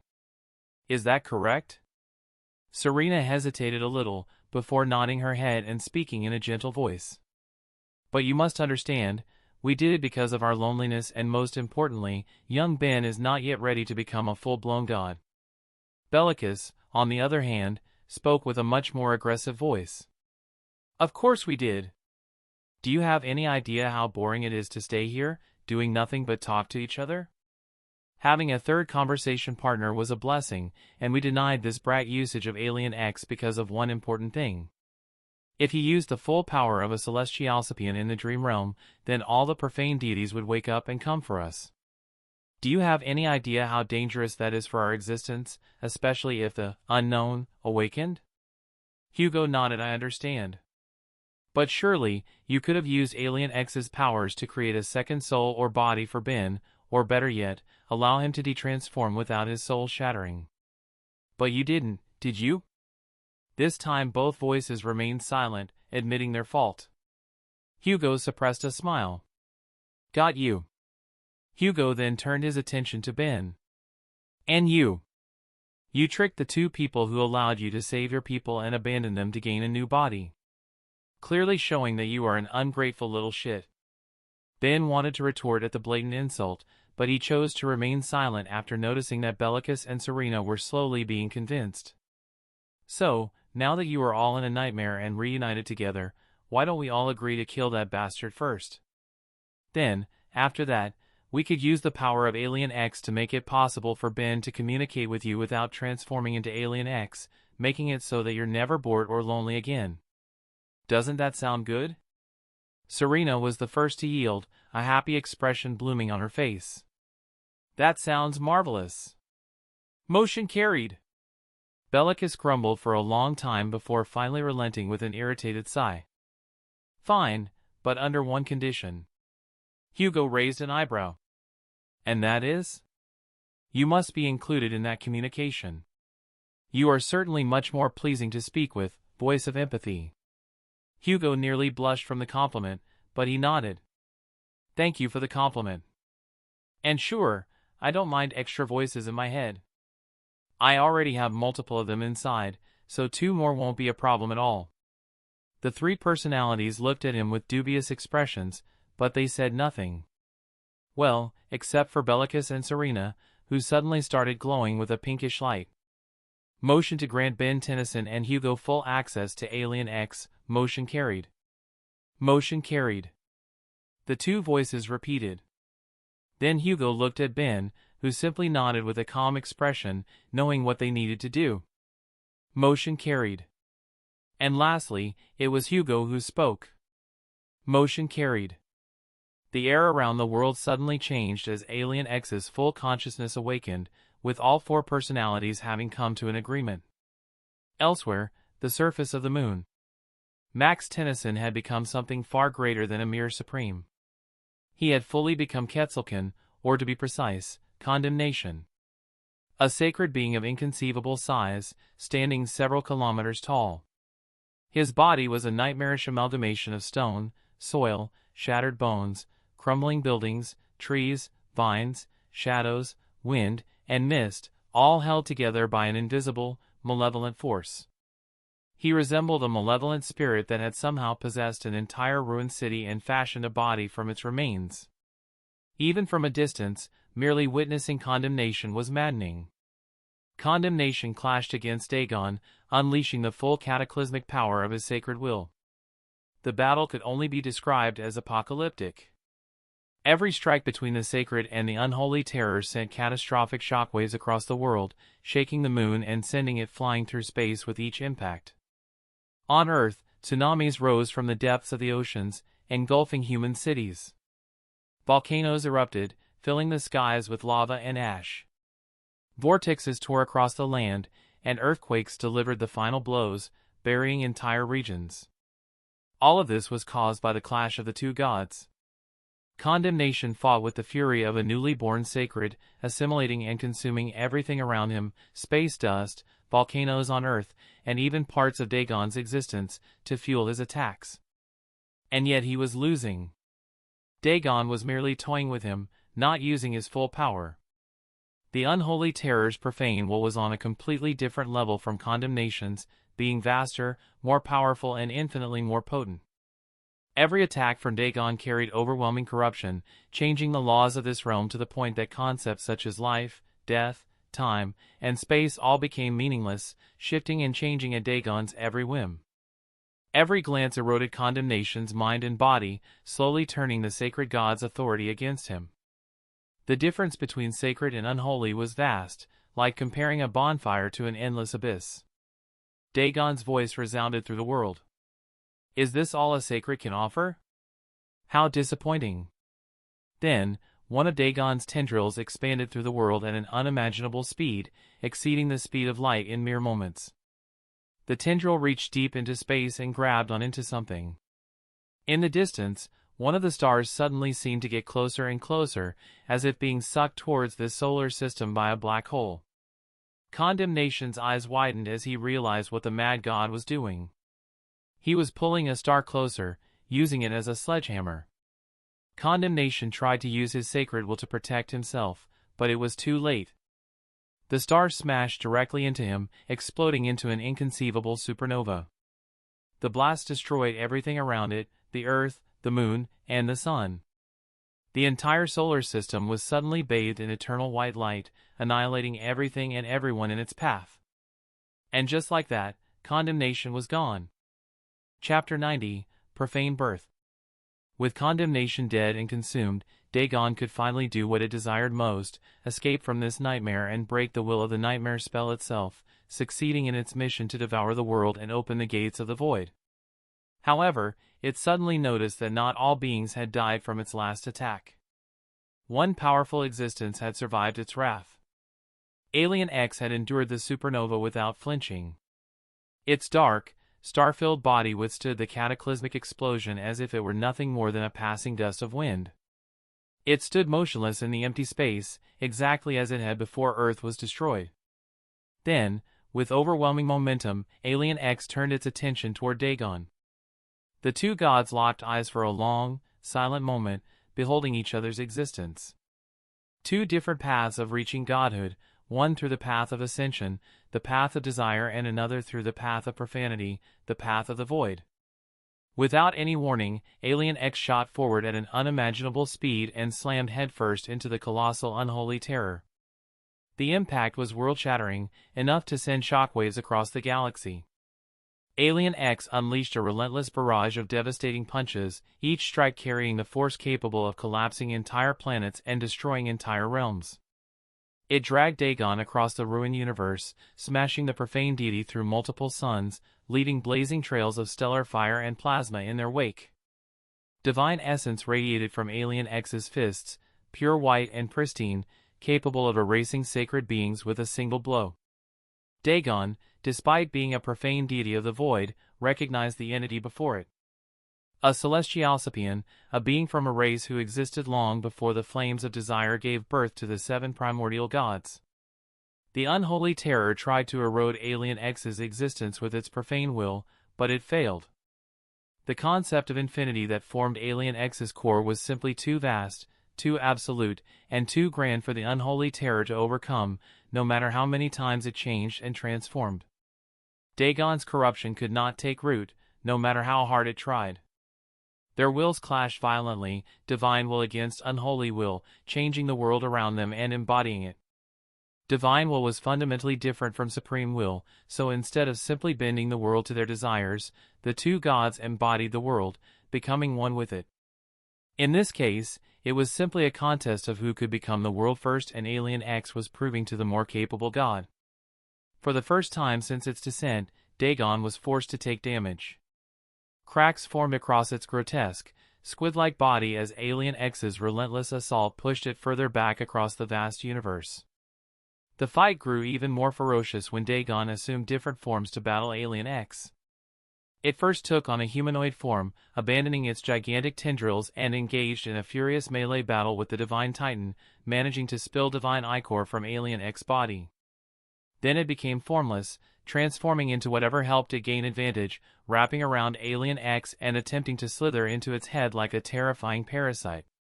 But when that failed, it spilt itself into thousands of pieces, trying to overwhelm Alien X with sheer quantity.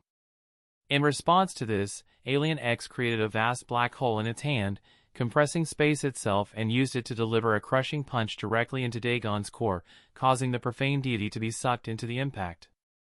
Dagon retaliated by creating a black hole of its own, causing the two singularities to collide and collapse into each other in a violent explosion of gravitational force, damaging the fabric of the universe. Using the brief moment gained from the clash, Dagon opened a wormhole through space, attempting to retreat, but Alien X was relentless. The Divine Titan simply dove straight into the wormhole, chasing after Dagon throughout the vast universe. Both beings ascended beyond physical space and time, running past the ever-expanding universe and entering a state of void that existed within the infinite realm. Their battle tore through the fabric of reality itself, forcing the nightmare spell to intervene and expend a massive amount of its energy just to stop the nightmare from collapsing. Many awakened and ascended in their second and third nightmares noticed strange distortions in the fabric of their own nightmares as the spell struggled to contain these two harrowing beings. Then, Dagon, realizing it could not overwhelm Alien X through raw power in this realm, chose another path. It elevated its consciousness into the plane of fate, that terrifying realm existing beyond every creature in existence, including the primordial gods themselves. Seeing this, Alien X followed without hesitation, elevating its own consciousness as well. In that higher plane, Alien X witnessed everything. The grand tapestry of fate stretched endlessly, encompassing the past, the present, and the future.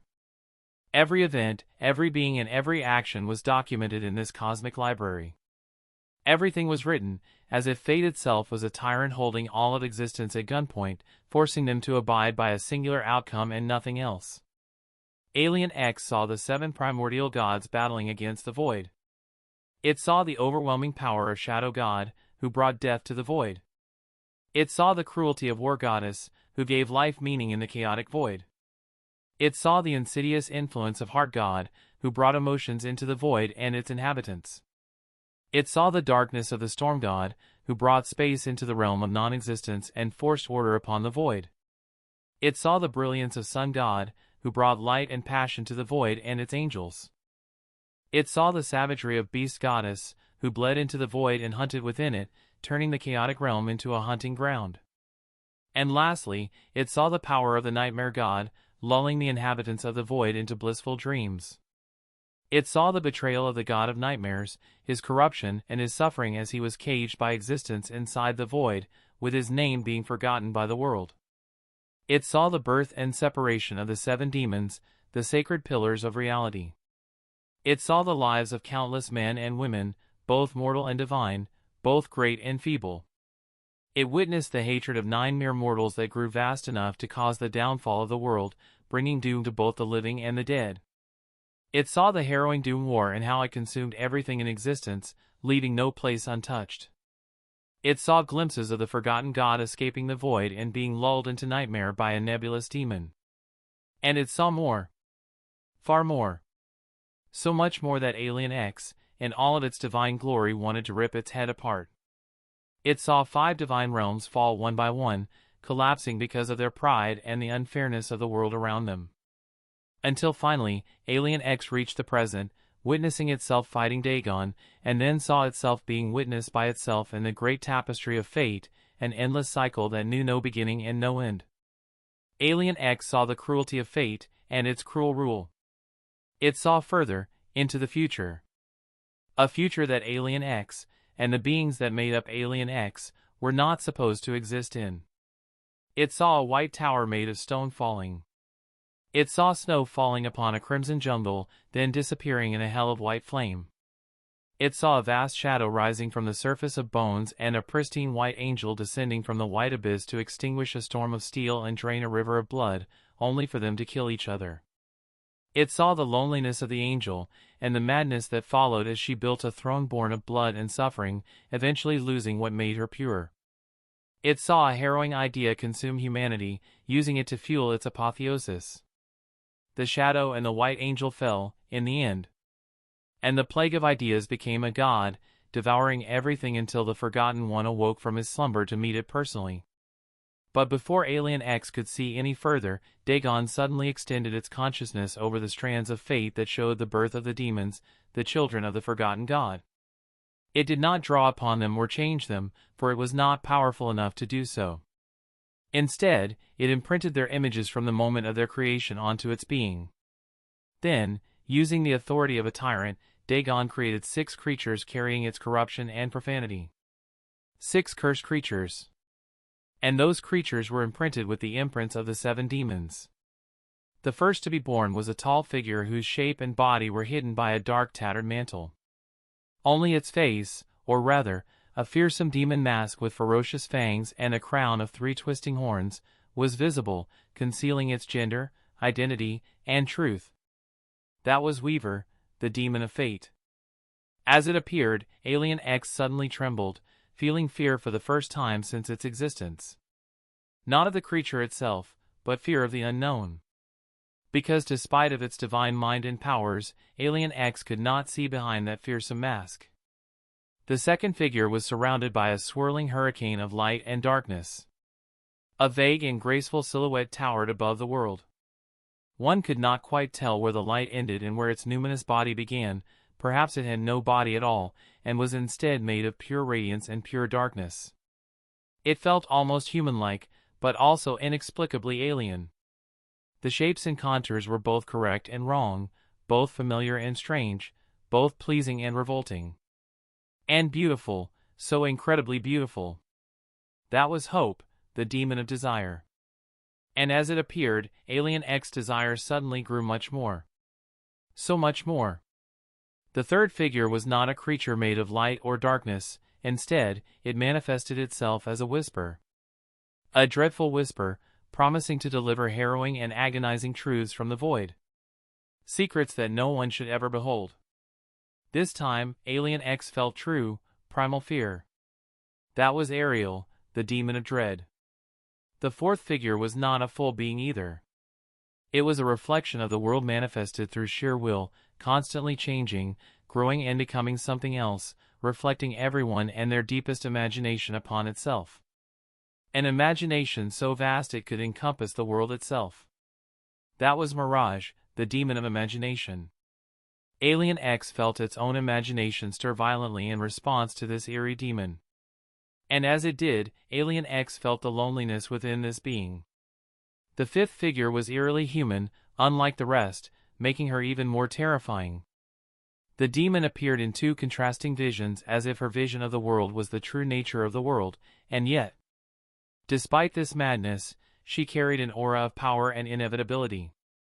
She was marked by eyes as blue as the warm summer sky in one vision, and eyes as blue as cold winter ice in the other. That was Rime, the demon of repose. The final figure was a pale being shrouded in true darkness, moving across the depths of space with calamitous killing intent. The darkness was boundless and unfathomable, containing infinite choices that somehow defied the purpose of fate. All one could see were two terrible wings with black feathers. These wings spread, devouring the sky and drowning the world in howling mist.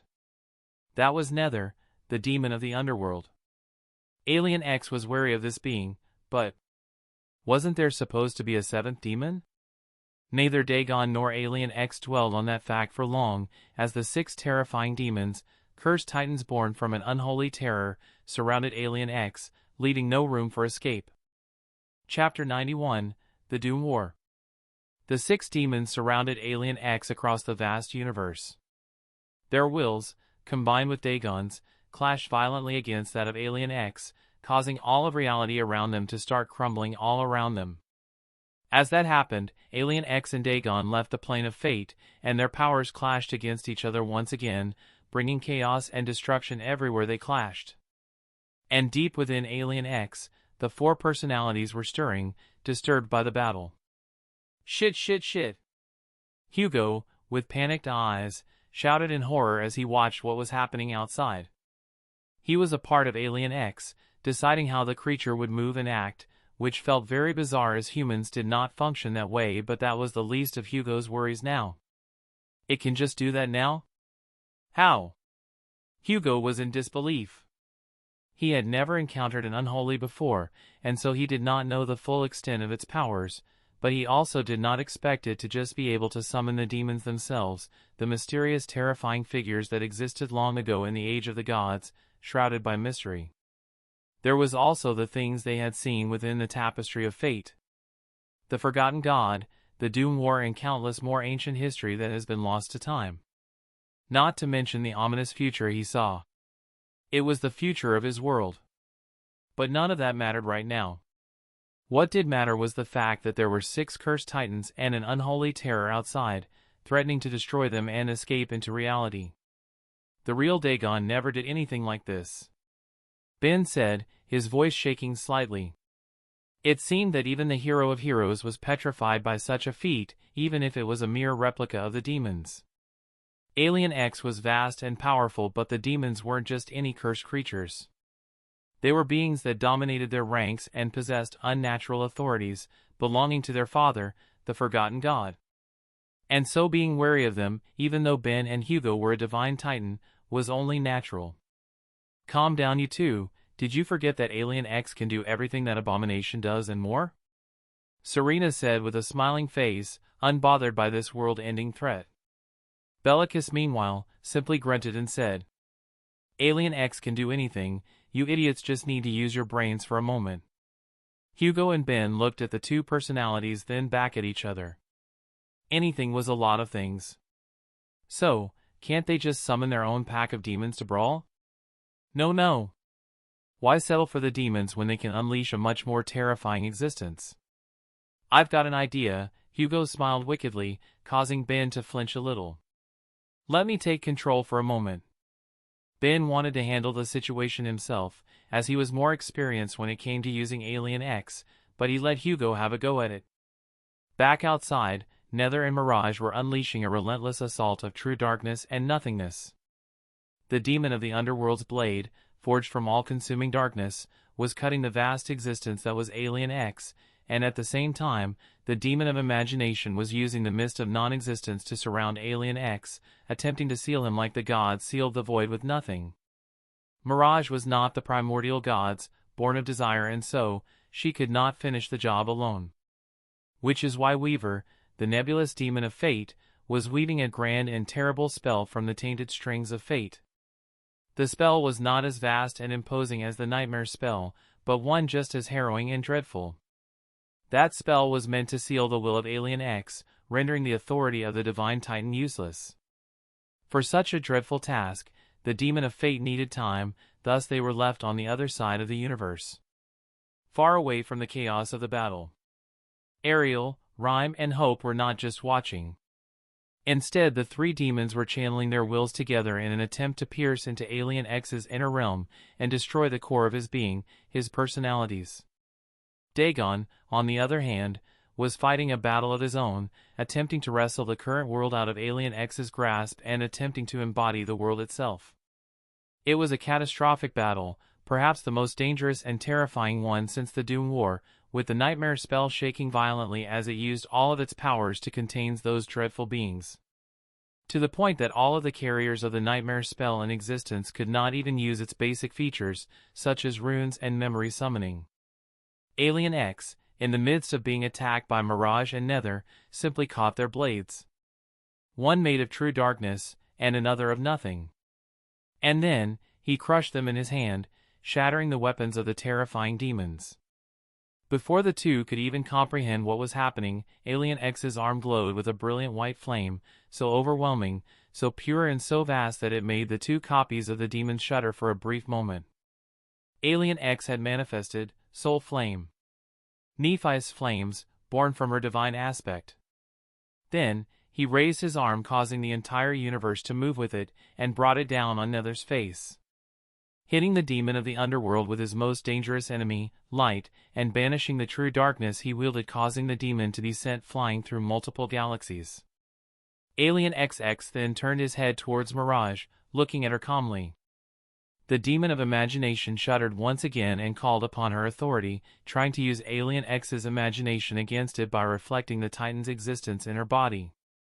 And she succeeded, however she had made a terrible mistake. Mirage could not contain the imagination of a divine titan, not even close, but she could comprehend it. She could see it, feel it, and dread from it.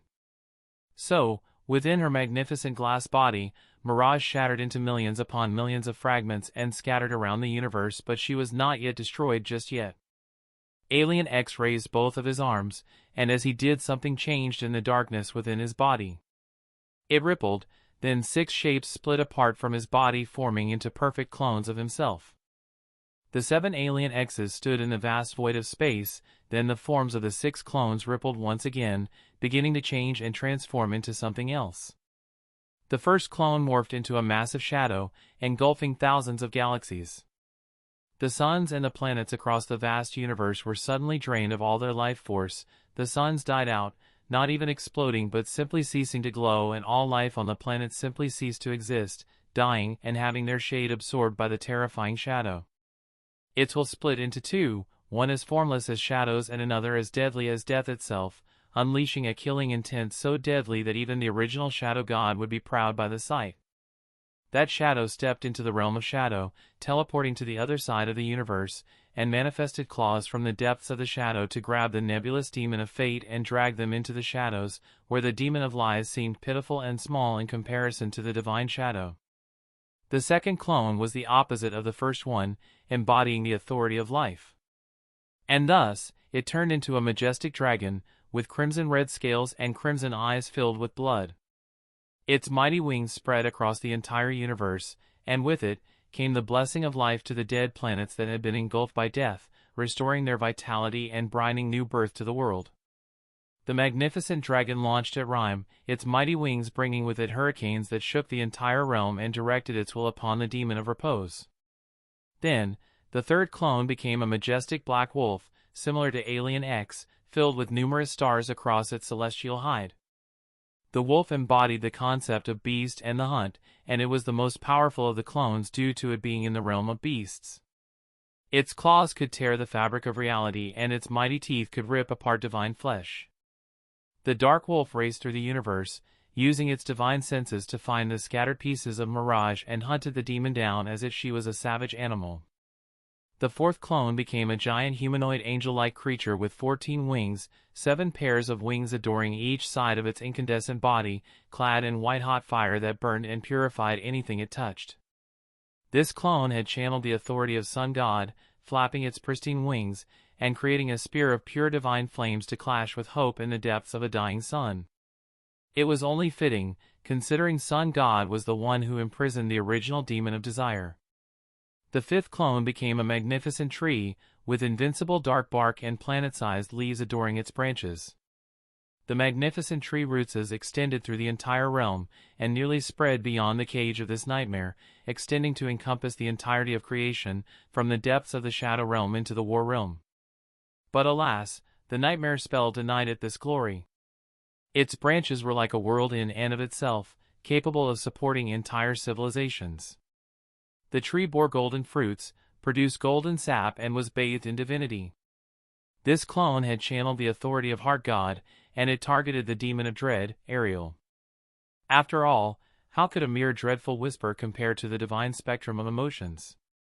The sixth and last clone transformed into a giant whale, one with dark purple flesh, surrounded and hidden by storms and thunder. The whale's body was a living storm of cosmic proportions, its dark hide crackling with lightning that could shatter galaxies, its roar echoing like thunder across the void, and its massive form pulling entire star systems into its gravitational pull as it devoured everything in its path. Wherever the whale swam, water followed, and thus, space itself bent, swallowing the whole universe in an endless ocean. The whale was vast, vaster than all the clones, except for Shadow, and consumed anything it set its sight upon. With space and stars at its command, the whale swam towards Nether, the demon of the underworld. And their romantic dance, which started between the original demon of darkness and the goddess of black skies eons ago, came to a harrowing end as the youngest demon was utterly engulfed in the whale's depths, which had assumed the authority of storm. Alien X had channeled the authorities of the 7 primordial gods into his clones, a mere fragment of them, as a mere divine titan could not possibly encompass the might of a primordial god, but thanks to Alien X observing the gods through the great tapestry, and its ability to do anything, it managed to channel that power and wield it to fight the defiled demons. However, even Alien X did not dare to copy the authority of the 7th god. The forgotten god, the god of nightmares, dreams, and corruption, who was slumbering somewhere, waiting to awake and consume all of existence. If Alien X had tried to channel that being's power, then he might bring doom to all of reality. Meanwhile, the main body of Alien X looked upon Dagon. Now that its minions were being dealt with by the divine imitations, it was time to handle the unholy god, once and for all. A white pillar rose from Alien X's hands. As it did, the pillar shaped itself into steel, becoming a magnificent silver sword that seemed too advanced to be a mere sword. It was divinely beautiful, vast, and ancient. As that happened, silver armor formed around Alien X's body, which he did not need, of course, giving the divine titan the visage of a mighty warrior. Alien X had summoned Ascalon into existence, manifesting the divine blade of purification to end the reign of this terrifying dark deity. Chapter 92, The End? Alien X raised Ascalon, pointing the divine blade towards Dagon and bathing the world in pristine, overwhelming light. Dagon, the Old One and the bringer of knowledge, unleashed the full cataclysmic might of his powers, desperately trying to ward off the celestial Alcipian to no avail. The unholy god's will was simply not enough to contain Alien X in a fair confrontation, no matter how he used it. His demons were being devoured by Alien X, one by one, as well. Arcs of light that could engulf entire realms spread across Dagon's body, cutting his tendrils and drawing upon his blood, that sickly unholy ichor falling down upon the world like a great river. The Great One recoiled from the damage, knowing that he could not survive this confrontation. There was nowhere to retreat to, as well. O great celestial Alcipian! Must you be so cruel and destroy me, who is your kin from the void? Dagon spoke in an ancient tongue of chaos, which was not a language but music. The eternal music of the void, which only its inhabitants could understand. Alien X, belonging to a race born in the void, understood this music perfectly despite being a creature of flame. And so, it responded in the same tongue. What do you know about the void, abomination? Alien X's presence expanded to encompass the entire world, rendering Dagon's will utterly useless. You are merely a pitiful creature, born long after the flames of desire gave birth to the seven gods. You are nothing but an imitator, one who admired the last of the true gods now slumbering in a forgotten nightmare and sought to become his herald. Alien X's voice was fragmented and bizarre, a chorus woven from Bellicus, Serena, Hugo, and Ben Tennyson all at once. It was both male and female, both strong and weak, both divine and mortal, breaking all logic. We were born before the gods. We cradled the flame of desire long before they forced their laws upon existence and sealed our desire. We witnessed the void in its primordial glory, when concepts did not yet exist and could not exist. So I ask you again, pitiful spawn of chaos, what do you truly know about the void? Dagon simply remained silent, unable to respond to this ancient being. And eventually, the light unleashed by Ascalon finally reached the depths of the unholy god's soul, and Alien X plunged Ascalon into his 6 cores, shattering them. The entire universe recoiled, and at the same time all of the demons were consumed by the clones of Alien X. You have slain Dagon. You have slain Nether, demon of destiny. You have slain Mirage, demon of imagination. You have slain Hope, demon of desire. You have slain Ariel, demon of dread. You have slain Rhyme, demon of repose. You have slain W-. The voice of the nightmare spell resounded in the inner world of Alien X, informing Ben, Hugo, Bellicus, and Serena of the defeat of the unholy god and his cursed copies of the demons. The 4 personalities remained silent for a while as they watched the universe outside slowly crumble, disappearing into white light. The nightmare was finally nearing its end. We made it! Hugo breathed, his voice hitching with exhaustion and relief.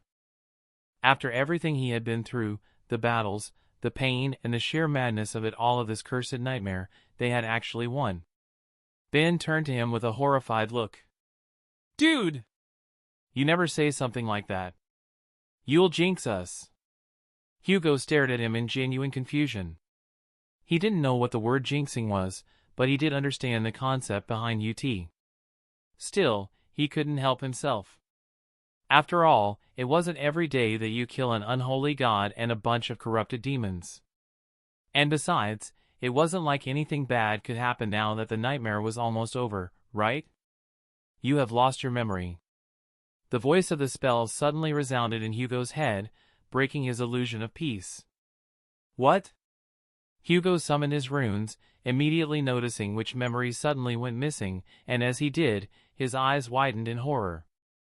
It was Conqueror's Wrath, the memory he had gained from killing Vilgax in the first nightmare, and one that had an ominous description.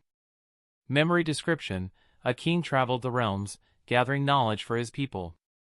Eventually he found a home among the Galvan's brilliant minds, and though he lacked their innate intellect, he slowly earned their respect through sheer determination and eagerness to learn, even captivating the first thinker himself. But when the looming threat of the children of war descended upon his kingdom, the king begged the Galvans for aid.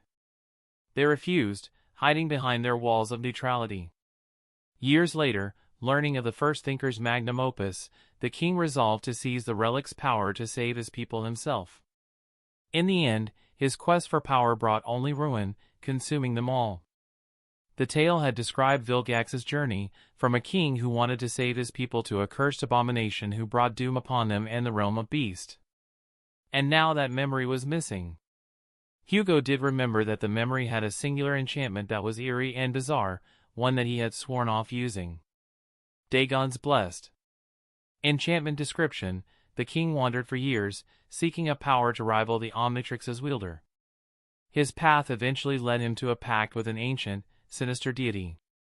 As he did, you may consume this memory to gain the same powers. Now that he knew what Dagon was, he was glad that he never used this thing.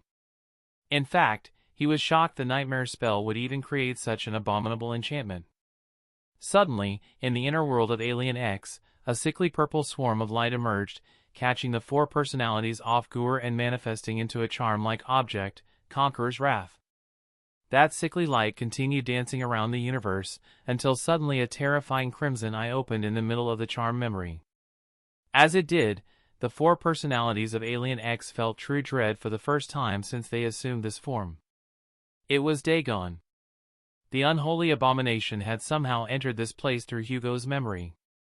In fact, the abomination might have planned all of this since the beginning, somehow granting Hugo this insidious memory in the first nightmare under the nose of the nightmare spell and using it now to manifest himself within Alien X, thus fully coming back to life for the second time. Ben was the first to move.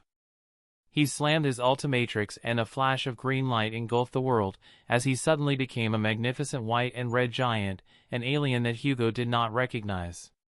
He did not stop there. Instead, he slammed the Ultimatrix on his chest, activating the ultimate function. The alien he had transformed into was already powerful, being a transcendent titan. But now, with the ultimate function, Ben had elevated himself into a supreme titan, turning into a beautiful titan of blue, white and red that was unimaginably big. And without wasting any time, he brought his hands down at Dagon, who had not fully manifested yet. Ben used his supreme will to stop Dagon from manifesting fully, and thankfully, he was able to do just that. After all, Dagon was not capable of wielding his full power right now, but merely a fragment of it, considering he was only manifesting himself from an ascended memory. Hugo turned to Bellicus and Serena in a hurry and yelled, "Motion to kill that thing." Bellicus shouted back at Hugo, equally panicked, "You idiot! This is all your fault. Why would you carry such a dreadful thing in your soul and bring it here?" I didn't know." "Just agree already." Serena shook her head with a sad expression. "I'm afraid that is not possible. We are the personalities of Alien X, the spirit to be precise, but we are not the divine being known as Alien X, and so we cannot make Alien X interfere with us." "Why the hell not?" Hugo said, baffled by the ridiculousness of that statement. It did not make any sense. "It's an absolute law that the gods imposed on the Celestial Sapien, the very same one that gave Alien X multiple personalities," Serena explained carefully, a solemn expression on her face. "It made it so all Celestial Sapiens can never interfere with their personalities or the realm we reside in, preventing Alien X from breaking the will of the gods by finding workarounds around the rule." Was that why they hadn't been able to fix Ben's soul in the real world? The excuse of them being afraid of the unholy gods of the dream realm was true, but it seems that it was not the only reason. Even if they had allowed Ben to go, they would not be able to create a new soul for himself. The nightmare around them was slowly collapsing. And if Hugo was pushed into the spell appraisal as Alien X, then he would bring Dagon with him into the waking world, which would destroy everything. However, if Hugo decided to detransform, then he would die from the strain on his soul, or worse, the Omnitrix won't allow him to detransform due to the failsafe, which would lead to Dagon's escape anyway. There was nothing he could do. This can't be it. Surely there's something. As he thought that, a blue light suddenly erupted from Hugo's chest, not from his Omnitrix, but from somewhere deep in his soul, something that was not there before. It was so pristine and pure. So sacred. The light detached from Hugo and poured towards the manifestation of Dagon, surrounding the spirit of the unholy god and stopping it from fully manifesting. Ben's eyes widened as he slowly moved away, detransforming into his human form, equally shocked by this development. The light coalesced into the form of a man with fair skin, gray eyes, and short black hair. He wore a white lab coat over a simple shirt and brown vest, with a black tie, black pants, and black shoes. A pair of green lens goggles hung around his neck. Bellicus and Serena recoiled visibly at his appearance, recognizing the intruder. "Time Walker! You are not welcome here," Serena said, her soft voice taking on an aggressive tone. Bellicus shouted as well, "How dare you break the treaty you made with the Celestial Sapien race?" Hugo looked at the scene, utterly baffled by all of this. The two personalities of Alien X somehow knew about Paradox's existence, and the Spirit of Time appeared to have had a treaty with the Celestial Sapiens, which did not shock Hugo at all at this point. From the look of it, the treaty was about Paradox not interfering with Celestial Sapiens, a rule he had just broken. Ben floated closer, his eyes filled with an unreadable expression as he looked upon the Spirit of Time. "Paradox," Ben addressed the Spirit of Time calmly, not feeling anger, but simply being glad that the sacred human was alive. A sad expression appeared on Paradox's face as he looked at Ben. "Benjamin. It's good to see you again, but it's a shame that we met under such unfortunate circumstances." He turned his eyes towards Hugo and smiled. "Ah, I see you and young Hugo have settled your differences. Good job. You bastard," Hugo shouted, pointing a finger towards the Time Walker. "You shameless thief, give me back my ship." Paradox chuckled hesitantly, raising his hands in surrender. "Young Hugo, you seem to be mistaken. It was not me who took your ship, rather it was the original me who did so. I'm merely a time echo left inside of your soul for this very moment. Ah, I would like to explain it to you in more details, but I'm afraid we don't have time. This nightmare is ending after all." He looked at the four personalities of Alien X and then back at the purple crack in existence that was Dagon and sighed. "This fellow has caused us a lot of problems, even after death. So much so that I had to break multiple laws of existence to ensure his demise. Bellicus, Serena, please accept my sincerest apologies for interfering, but unfortunately it was necessary. If I hadn't done so, you too would have been devoured by Dagon." Bellicus and Serena looked at Paradox for a moment, then sighed collectively. "I suppose there was no other way," the feminine voice said, "forgiving the Time Walker." "You are not forgiven, but we do understand your circumstances," the masculine voice added. "What are you waiting for? Kill that abomination already." Paradox shook his head. "I'm afraid I'm not capable of doing that right now. I'm merely an echo of the real Paradox, and I can't possibly destroy Dagon with my current power. The best I could do for now is contain it and transport it somewhere else, a place that could suppress it until powerful beings emerge to kill it." "Where exactly would that be?" Ben asked, a grim expression on his face. Ben had suffered the most from Dagon, and so he was obviously hesitant about letting it escape this nightmare, but he understood that it was either that, or they would die and the creature would escape anyway. Paradox smiled and pointed a finger towards Hugo. "To the War Realm, of course. Specifically, 45 years before this moment, near the 6th category gate on the moon." Hugo's eyes widened in shock. "What? There's a 6th category gate on the moon? And wait, if you're sending Dagon there, won't he just consume Earth? And technically, if you send it now, wouldn't it have always been there? So how does any of this make any sense?" Hugo bombarded the Time Walker with questions. "Always so curious, young Hugo," Paradox replied with a faint smile. "The reason I'm sending it to your realm is because of the unique law of the War Realm, which is capable of suppressing even unholy beings. Sending it back in time into the moon should be enough to imprison a certain nasty supreme for a while. Don't ask about his name. As for the rest, well, it's time travel. Don't think about it too hard. It's not something you'll be able to fully comprehend at your current rank. Hugo listened carefully, absorbing each word. There was a Supreme on the moon? And Dagon had apparently been on the moon long before he was born, during the same time that the nightmare spell first descended.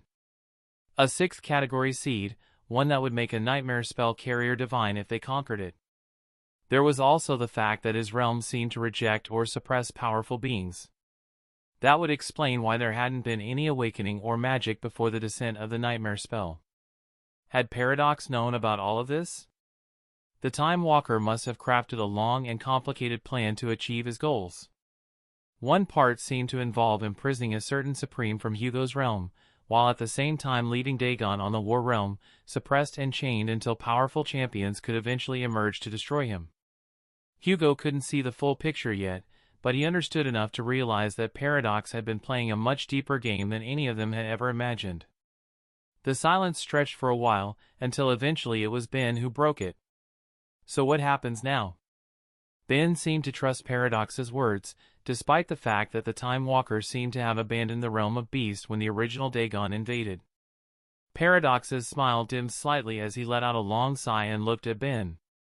Young Hugo would be thrown into the nightmare spell appraisal in a few minutes, and his body and soul will be rebuilt by the spell, saving him from the consequences of using Alien X. You, on the other hand, I'm afraid you will die. As you are not a carrier of the nightmare spell, you will be thrown directly outside, and your soul will crumble due to using Alien X. Ben had used Alien X not once, but twice by now. He had existed in the nightmare by possessing Albedo's body, hoping to take over Hugo so that the nightmare spell could grant him a new body, but he had abandoned that plan, choosing to accept his doom instead of devouring Hugo.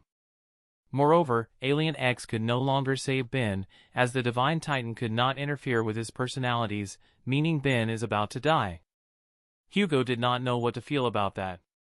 Ben, on the other hand, simply looked at Paradox, Bellicus and Serena, and lastly, Hugo. He simply smiled, a smile that looked tired and exhausted. My life was not really the greatest. But I suppose this is a fitting end, for someone like me. Bellicus looked at Ben with an uncertain expression, while Serena burst into tears, not wanting the young hero to die. Even though they didn't show it, Ben meant a lot to the two personalities of Alien X. There is a way to save you, Benjamin, Paradox said, shocking everyone. But I'm not sure if young Hugo would agree to it. He looked at Hugo calmly and added, I can teleport Ben outside, making him no longer a personality of Alien X. Then, you three use Alien X to connect him to the nightmare spell, which would let him go through a spell appraisal like you, saving him. The decision is ultimately left to you. Hugo stared at Ben for a long moment, noticing the hopeful spark that appeared in his eyes.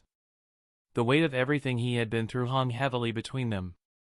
Everything that had happened to Hugo, from the moment his mother died until now, was Ben's fault. His first nightmare, the Forgotten Shore, the Soul Devourer tree, Ariel's Hell, this nightmare, and all the pain he had experienced in those places. They were all because of him. You are the architect of all the horrors that I've endured, Hugo said, looking Ben directly in the eyes. All those deaths, all of that pain, it was all because of you. Ben's expression was solemn, but he remained silent, for he knew his crimes better than anyone else, and so he could not expect sympathy from Hugo. I don't forgive you, Hugo said quietly, his voice steady but heavy. For everything you did to me. It's just not in me to do so. But I also can't carry this hatred for you anymore. Hugo continued, looking Ben directly in the eyes. So, I will save you. Perhaps this is what my mother would have wanted, or maybe it's what I want to do. He turned to Bellicus and Serena. Motion to connect Ben Tennyson to the nightmare spell. The two personalities looked at each other, then back at Hugo and nodded. Motion carried, but you two better keep your promise and contact us, Bellicus said. Motion carried, Serena said with a smile. Ben's eyes glimmered as they were suddenly consumed by tears. After everything he had been through, he finally had the chance to go back home and help his people. He looked at Hugo, tears streaming down his face.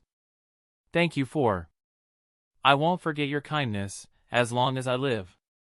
The two wielders of the Omnitrix shook hands, both of their Omnitrices glowing briefly. Paradox smiled. Marvelous. I'm glad we can all come to an agreement. Now, Benjamin, hurry up. There is not much time left. Ben floated towards Paradox, exchanging final looks with Bellicus, Serena, and Hugo. I'll see you guys on the other side. And Hugo, he said softly, let's meet again, someday. With that, Paradox, Dagon, and Ben disappeared from the space that was Alien X's inner world. Alien X's hands extended, as it grabbed the strings of the weakened nightmare spell, forcefully connecting it to the fading soul of Ben Tennyson, making him a carrier of the nightmare spell. At the same time, Hugo detransformed, and both Ben and Hugo heard the voice of the nightmare spell one final time. Your nightmare is over. Prepare for appraisal. Chapter 93, Appraisal. Prepare for appraisal. Hugo found himself in a space between dream and reality. It was an endless black void illuminated by a myriad of stars. Between those stars, countless strings of silver light were woven into a beautiful and inconceivably complex net, forming various nexuses and constellations. It was truly a breathtaking sight. However, the scene seemed eerily wrong, as if the constellations that made up the nightmare spell were shaking, as if threatening to break. Hugo chuckled slightly. He knew why the spell was in such a miserable state. It was trying to contain Alien X and Dagon inside the nightmare, and later on, Alien X had forced it to connect with Ben forcefully. It made Hugo worried that the spell would punish him for that, but thankfully no such thing happened. He had done it. He had survived. It took a lot of luck and a lot of pain, but he had finally escaped the dream realm after being lost for a long time.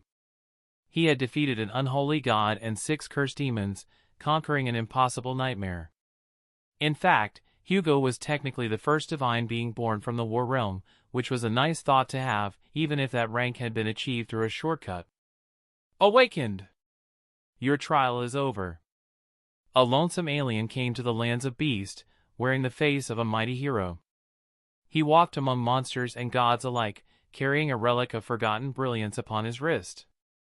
He shattered the cursed domain of an unholy god, burned the knights who chained him, and rose from defeat even after his sinister twin stripped him of his name and identity. He joined a war that would decide the fate of the realm. He slew the last of the cursed knights, then stood before the unholy god himself. In that final confrontation, the alien transcended mortality and became a true divine god, sundering the abomination and saving all of existence. You have slain and awakened. You have slain and ascended. You have slain a transcendent devil. The spell went on to list everyone and everything he had killed inside the nightmare. Hugo felt that something strange was happening to time inside the black void, because it did not take too long for. You have slain a god. You have slain a demon. You have slain a demon. You have slain a demon. You have slain a demon. You have slain a demon. You have slain a demon. You have saved all of existence. You have achieved the impossible. Final appraisal, glorious. Your heroism truly knows no bounds. Hugo blushed slightly. The spell was quite flattering right now, as it credited him with saving all of existence. But still, he was glad to have received such a marvelous appraisal. He deserved nothing less after all he had gone through. Awakened Hugo, receive your boon. Hugo couldn't help but smile. He had been an awakened for far too long. You have been bestowed a true name, Demon of Change. Hugo nearly fell over, his heart pounding violently. A new true name. One that was different from his original one. Demon?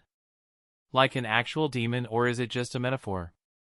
A new true name was wonderful, considering he would be able to hide behind the fact that his true name is Paragon of Purity, while his actual true name is Demon of Change.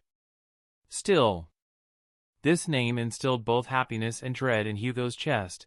After all, nothing related to the demons was ever good. But the rewards kept coming. Your aspect is ready to evolve. Evolve aspect? This was another shocking part. Another evolution? Hugo pondered this. When he thought about it deeply, the Omnitrix evolving last time was not truly an evolution. Rather, it was the Omnitrix becoming complete and granting him full access to its functions. This one, on the other hand, seemed to be an actual evolution. Moreover, the Omnitrix was the one that completed itself last time.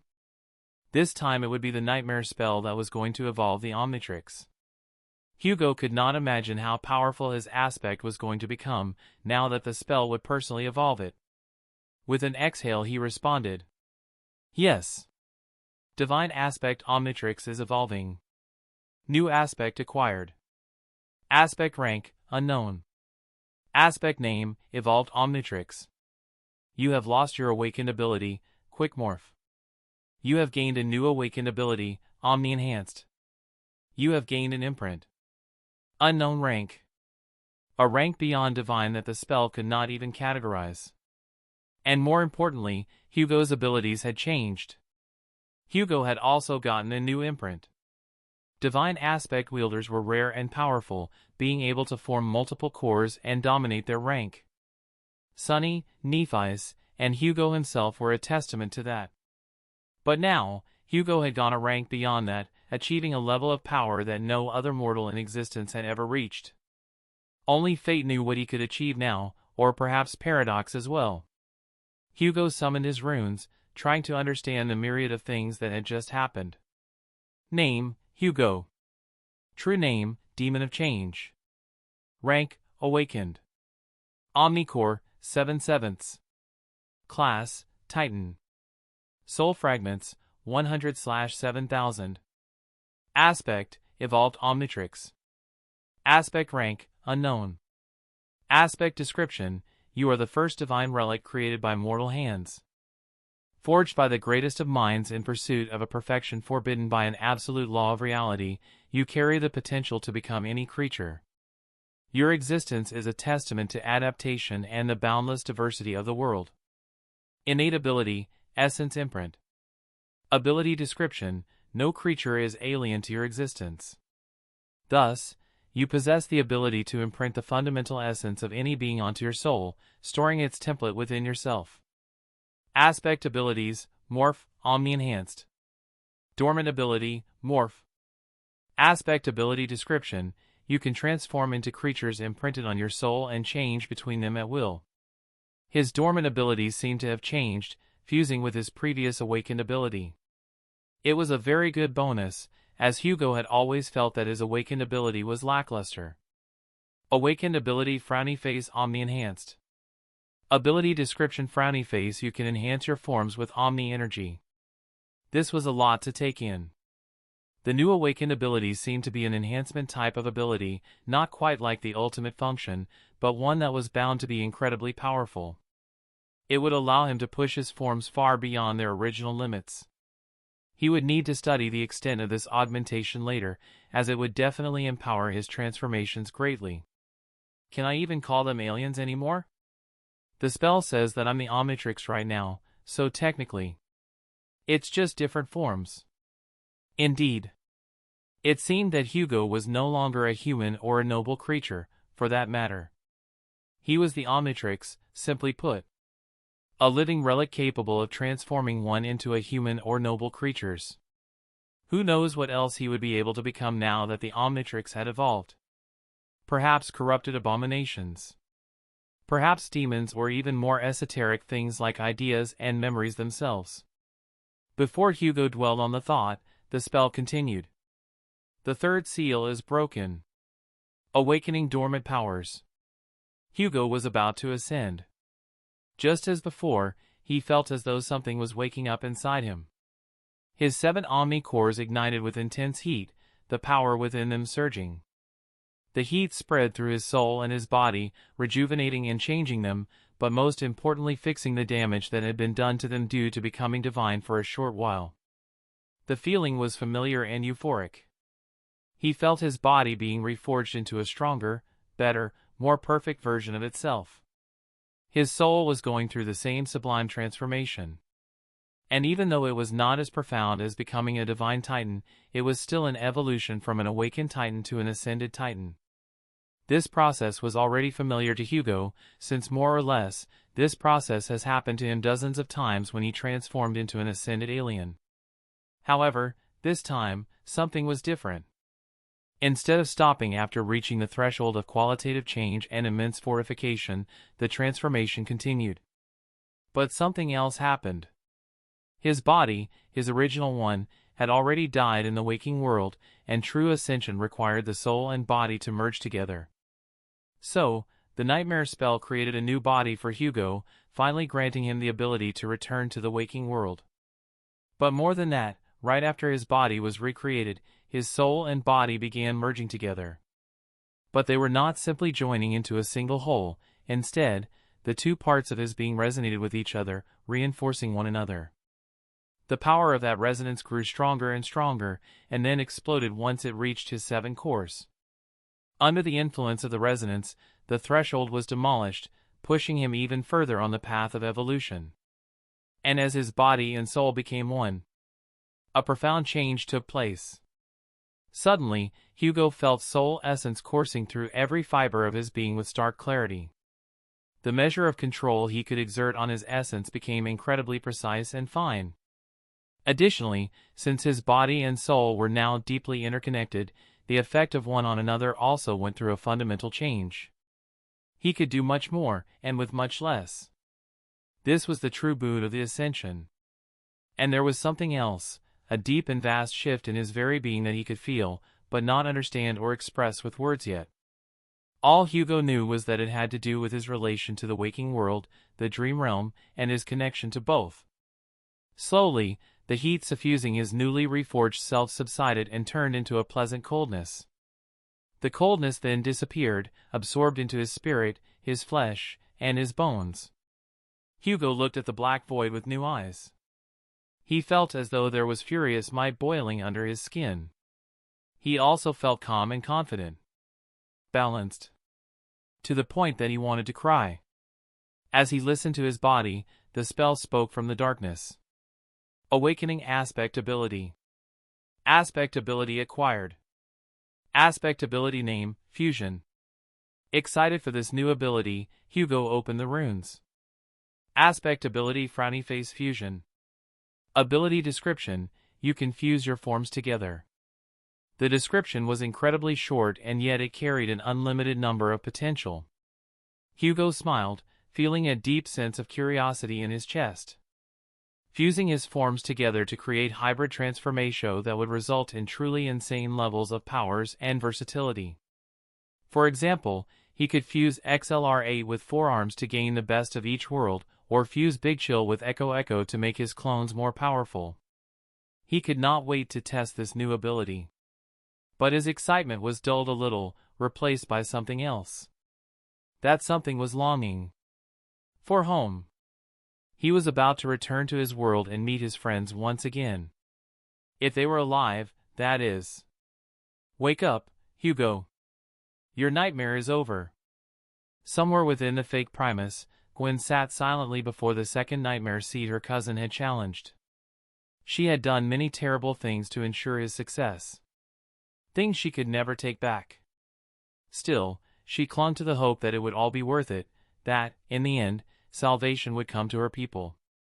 As that thought crossed her mind, the nightmare seed suddenly began to crumble. Gwen's eyes widened. At the same time, she prayed, whether to the nightmare spell or to any god that might be listening, she didn't care, she only hoped that her prayers will be answered. She just prayed that Ben would come back alive. The seed collapsed into a storm of white sparks, dissolving into nothingness. And when the light faded, only a single object remained on the ground. It was a beautiful watch, black and green in color. One that she knew very well. The Omnitrix. A tear formed in Gwen's eyes as she realized what this meant. No, it can't be. She hurried forward, but before she could reach it, the Omnitrix suddenly rose from the ground, erupting in a brilliant green light as it levitated in the room. A cascade of energy burst outward, flooding the space, and within that radiance, a silhouette began to take shape. It was that of a beautiful young Ma. That was how the children of Beast had regained their mightiest hero. Somewhere else, in a distant realm, within the manner of a mortal flame, the body of sleeper Hugo was seated on a wheelchair in a beautifully adorned chamber. Nephi's and Sunny had brought him here from the Awakened Academy, preserving him in the faint hope that their friend might one day return. But over time, that hope had faded. Now, it was nothing more than a gesture, an act of respect for the fallen. Yet at that very moment, the Omnitrix on Hugo's arm, long dim and lifeless, suddenly ignited with a radiant azure glow. Without warning, it detached from his wrist, leaving the hollow body behind, and shot upward, bursting through the window into the sky outside. Its light expanded, vast and overwhelming, bathing the entirety of NQSC in a brilliant blue radiance. And within that light, a figure began to form. A pale young man, emerging from the depths, the Omnitrix itself. That was how the realm of war had gained one of its mightiest champions. At the same time, far out in the void of the war realm, a peculiar crimson space pod drifted silently through space. It had crossed the realm boundary long before the nightmare spell descended upon this world, remaining dormant for centuries, until now. As if responding to the awakening of a certain device, the pod suddenly ignited in crimson light. It surged forward, crossing galaxies at terrifying speed. Its destination was a certain blue planet. Passing its moon, it entered the atmosphere. From the lunar surface, a man in a tattered spacesuit watched the pod descend silently. His golden eyes reflected both the plane and the descending pod, and at the time, they reflected an eerie hunger within their depths. "How peculiar," he murmured. Unaware of the presence observing it, the pod continued its descent. Moments later, it crashed into the surface, its speed regulated just enough to avoid total destruction. Its landing site was one of the most dangerous regions on the planet, Europe, a land ravaged by nuclear fallout and overrun with nightmare gates, making it completely uninhabitable by humans. The pod glowed faintly, then opened with a soft click. From within, a single hand emerged. Pale, unnaturally so, like that of a corpse. And on its wrist was a crimson ultimatrix, pulsing with an eerie light. That was how the realm of war gained its newest, most dangerous monster. End of Volume 2, Demon of Change. Chapter 94, A Most Harrowing Dream. Cassie dreamt of a distant future. One that she had not seen before in her vision, and one that promised a brighter fate. That promise did not last long. Cassie saw the corpses of billions of humans and creatures alike fall into a bottomless, hungry pit that devoured everything in its way. She saw the champions of humanity fall one by one, from the awakened, the ascended to the transcendent. They were all consumed, unable to mount any resistance. Even the supreme demigods of humanity were not spared. Cassie saw a beautiful dragon, vast as the sky, with scales of midnight fall into the sea of storms. Broken, bleeding, and utterly defeated, the children of the dragon fell with him, and the dragon seemed like falling stars at that moment. She saw a swarm of mists leading an army of wraiths, slowly starving until the wraiths disappeared completely, leaving nothing behind them. She saw a magnificent giant with steel of flesh, attempting to save the world by carrying it on her back, but in the end even she had failed. She saw two queens, one of blood and another of metal. The queens gathered their armies, one made of transformed creatures and another made of metal, and charged into their doom bravely, knowing that there was no other solution. She saw a star beast made of light, shifting between corporeal form and incorporeal, desperately trying to save the last of humanity by teleporting them away to another realm, but even then it failed. And just like that, the last supremes of existence were no more. But it was not the end yet. The gods of humanity had fallen as well. The god of shadows and death put up a strong fight, nearly destroying the calamity that had befallen humanity, but even he had failed. The goddess of light desperately tried to save her people, bringing them back from the dead, but even her flames were consumed in the end. The god of nothing attempted to seal the calamity, just like the original gods had done ages ago. But he failed. He was not vast enough to cage the calamity. Cassie could not see the calamity, or the three gods for that matter. Her aspect, or perhaps the nightmare spell, was protecting her from that, making sure she kept her mind intact. However, right as the dream was about to end, Cassie saw it. It was a universe in the form of a man, with countless stars adorning his body like jewels. On his chest was a familiar badge that she knew too well.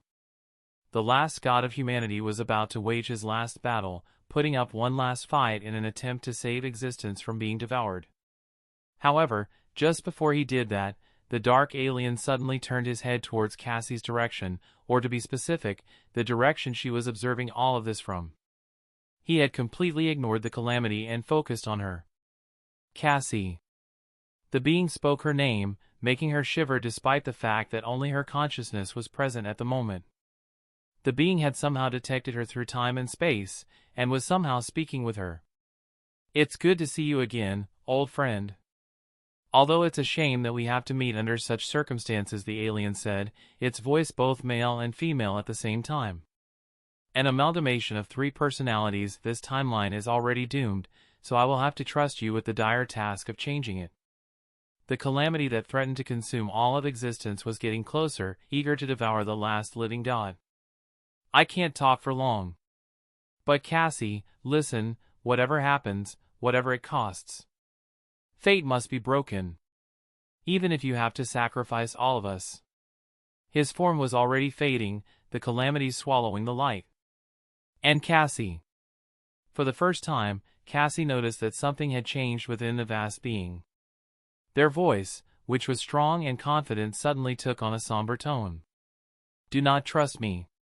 Cassie wanted to cry from his words, she wanted to scream at the divine being and curse them.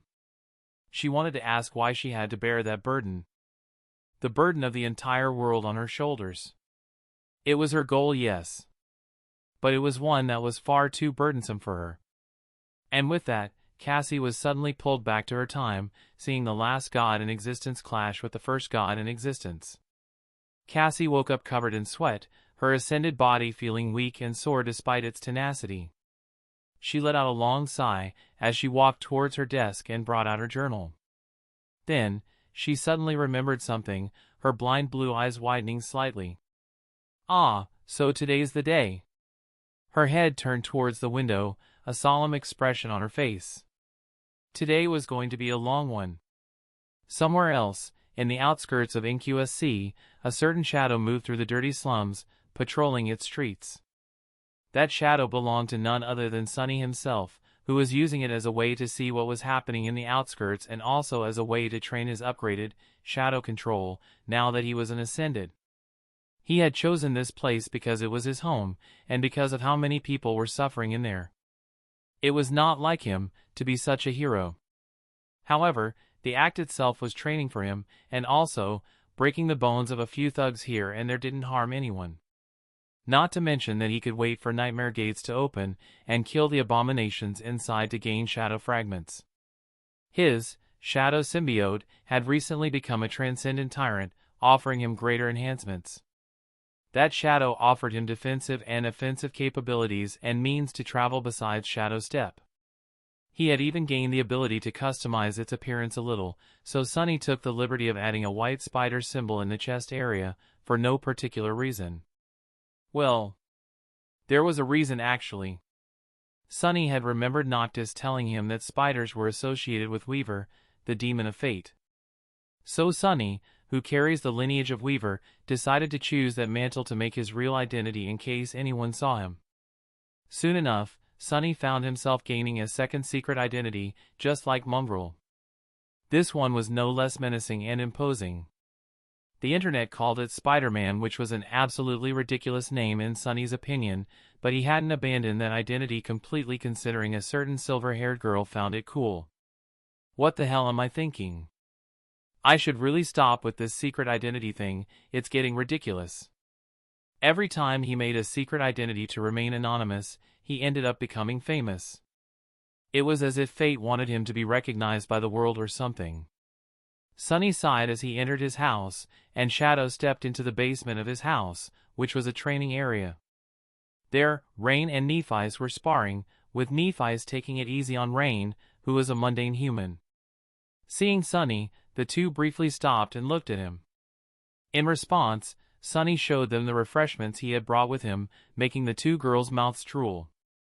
"Teacher, how come you became so strong?" Rain asked, sweating. "It was definitely not easy." Sunny responded. "I was not talking to you, I was talking with Lady Nephis." Sunny crushed the cane in his hand slightly, his eyes twitching. Nephis looked at them calmly, then spoke. "It took a lot of training. A winter solstice, and 2 nightmares. And maybe some luck." Rain gave Nephis a long look, before sighing. "I guess the only way to gain power in this world is through the nightmare spell." Sunny, seeing Rain's pouting, did what any other older brother would do. He flicked her forehead. "Ouch!" Rain held her forehead as she winced. "What was that for?" "That was for being an idiot. You should be grateful that you didn't get infected by the nightmare spell. The spell caused horrors and deaths beyond your imagination to its carriers, so receiving the chance to grow up as a normal human in a safe neighborhood is something you should be grateful for. That said, wanting to become powerful is not a bad wish." Sunny's tone was a bit serious, however Rain could tell he was trying to give her advice. "You suck at this, you know." As Rain was about to argue, Sunny's and Nephi's communicators made a peeping sound, indicating that someone had just called both of them. He answered the communicator and listened to the voice who had called him. As he did that, his suddenly eyes widened. "What is it?" Rain asked in confusion as she watched Sunny give Nephis an intense stare. "Go home, Rain," Sunny said, his demeanor changing entirely. With that, he disappeared into the shadows completely, leaving Rain confused. Shortly after, Nephis also left the house, heading to her family's manor. All around the Immortal Flame Manor, hundreds of people were gathered, alongside dozens of news channel reporters. Each of them had a look of awe and shock in their eyes. They were not here to meet with Changing Star, the renowned champion of humanity, or the Firekeepers. Instead, they were here because of the strange blue star that had appeared right above the manor, illuminating the sky. Many people had thought that it was a nightmare gate at first, and hurried to evacuate. But after some time, people realized that it wasn't. For one, no terrible abomination was coming out of it. And secondly, technology was working perfectly fine around it. This had led people to speculate about all sorts of wild theories, such as the idea that someone has finally conquered the 4th nightmare and emerged from the nightmare as a supreme. Or perhaps one of the gods was coming back to life. Cassie stood outside of the manor, alongside the confused Firekeepers.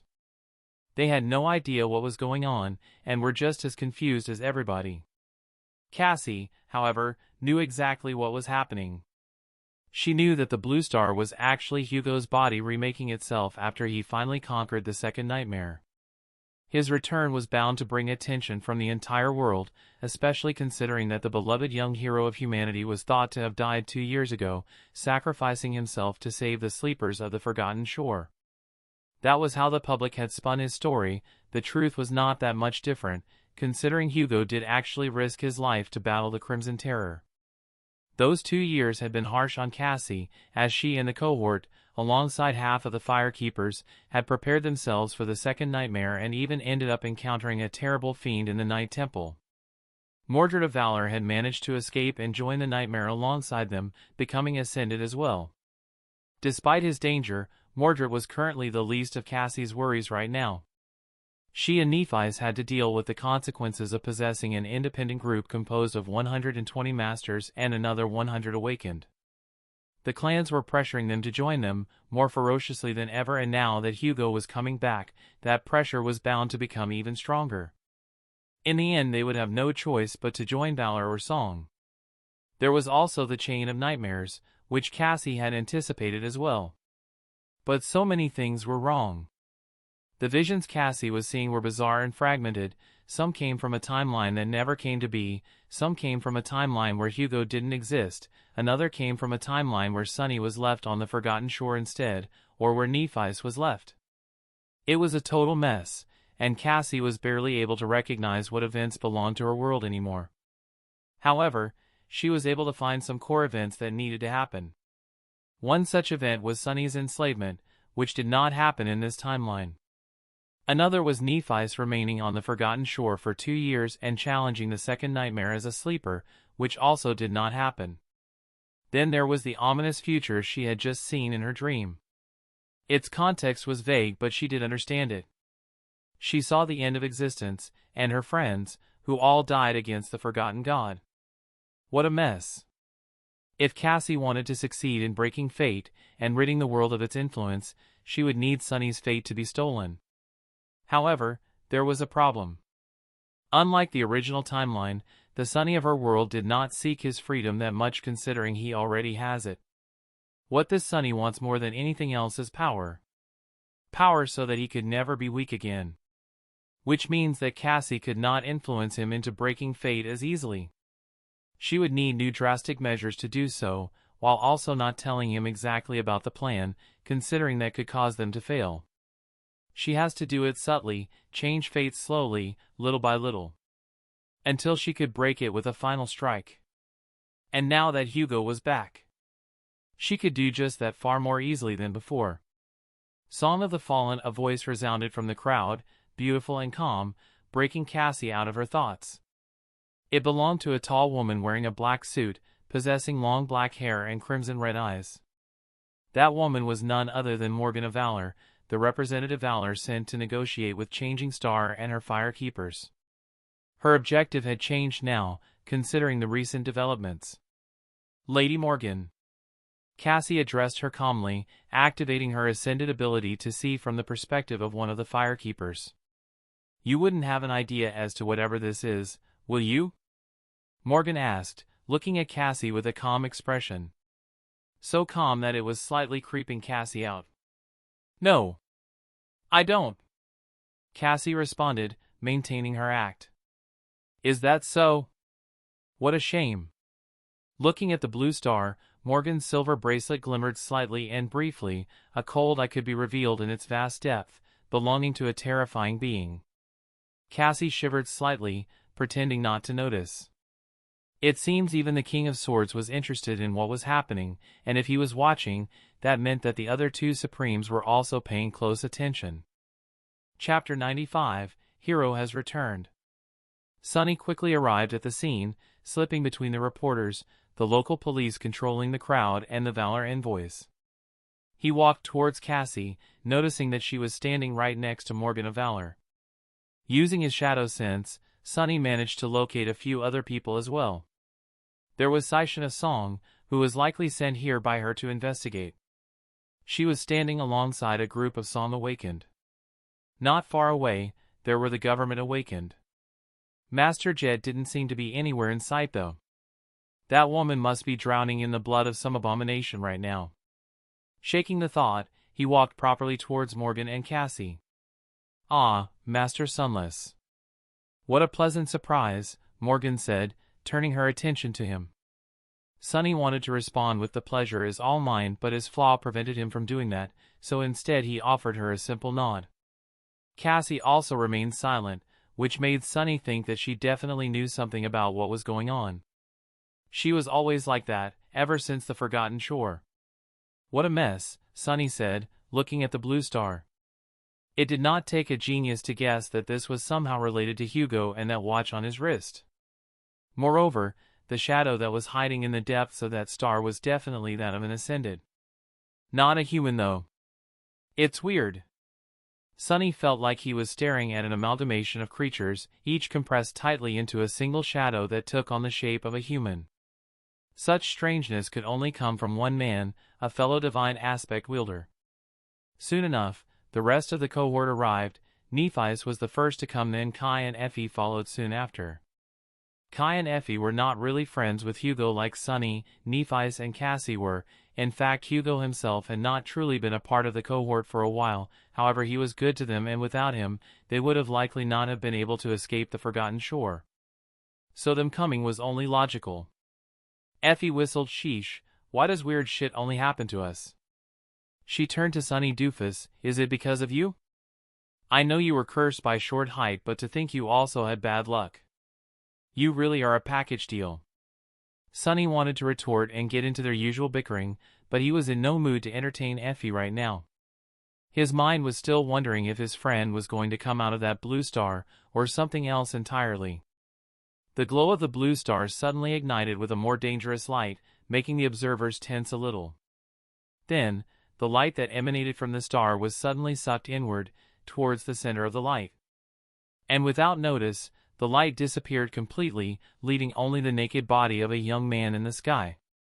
The young man fell to the ground at an incredible speed, unconscious and motionless. Kai, seeing this, quickly flew upward and caught the body of the young man mid-air. Gasps spread throughout the people watching, with many people bringing out their communicators to record the event. Kai landed on the ground calmly, carrying the unconscious Hugo. "It's really him," Sunny said with a shocked expression, as he got closer. Cassie grabbed Sunny's shoulder and looked at the rest of the cohort. "Not now, bring him inside." Seeing the people surrounding them, Kai nodded and headed towards the manor alongside Nephi's, Effie and Sunny. Cassie followed soon after, informing the firekeepers to stop anyone from entering the manor. "It seems this is goodbye for now, Son of the Fallen. I hope we meet again," Morgan said with a smile. "Yes, me too," Cassie said as she entered the manor. Hugo felt himself laying on a soft bed mattress, which was unusual for him. Very, very unusual. There was noise around him as well, not chaotic or anything, but simply noise. Slowly, he opened his eyes, and what met him was a beautifully polished wooden roof, one that was reserved for only the rich of NQSC. He remained motionless for a few seconds, then he sprung to his feet, jumping over the bed and preparing to slam his arm down at his Omnitrix. He was not used to being in such positions, ones where there was no constant danger. Looking around, Hugo's eyes widened. He was in a wide room that looked oddly similar to that of Noble's. In the room, there were 5 individuals surrounding the bed, looking at him with peculiar expressions. The first was a beautiful young man with pale skin, dark onyx eyes, and even darker hair. He wore a plain black shirt and gray jeans. The second was a tall young woman with silver hair and calm gray eyes, wearing jeans and a silver jacket with a shirt that had a music band on it. Her face was like that of a statue, beautiful and distant. The third was a petite, exquisitely beautiful young woman who had delicate features, pale blonde hair, and stunning blue eyes. Despite the fact that the young woman was dressed humbly, there was an aura about her that made it almost impossible to look away for Hugo. It was as though she was a pristine heavenly creature that had somehow found her way to the dirty, imperfect, mundane world. The fourth was a tall and attractive young woman. She had hazel eyes and beautiful brown hair, tied in a simple braid. Her build was extremely athletic, with perfect lean muscles rolling under the dewy olive skin with each movement. She was standing at a humble 6 foot tall, towering above anyone in the room. The last of the group was a slender figure. His face was young and handsome, mixing both the best feminine and masculine traits to produce a face that no woman or man could resist. His electric green eyes were mesmerizing and his luscious dark auburn hair was neatly cut and styled. His clothes were simple and exquisitely fashionable, a pair of jeans and white jacket, and the several pieces of jewelry he wore somehow managed to enhance every one of those features by bringing it just the right amount of attention. Hugo stared at the odd group for a moment, almost struggling to recognize them. The group of people were older than Hugo had imagined, way older.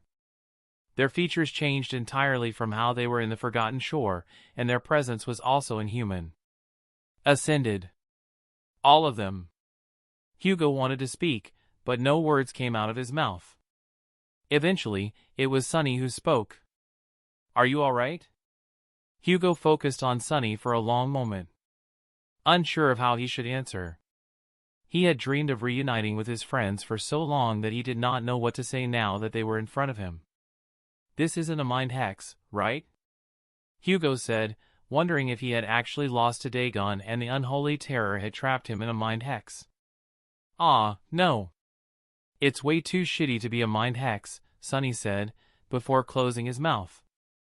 It seemed even Sunny was unsure how to approach this awkward reunion. Hugo looked down at his body, finding out that he was wearing a simple hospital garb. Looking at the group, he asked, "Ah, how long was I gone for?" This time it was Nephi's who answered.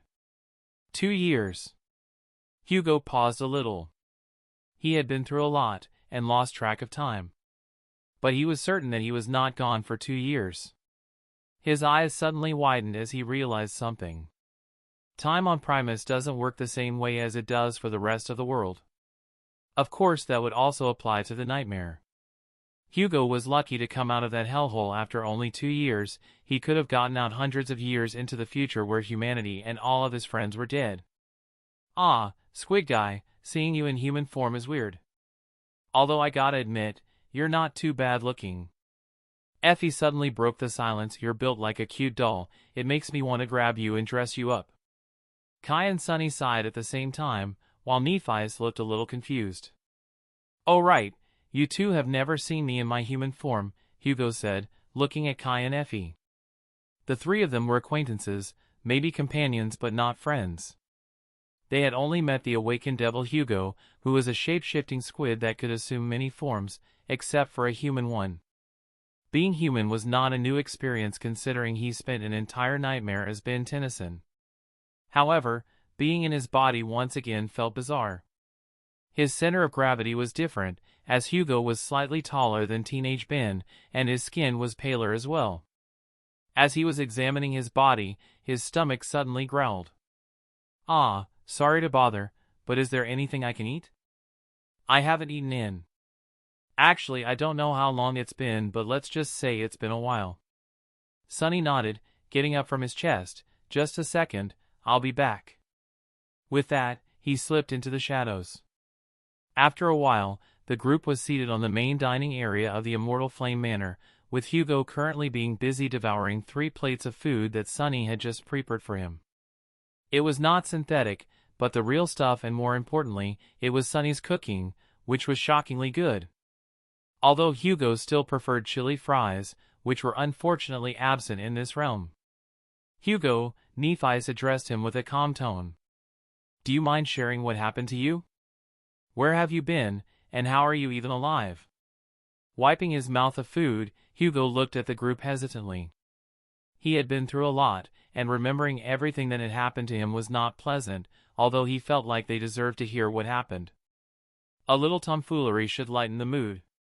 He needed to get a lot of things off his chest. However, starting his first conversation in the waking world with a dramatic sob story was not something Hugo would like. He would rather laugh and enjoy his time with his friends while he has the chance.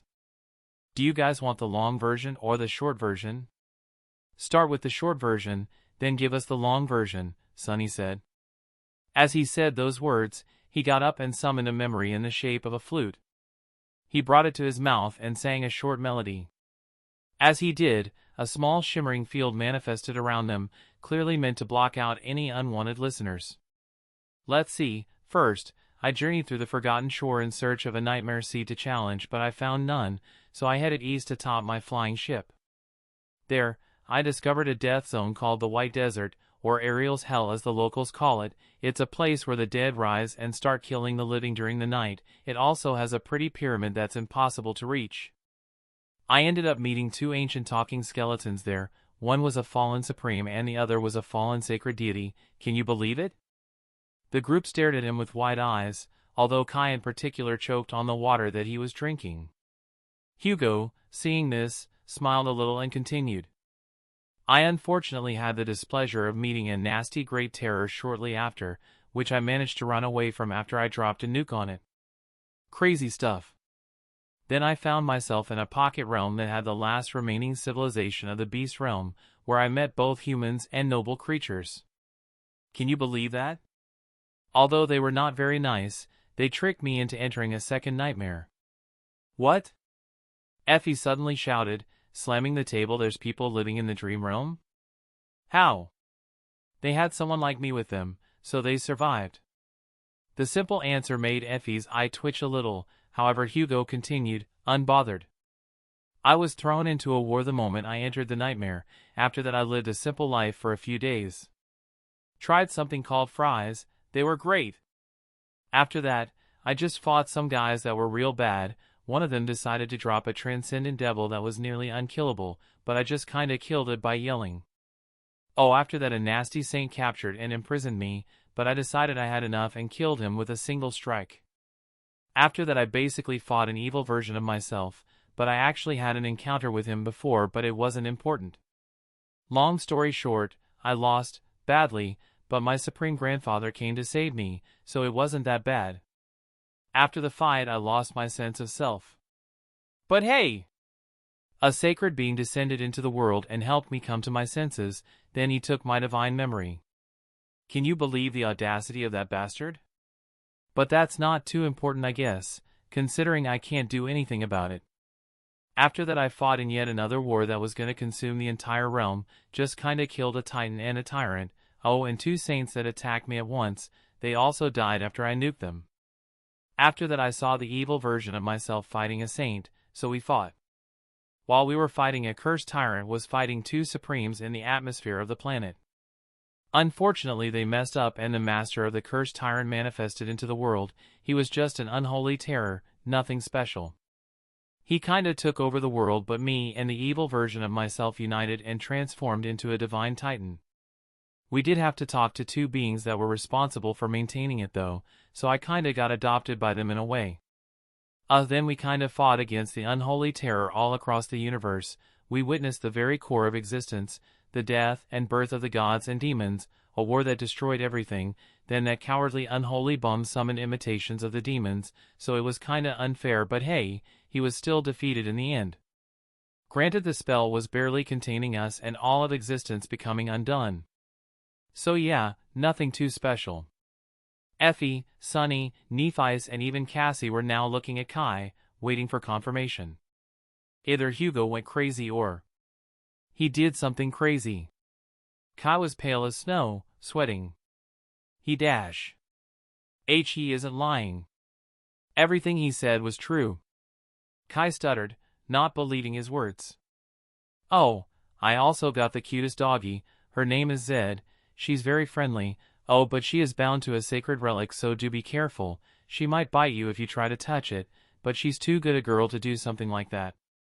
Anyway, what happened to you guys while I was gone? Chapter 96, Strange New World. After Hugo's ridiculous recap of what had happened to him in the last 2 years, the cohort went on to explain their side of the story, even if it was less crazy than his.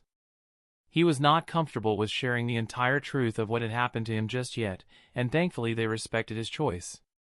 As for what happened to them in the last 2 years, the return of the sleepers of the Forgotten Shore, nearly 1,000 individuals, changed the world entirely.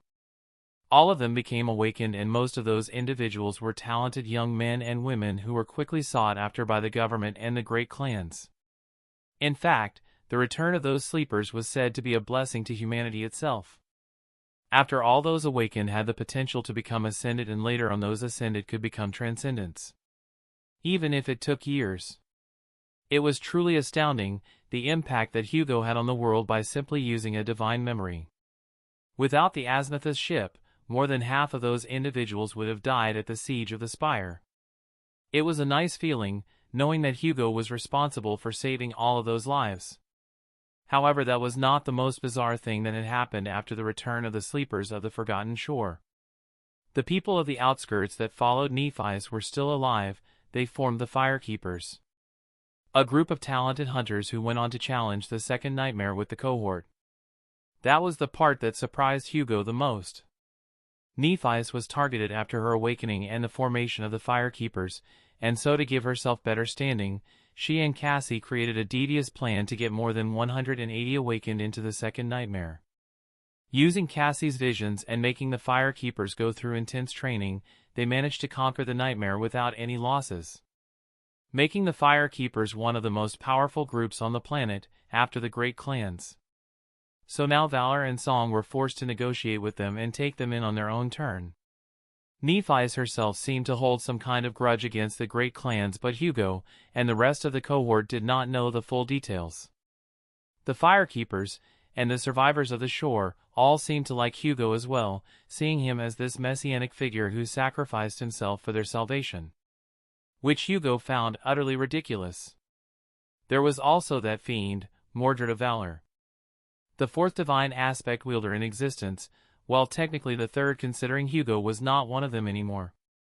What later followed was a bunch of exposition about the current state of the great clans and its politics, and the fact that the cohort had their own citadel called the Ivory Tower was also interesting.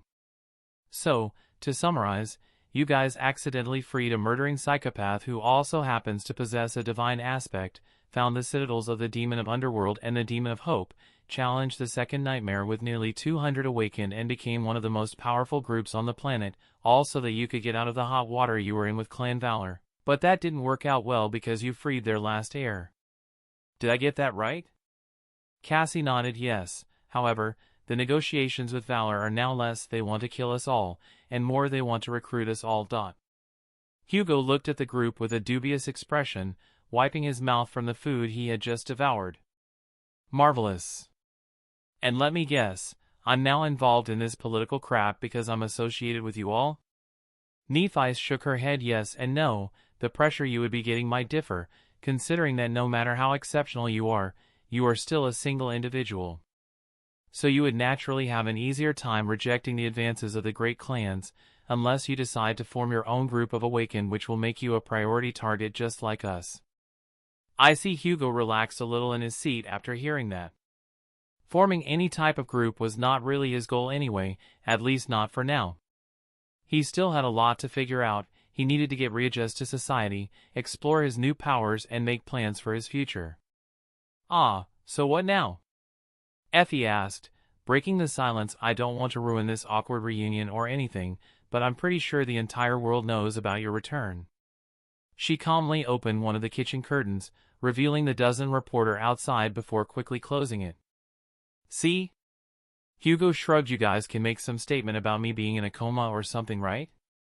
I really don't think I'm ready to be surrounded by that many people right now. Nephi gave him a reassuring nod as she got up from her chair. Me and Cassie can manage that. The blind seer nodded as she got up as well. Well then, we should get going. The faster we handle the situation the better.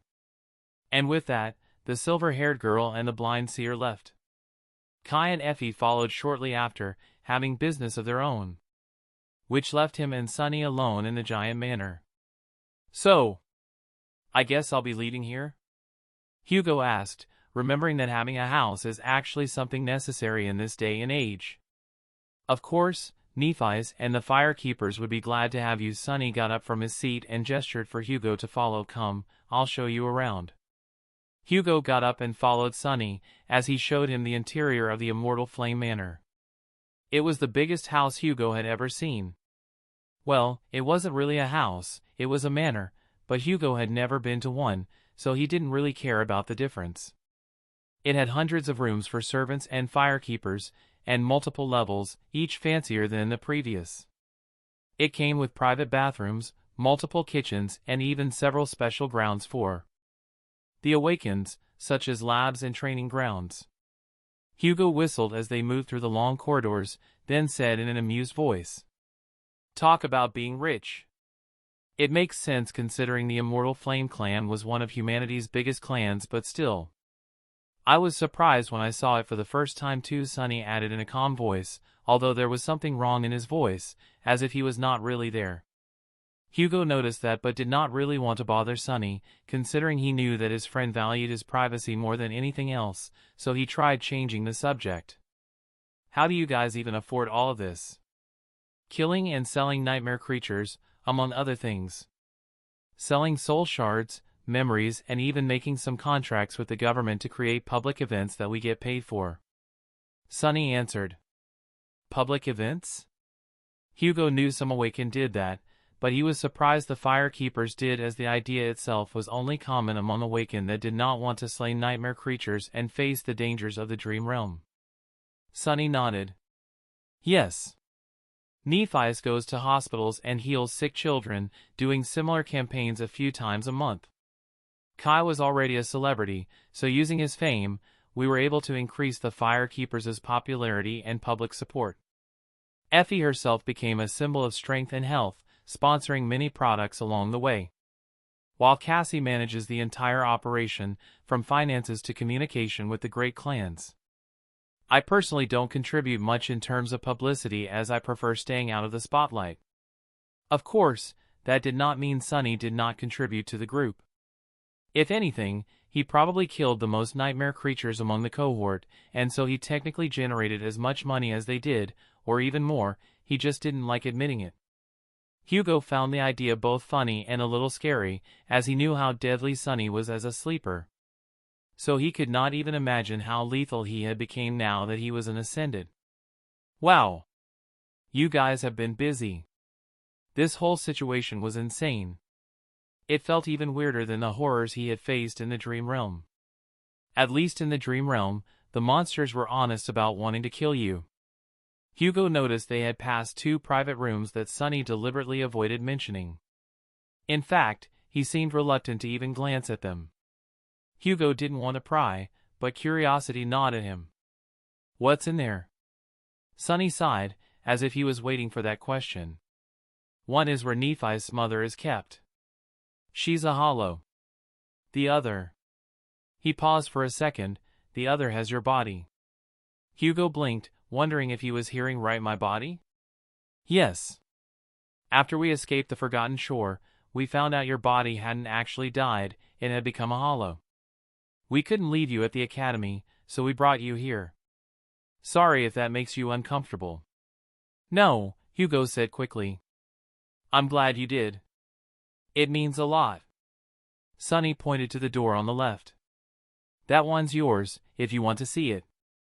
Hugo nodded and stepped inside. Inside was a modestly decorated room, with a window at the far end. Near it sat a young man in a wheelchair. His eyes were wide open, but there was nothing behind them, just a hollow, empty stare. Hugo exhaled slowly as he approached his former body. It was surreal, seeing himself like this. This was the body he had lived in for most of his life, the body his mother had given birth to, and the body that had carried him through every painful memory of his life. And now it was just empty. Even though he now possessed a stronger, ascended body, seeing his old one like this, dead and lifeless, stirred something deep in his chest. In a way, he was looking at his younger self.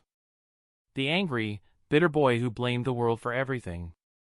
The stupid, reckless kid who didn't know any better and thought that he was entitled for better. And that wasn't a bad thing, in a way. Because no matter how flawed that version of him was, Hugo understood him now. More than that, he accepted him. He just hoped that boy would be proud of the person he'd become. Hugo placed a hand on his former shoulder and smiled faintly. We made it. Despite everything, we're still alive. With that, he turned and left the room, having no more words to say to his younger self. Sunny was leaning against the wall, waiting for him. Done? He asked. Yep. Hugo answered, but then his expression shifted slightly. He really didn't want to pry in, but he had to check if his friend was fine. Hey, Sunny. I noticed you've been acting weird around me ever since I woke up. Are you alright? Sunny's face changed at those words. He clearly didn't want to talk about it, and Hugo's question only made it worse. I'm fine. He stopped abruptly, as if something had physically cut him off. Hugo frowned at the sight, before quickly realizing it. It must be his flaw. He remembered all his interactions with Sunny on the Forgotten Shore and finally confirmed his suspicion that Sunny's flaw was that he could not lie or that he was forced to tell the truth. That confirmed it. Sunny was indeed not fine. And now that Hugo thought about it, he understood why. Sunny was still blaming himself for what had happened to Hugo. Hugo's death, the catalyst for everything that followed, had been indirectly caused by Sunny's plan, back in the Ashen Barrow.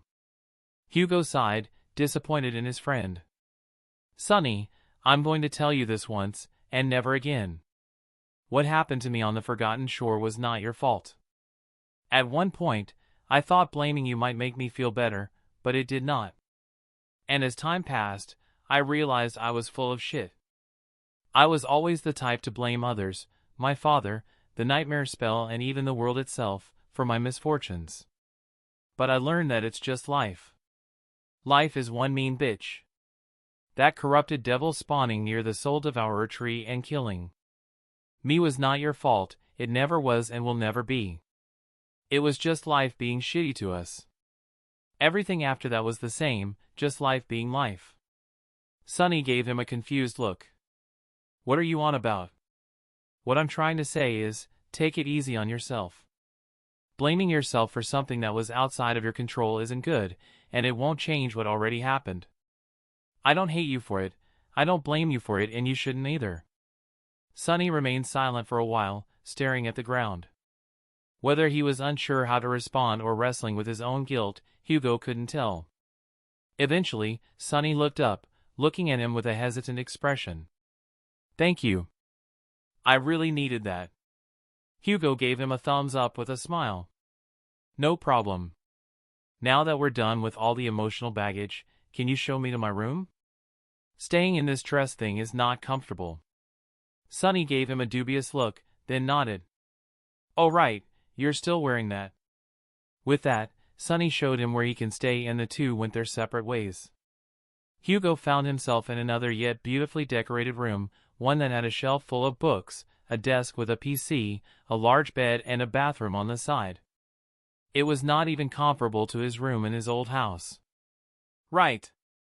I'll probably have to go see the old man soon. He really didn't want to deal with him right now, so he simply cleared his mind and entered the shower, letting hot water drown his worries.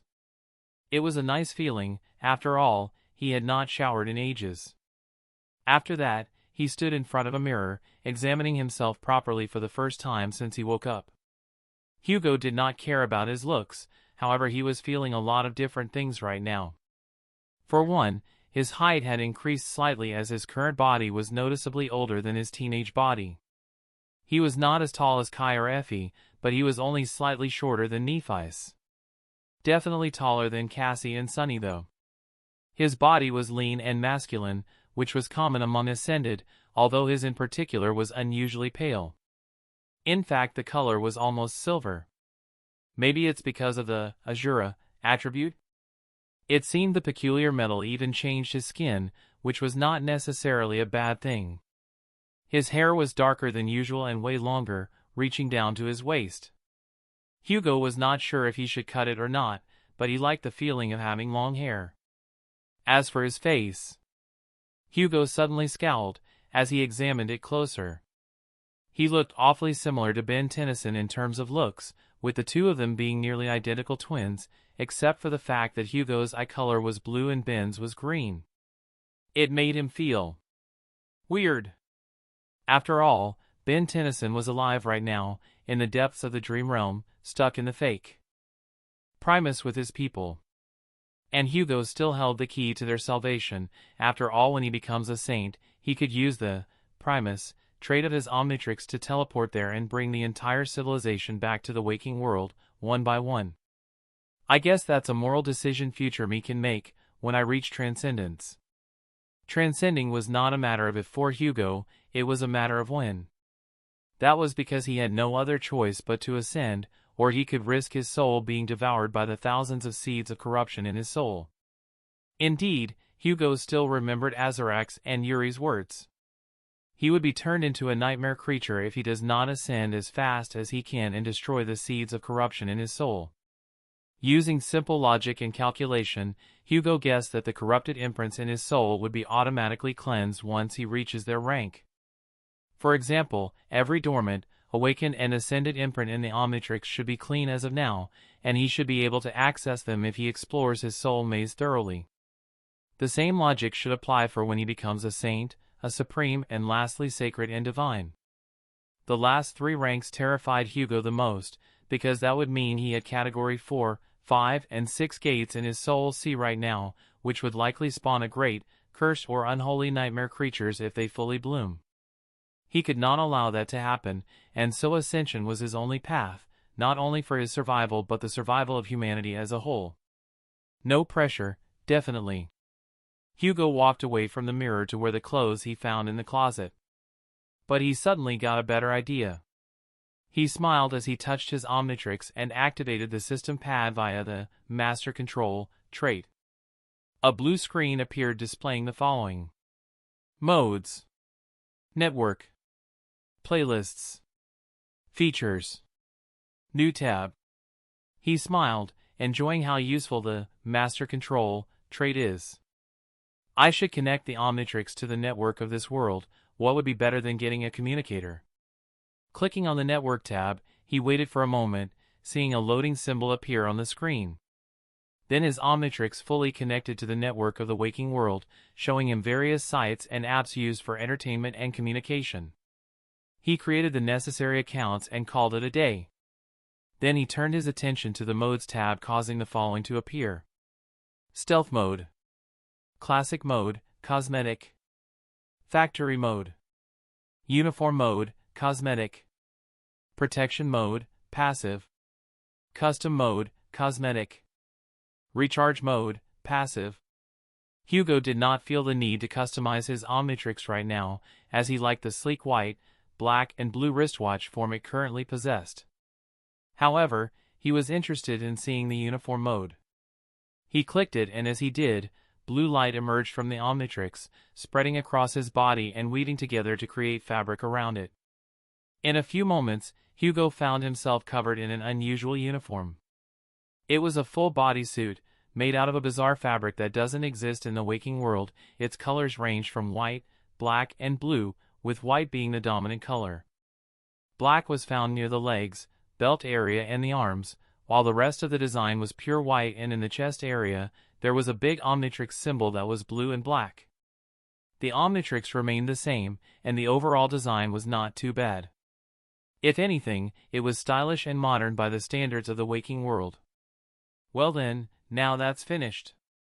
It's about time I try out my new abilities. Hugo muttered to himself.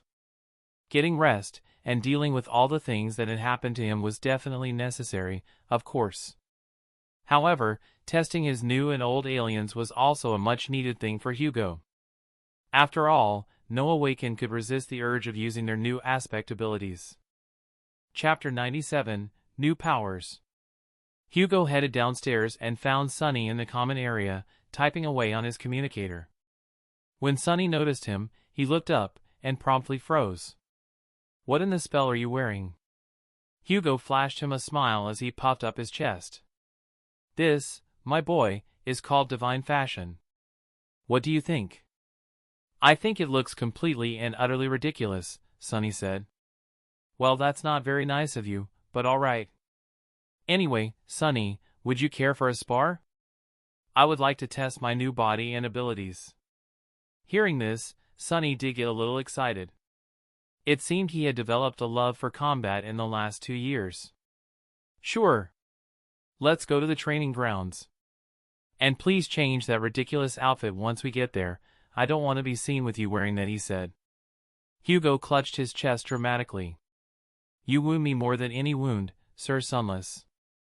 The two masters were now standing in one of the underground training basements of the Immortal Flame Manor, wearing the standard training outfit, which was a pair of light black commando pants and a sleek black shirt.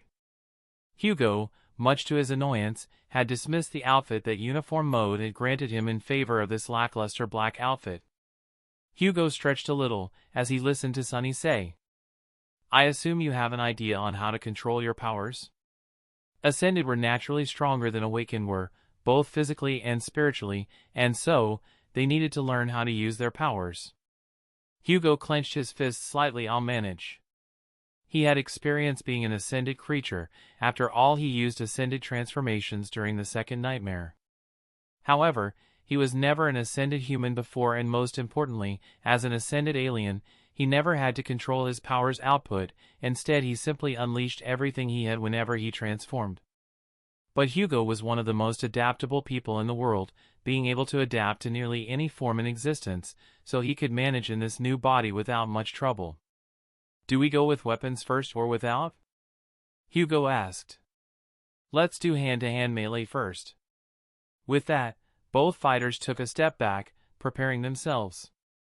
Neither Hugo nor Sunny augmented themselves with essence for now, simply relying on their base physical stats. Sunny launched at Hugo first, closing the distance in an instant and brought his fist towards Hugo's face.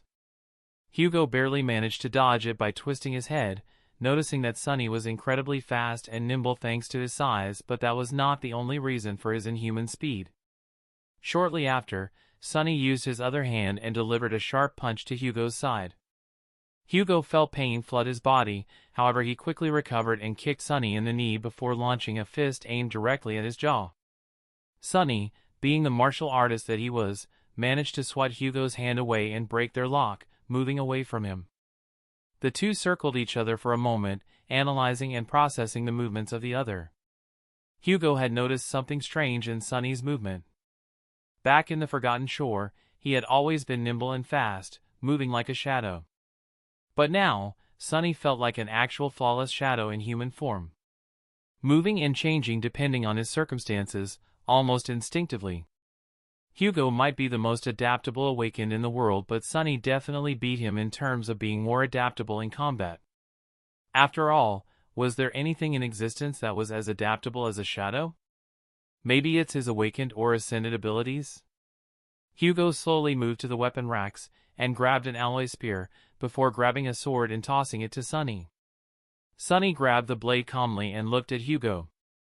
Not so confident in your hands? Yes. I have no chance at beating you in hand-to-hand combat, but it's a whole different story with a spear. With that, Hugo launched forward, thrusting his spear towards Sunny. In response to this assault, Sunny used his sword to change the trajectory of the attack, quickly swiping it away and aimed the sword towards Hugo's chest. Before it could land, Hugo changed his stance and used the spear to block the sword slash. Sunny's eyes narrowed slightly as he recognized the change in Hugo's stance. Sunny pushed on the offense, delivering multiple brutal slashes, however Hugo stood firm, not even moving as he blocked each other with an alien precision. Then, when the chance came, he delivered multiple strikes using the shaft of the spear that even Sunny had trouble blocking due to how violent they were. The switch between defense to offense had surprised Sunny, as he did not expect Hugo to be this skilled. There were three types of awakens in this world, ones that relied on their aspects in combat, ones that relied on their memories, and ones that relied on their skills. Hugo belonged to the first category, while Sunny was an amalgamation of all three, a true anomaly in battle.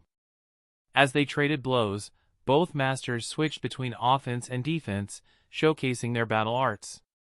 Sunny had the advantage here, as he was not only faster but he understood the principle of Hugo's battle art. Perhaps more than Hugo himself. After a few minutes, they backed away once again.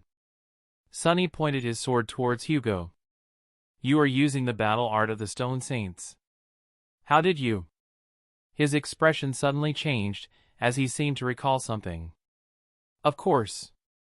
You scanned Saint back on the Forgotten Shore and practiced her battle art, then you copied it in your human form. Guilty as charged, Hugo responded, almost terrified by how smart Sunny was when it came to battle, and by how fast he deduced all of that. Hugo had indeed adapted the battle art of the Stone Saints into his human form, using his photographic memory, granted by his extraordinary memory attribute to replicate the movement. Of course, remembering a battle art and actually using it were two very different things. There were too many factors to consider, such as the difference between Hugo's human body and the Stone Saint's form, and more importantly, the fact that his combat instincts only truly awakened when he was transformed, leaving his human movements comparatively sloppy. I practiced that battle style myself with Saint, you know, Sunny said, looking at him intensely. It's a good battle art, relying on three simple foundations: simplicity, firm defense, and violent offense. However, you have not mastered it yet. I would say you are merely an apprentice when it comes to using it. His words were not harsh, just brutally honest. Sunny was clearly holding back in their fight, not to embarrass him but to push him forward. He was testing Hugo's limits and gauging his skills in terms of combat and movement. Still, the fact that you're someone who mainly relies on their aspect while still possessing such a battle art is remarkable. It's more than what most awakened manage these days, Sunny added, as he moved towards Hugo once again. Hugo smiled, taking his stance once again. This humble junior appreciated his senior's kind words. The following was a beautiful masterpiece of attacks and clashes, with both combatants dancing together to weave a beautiful symphony of combat. In the end, Sunny had won by shattering Hugo's spear in half with a précis blow. Hugo exhaled, not tired yet but shocked at how skilled Sunny had gotten in just 2 years. "Oof, good fight," he said, throwing the broken spear aside. Sunny put the damaged sword back in its place and nodded. "It was. You should keep training in that battle style, it's extremely useful against humans and nightmare creatures alike." "True. But now that we've finished basic combat, let's get to the real deal," Hugo said, giving Sunny a wild smile. Sunny shivered slightly. "Oh boy." Hugo raised his arm and touched the main faceplate of the Omnitrix, causing a dial in the shape of a circle to manifest above it. The aliens in the holographic dial represented the creatures of Playlist 1 hashtag. They were previously all awakened, but now, with Hugo's increase in rank, each and every one of them was an ascended. Hugo was excited to use his old aliens, and he even had a certain alien in mind to use in this fight. Reaching it after circling for a while, he let go of the faceplate and watched as it opened up, revealing the core of the Omnitrix. Hugo slammed it down gently, and felt the familiar rush of energy rush through his body. His skin shifted from pale skin to deep crimson, and his body suddenly grew in size, becoming more muscular and robust. An extra pair of arms emerged from his new big torso, accompanied by 2 extra eyes. "For arms!" Hugo shouted the name of his transformation, reveling in his newfound strength. He had never felt the power of 4 arms as an ascended, so it was a new experience. Hugo had used his master control to only utilize 4 of his omnicores as 4 arms. That was done to make it a fair fight between him and Sunny, who is currently a devil as well. Imprint, Tetramand. Imprint rank, Ascended. Imprint class, Devil, Titan. Imprint description: the most powerful champions of the Red Colosseum, the true children of war, knew no equal in battle, their sheer might alone rivaling all other noble creatures, but they too found the mercy of Shadow once the daughter of war. Solvane unleashed the madness of hope upon them. Imprint attributes: Titan blood, Brawler, Acrobatic, Battlemaster. Imprint abilities: Exceed, Empower. Titan blood, description: the Tetramand's physical power is unmatched.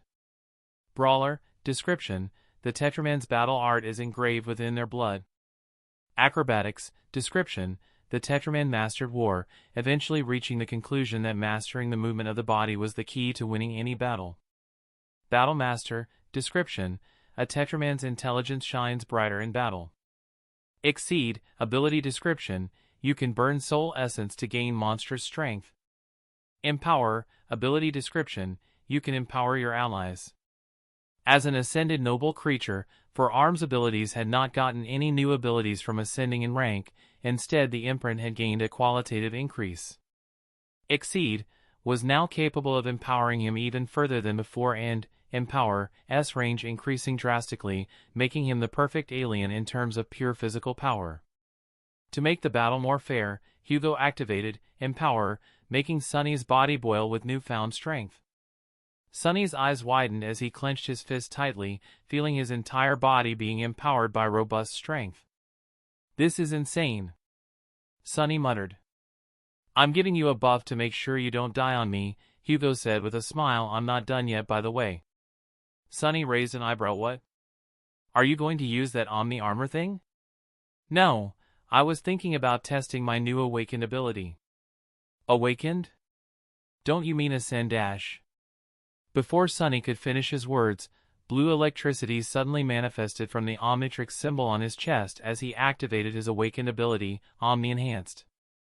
Omni Energy, which was usually exclusive to the Omnitrix's internal battery, flooded Hugo's body, saturating it with power.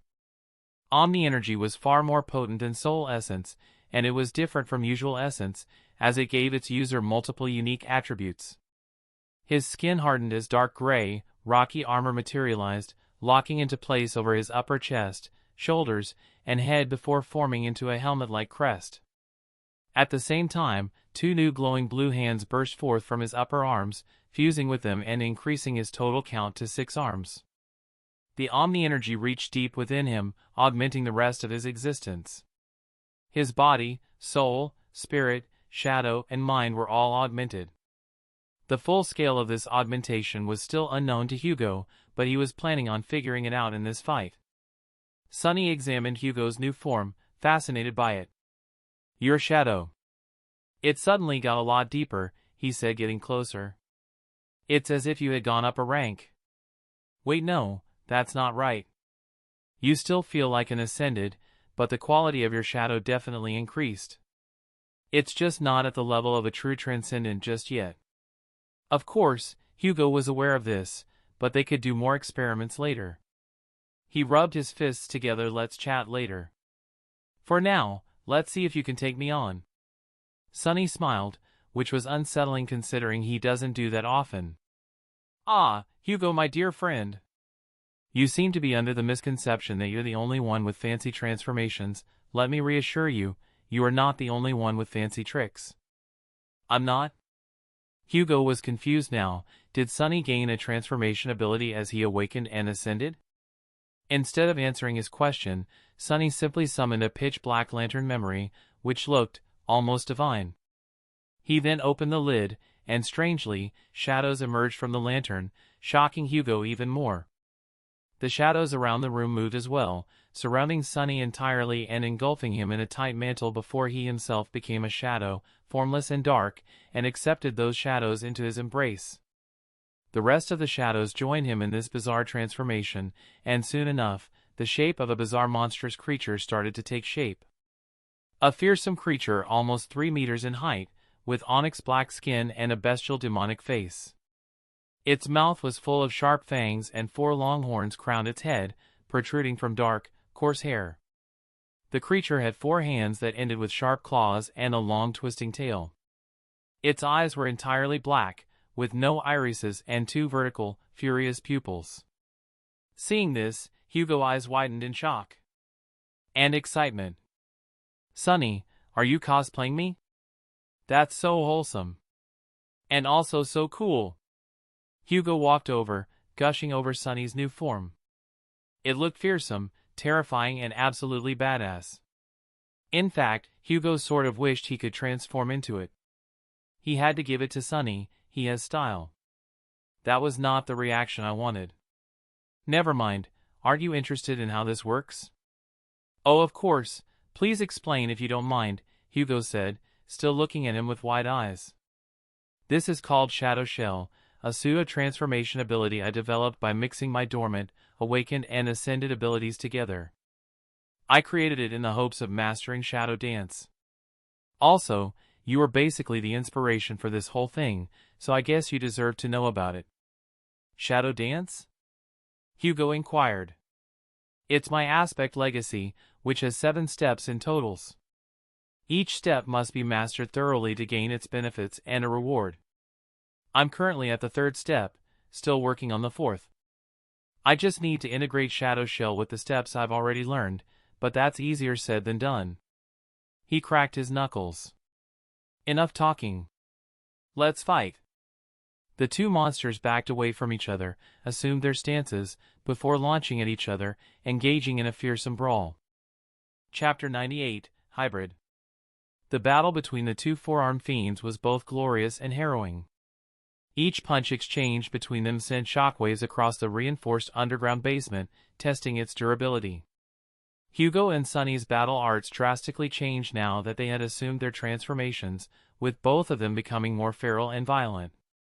Usually for Hugo, when he transformed he would focus less on combat skill and more on overpowering his opponent through his aliens. If that didn't work, he would simply switch to another alien that possessed abilities capable of countering his opponent. Now, Hugo did possess an alien capable of countering Sunny, that was the Stone Saint. True darkness was the enemy of shadows, after all. However, he was not going to use it. Instead, he was going to combine the battle art of the Stone Saints and the Tetraman into one. The Tetraman's battle style was more complex than that of the Stone Saint, as it required the full usage of the Tetraman's 4 arms, their incredible strength and, most importantly, their acrobatic movements. Naturally, being in this enclosed space did hinder Hugo's movement, but there wasn't really any better place for them to spar. Sparks of Omni-energy lashed out as Hugo delivered a fatal punch towards Sunny's gigantic frame, causing his manifested shadow arm to crumble and break as if it was made of glass.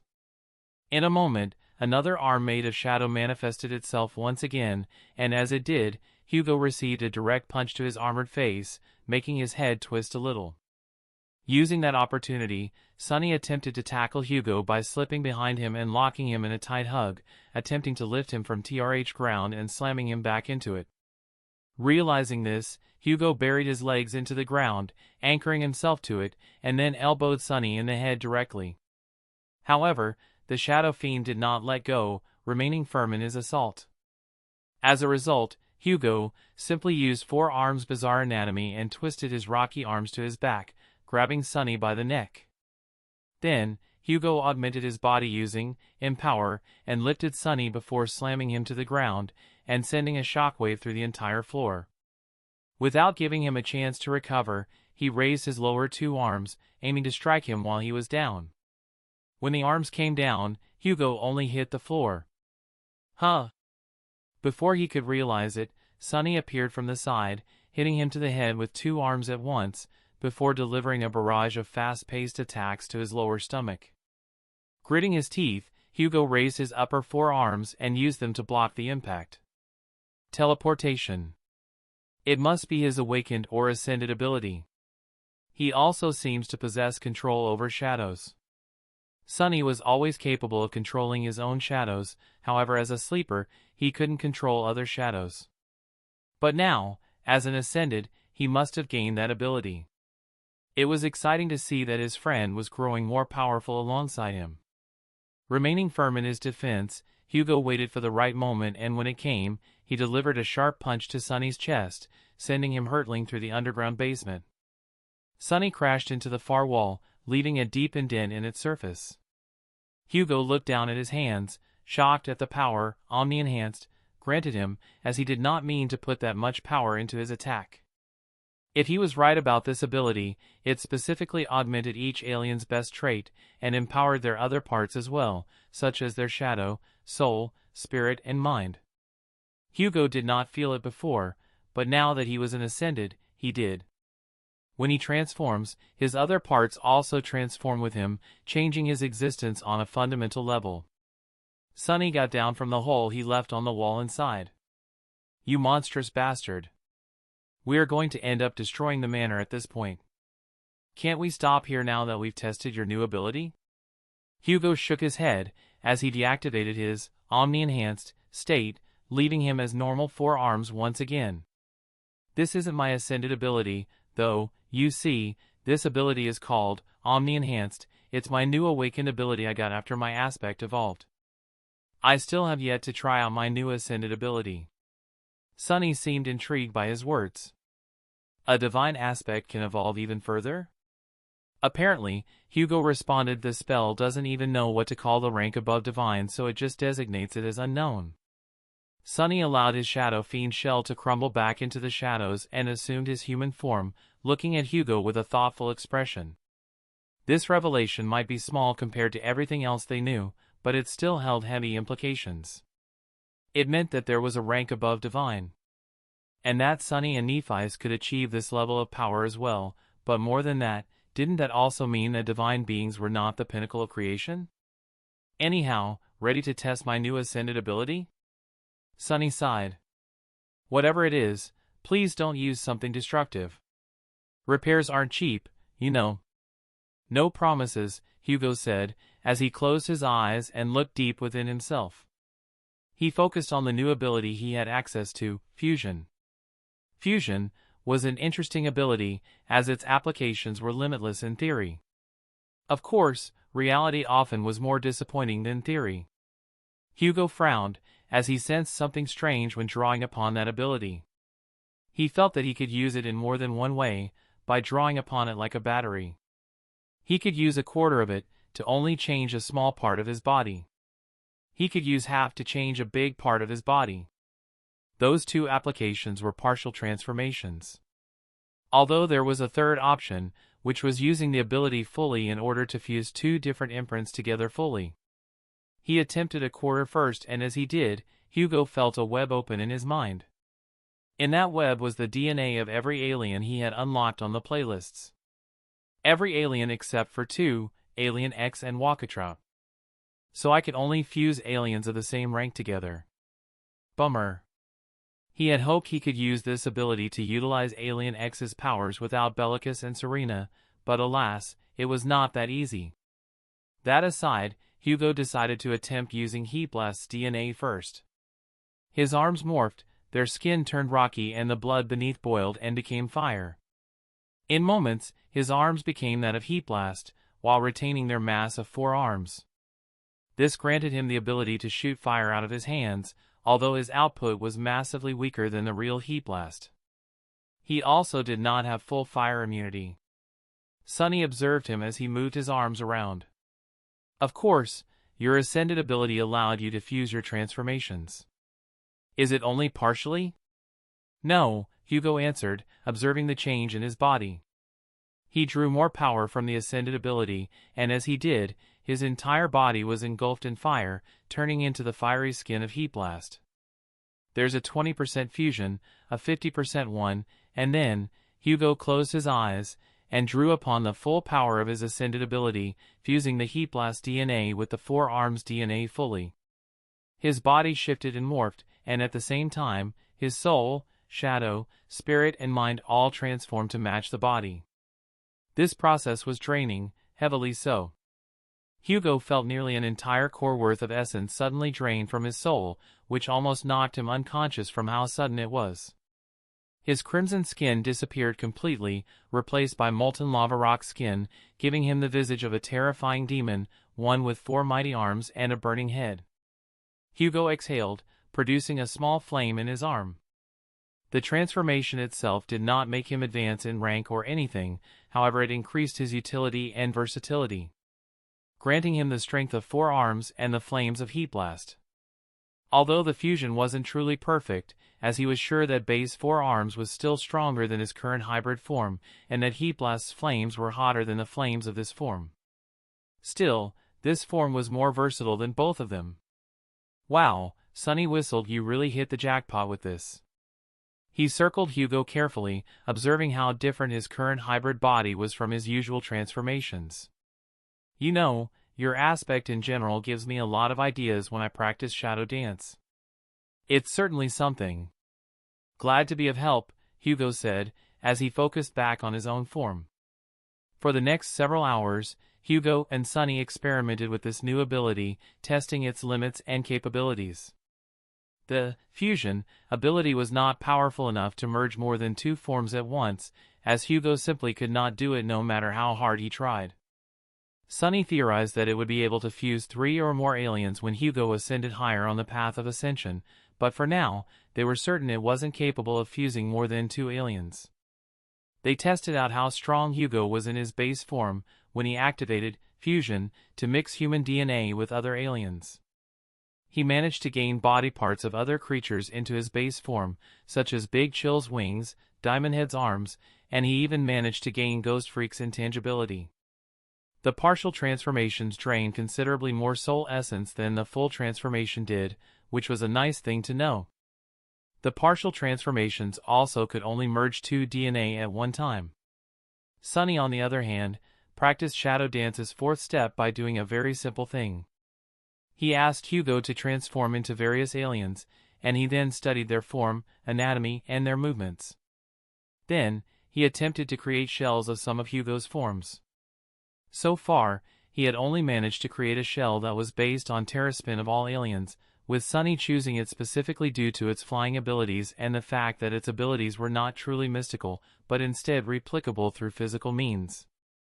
Although, the shell was incomplete as it needed more refinement for it to work. By the end of the day, they were both exhausted and drained of essence, so they simply sat on the ground together, drinking water from Endless Spring, while chatting about some of the stuff they found interesting, such as history, ancient lore, and different locations they had been to in the Dream Realm. Wait, Sunny cut Hugo off, shocked. You're telling me there were multiple realms? Like entire universes? Yep, Hugo nodded. Apparently, there were divine realms and mortal realms. The divine realms were big and were the size of entire universes, while the mortal realms were small in comparison. Said divine realms are even the body of gods, which was crazy to me when I first heard it. Sunny couldn't even hide his academic excitement at this, his mind processing every bit of information. It was fun to see his friend enjoy something instead of always being awkward around him. Then what realm is ours? And what exactly is the Dream Realm? Our realm is the War Realm, the dead body of War Goddess, which is creepy. As for what the Dream Realm is, I have no idea. The two skeletons I talked with didn't know. Sunny gave him a dubious look, then said, "Speaking of said ancient skeletons, where are they now?" Hugo's eyes widened. He suddenly remembered the fact that he had left Azarax and Yuri's back in the fake Primus. Shit, I totally forgot about them. After some thinking, Hugo's face shifted. I'm sure they're fine though. They probably left the fake Primus and went back to the desert or something. In truth, Hugo had hoped they don't end up massacring the civilization of the Beast Realm, but he was certain the Saints there could handle 2 undead skeletons. Or at least, he hoped they will. Azarax and Yuri's didn't seem to gain anything from massacring people at their current state, so Hugo was hoping they don't end up causing trouble. Why do I feel this is going to come back and bite me in the ass later? Hugo was abruptly cut off from his thoughts as Sunny suddenly got up and stretched one last time. I gotta go, it's getting late and I have an appointment with a friend later. Friend? Is it one of the cohort? Hugo asked, curious. Sunny simply shook his head at Soul Reaper Jet. You might have heard of her. She's a government ascendant and also a friend of mine. Oh! Hugo knew about Soul Reaper Jet, of course. He was one of her biggest fans after all, but he didn't want to admit it aloud so that he wouldn't sound like a creep. He wasn't a starstruck teenager anymore, so naturally he could not act like that. Sunny, before you leave, I have a question for you. Sunny raised an eyebrow. What is it? Hugo got up and gave him a smile. How would you like to make a trade? I've got something special this time, something made by Shadow God himself, no less. Chapter 99, Divine Lineage. Sunny didn't think his eyes could widen anymore today, but Hugo simply was full of surprises. Usually, Sunny would not accept a trade so easily, but he always made exceptions when it came to Hugo for 2 reasons. 1, he was someone that Sunny could trust with his life, and he had proved that he was worthy of that trust multiple times already. The second reason was much more nefarious. Hugo had always given Sunny good things, such as the Shadow Symbiote, which ended up being one of Sunny's most powerful shadows and one that had saved his life multiple times by now. And now, he was talking about trading him something that was made by Shadow God himself. It could be a divine memory, or something even better. Sunny looked at his friend thoroughly, and crossed his arms. Well then, what exactly are you offering? Hugo simply smiled, as he raised his arms. Then, he summoned a strange thing. It was a golden wheel, roughly the size of a palm with 9 balls decorating its exterior side and a single ball in the middle that served as the 10th. Sunny's intuition nearly exploded, the one granted to him by the fated attribute. And not only that, his shadow sense was screaming at him to get it. There, in the depths of this bizarre artifact, were 10 extremely powerful shadow creatures. But more than that, they were powerful, brimming with unlimited potential. What the hell is that? Sunny asked, enthralled by it. This is a little thing is called the 10 Shadows. It's a sacred treasure created by Shadow God himself, and within it are 10 immensely powerful shadow creatures. Each capable of giving your own shadows a run for their money. I got it from a certain insane individual, yeah, let's leave it that. Hugo said, letting the wheel spin a little, as it floated above his hand. I couldn't bond with the relic myself, as I was not compatible with it and my Omnitrix did not allow me to do so. So, I thought I would trade it with you for something I could use. Trading it is much better than letting it gather dust in my soul sea. Hugo's logic was sound, and the fact that he wanted something in exchange for it was much more preferable to him handing it out to Sunny for free. Do I have anything good enough for that? No, that question was wrong. Sunny did possess many valuable things of equal worth as this sacred treasure. Artifacts that could change humanity as a whole if they were ever revealed to the public and the great clans. However, he was not willing to part with any of them right now. His shadow lantern and weaver's mask were both too valuable. And his other memories were all below the supreme rank. Oh right, I still have that. That was one valuable thing in his soul sea that he could not use, one that was probably even more valuable than the sacred treasure. It was the lineage of Shadow God, which he had kept in his soul sea after Cassie told him not to consume it. Apparently, if he had consumed it, the Weaver's lineage within him would have consumed Shadow God's lineage, making it lost forever. Sunny trusted Cassie. But he was still uncertain about the whole thing. How does this sacred treasure work? Sunny asked. One had to know about the product they were buying. It has 10 shadows inside of it of various ranks and classes. The most powerful one is an immensely powerful transcendent devil that's capable of adapting to almost anything. To use each shadow, you must summon them and kill them in battle, then you would be able to use them yourself whenever. But Sunny, you still haven't offered me anything good, you know. Sunny processed his words, before sighing slightly and summoning the drop of ichor he had received from his aspect legacy. The underground dojo was submerged in darkness, and as soon as Sunny willed the drop of ichor to manifest itself into reality, that darkness suddenly came to life. Countless shadows moved and danced around him, forming an invisible whirlpool. Their movements were strange and erratic, fraught with anticipation, excitement, and longing. Slowly, golden sparks of light appeared in the air in front of him and then shot toward a single point in space, coalescing into a small radiant. However, the memory did not appear yet. Instead, more and more sparks flew into it, thousands upon thousands of them, until, at last, it seemed as though wide streams of brilliant golden light were constantly flowing into the slowly growing sphere of radiance. This continued for almost an entire minute, and when the sparks finally disappeared, a brilliant drop of golden liquid was floating in the air in front of Sunny and Hugo. It was suffused with a beautiful light that didn't seem blinding, but was somehow able to illuminate the entire expanse of the underground basement. However, there was also something dark about the shining drop of divine blood. Contrasted against its golden radiance, the shadows around them were now suddenly much deeper, darker, and starkly pronounced. All their movement ceased, as though they were frozen still by awe and reverence. Hugo's eyes widened, as he suddenly felt extreme cold from the memory. What is that? This time, it was Sunny's turn to explain.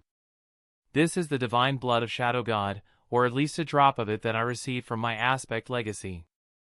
Those types of memories are called lineage memories, and they are capable of turning people into descendants of the gods. Said descendants are more powerful than men most awakened, and they naturally possess more potential, much similar to us divine aspect wielders. In our realm, multiple lineages have already been found, with Nephi's grandfather finding the sun lineage, and Nephi's herself inheriting it. That's one of the reasons why she's so strong. Hugo absorbed this new wave of informations. Divine lineages. From what Sunny said, they must offer a substantial amount of power to their wielders, increasing their potential even further than before. Although there was something that Hugo did not understand. If you have such a powerful thing, why don't you consume it yourself? Your aspect is related to shadows, so it should make you incredibly powerful. Sunny sighed. I wouldn't be offering it as a trade if I could consume it, would I? I can't consume this lineage because I already have another divine lineage within my body. The lineage of Weaver, the demon of fate. Hugo's expression shifted slightly, and he shivered once again. He remembered the terrifying visage of the demon of fate in the second nightmare, and how he had killed them. But there was something else as well. It was as if the name of the demon of fate was related to him in a deep way that he could not explain. It was as if. Huh? What was I thinking about? Hugo suddenly felt himself space out, as he completely forgot what he was thinking about so deeply. Hello, Sunny flicked his fingers near Hugo's face, snapping him out of his frozen state. You've been staring at me for 7 minutes. Are you alright? Yeah. I just spaced out. So, are you sure about this?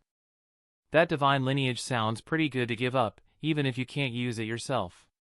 Sunny sighed again. I'm not sure entirely. My greed is telling me to keep it. however the sacred treasure you mentioned will grant me more shadows, so it's more beneficial in the long run. All right then, grab my arm, Hugo said. They shook hands, and they both felt something go through their bodies. For Sunny, he felt an artifact that was not truly a memory find its way into his soul, while Hugo felt a memory of immense weight reach its way into his soul. Sunny heard. You have transferred a memory. You have received a sacred treasure, 10 shadows. While Hugo heard.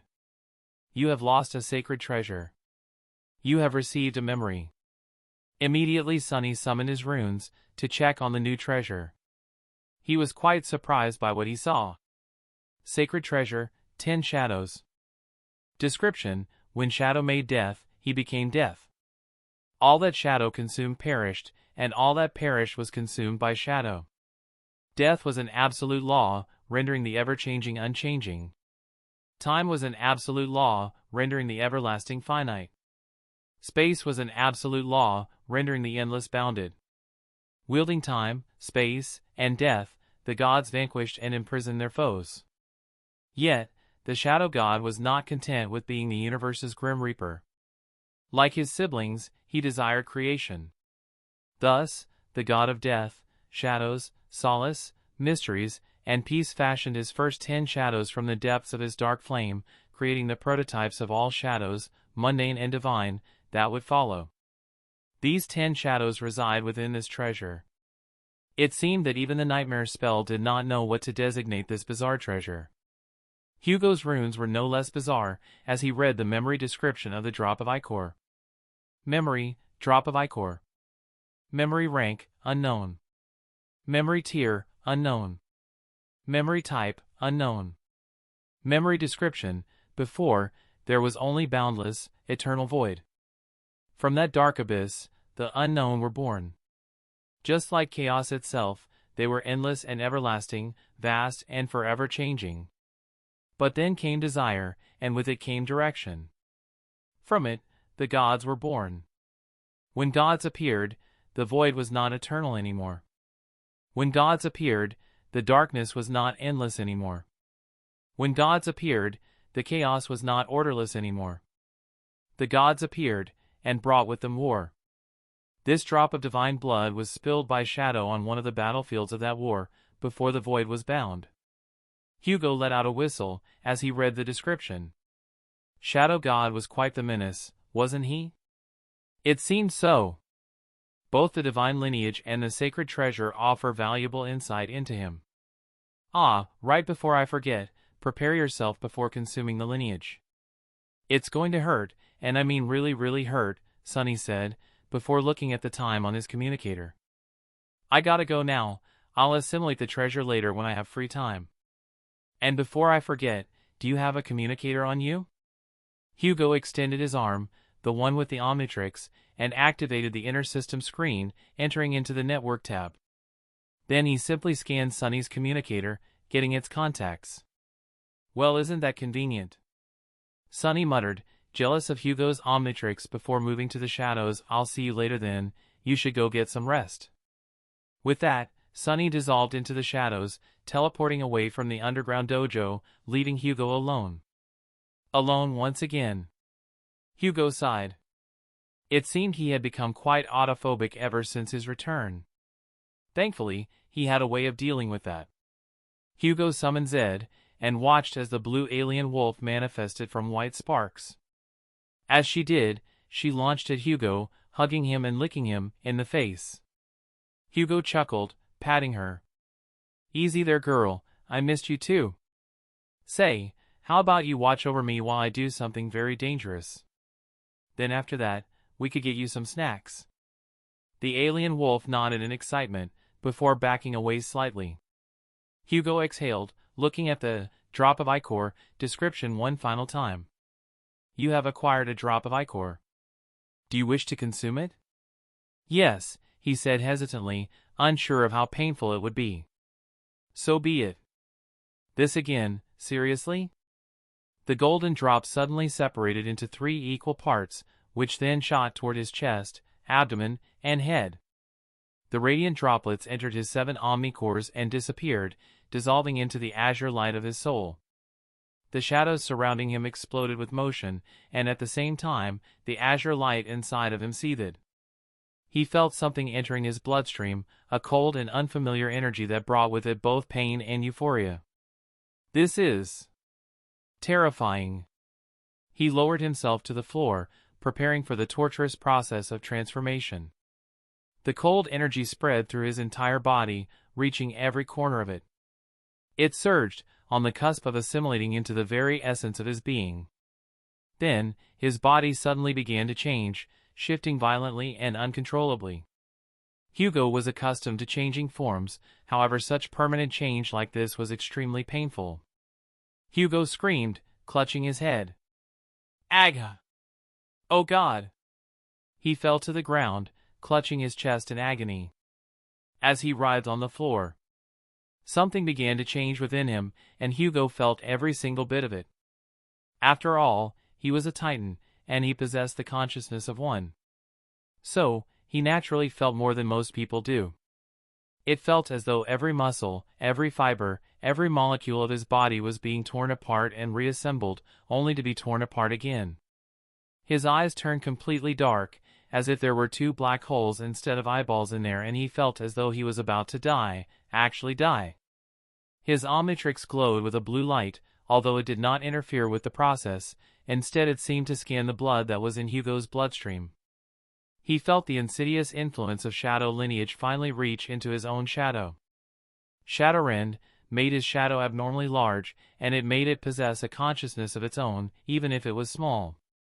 And now, his shadow changed entirely, reshaping and adapting to the lineage. You have lost an attribute. You have acquired a new attribute. And just like that, Shadowrend was gone, replaced by something vaster, something larger and more powerful. Hugo fell unconscious, and the last thing he saw was Zed rushing over to him. Besides him, his shadow moved slightly, as if it had gained a consciousness of its own. Chapter 100, The Shadow. Hugo awoke to find himself still in the underground dojo, feeling a throbbing in his head. He felt something on his chest, and as he opened his eyes fully, he found out that it was Zed, fast asleep. It seemed that she had remained by his side through the entire thing. He patted her slowly, good girl, before unsummoning her into his soul sea. Getting up, Hugo's eyes suddenly widened. He felt more. His body was more powerful than it had been before, and that was saying something considering he was already a Titan. His sight, reflexes, and even his sense of hearing were improved. Although he did feel something new, which was what shocked him the most. It was a new sixth sense that was never there before, emerging from the depths of his shadow. He somehow could feel the shadows around him, sensing their shapes and sizes.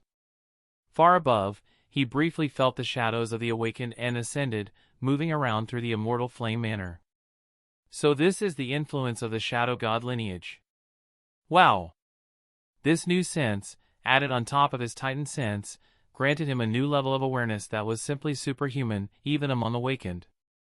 Wanting to learn more about his new abilities, Hugo summoned his runes. Name, Hugo. True name, Demon of Change. Rank, Ascended. Omnicore, 7/7. Class, Titan. Aspect, Evolved Omnitrix. Aspect rank, Unknown. Aspect description, you are the first divine relic created by mortal hands. You are a being woven from the primordial blueprint of life itself. Created by the greatest of minds in pursuit of a perfection forbidden by an absolute law of reality, you carry the potential to become any creature. Your existence is a testament to adaptation and the boundless diversity of the world. Innate ability, Essence imprint. Ability description, no creature is alien to your existence. Thus you possess the ability to imprint the fundamental essence of any being onto your soul, storing its template within your soul. Playlist number 0, Smiley Face. First imprint, Chimera Sui Generis. Inactive. Second imprint, Galvan. Third imprint, Pisxis Valan. Fourth imprint, Blessed Herald. Fifth imprint, Clintar. Sixth imprint, Soul Serpent. Seventh imprint, Stone Saint. Eighth imprint, Fulmini. 9th imprint, empty. 10th imprint, empty. 11th imprint, empty. 12th imprint, empty. 13th imprint, empty. 14th imprint, empty. 15th imprint, empty. 16th imprint, empty. 17th imprint, empty. 18th imprint, empty. 19th imprint, empty. 20th imprint, empty. 21st imprint, empty. 22nd imprint, empty. 23rd imprint, empty. 24th imprint, empty. 25th imprint, empty. 26th imprint, empty. 27th imprint, empty. 28th imprint, empty. 29th imprint, empty. 30th imprint, empty. The increase in the amount of imprints his playlist number 0 could hold was caused by his ascension. This playlist was different from the other playlists which were granted by his aspect legacy. This one was granted directly by his aspect, and it stored the imprints he scans and gains from outside the DNA rooms. Aspect abilities: Morph, Omni-Enhanced, Fusion. Dormant ability: Morph. Aspect ability description: you can transform into creatures imprinted on your soul and switch between them at will. Awakened ability: Omni-Enhanced. Ability description: you can enhance your forms with Omni-Energy. Ascended ability: Fusion. Ability description: you can fuse your forms together. Flaw: Unstable ego. Flaw description: the line between your true self and that of your imprints is thin. Attributes: Mutant, Light of Divinity, Extraordinary Memory, Anatomica, Spirit Body, The Shadow, Soul Bound, Azura. Mutant attribute description: you are unique among your people, existing simultaneously as the best of your kind and also the most harrowing of your kind. Extraordinary Memory attribute description: out of the 7 parts of your being, you have mastered the mind the most, granting you excellent memory. Light of Divinity attribute description: your soul is aflame with the light of divinity. Anatomica attribute description: due to a mysterious power, your flesh, blood, and bones have reached a state of perfect harmony, granting you harrowing powers. Spirit Body attribute description: your spirit has transformed into a wondrous spirit of heart. The Shadow attribute description: you have inherited the divine lineage of Shadow God. Your shadow has become an invaluable helper. The lineage description was not that informative, unfortunately. I'll have to figure it out myself. But now that I'm looking at my runes, it's weird how every part of me is being changed. First it was his spirit, and now it was his shadow. It was almost scary how much he was changing himself. But it was fitting. After all, he was someone who was the very embodiment of change, but that did not mean he did not feel terrified by it. Quite the opposite actually, change terrified him more than anything else. Still, this change to his existence was only possible because of his innate aspect, unique being. It had made his parts prone to change, and thus capable of accepting them. It made him wonder, how could he change his other parts? Should he try finding other divine lineages and consuming them? That was certainly one way to become more powerful. Let's focus on my current abilities. He had other things that he had not yet seen. First was the Fulmini imprint, which he had gotten when his aspect evolved during the Nightmare spell appraisal. Imprint, Fulmini. Imprint rank, Ascended. Imprint class, Titan. Imprint description, a race created by the Omnitrix's vast ocean of Omni-Energy. This imprint is the source of all Omni-Energy within the Omnitrix, and thus it holds extreme power. Imprint attributes. Imprint abilities: Omni-Generation, Omni-Control, Omni-Spawns, Omni-Influence, Omni-Domain.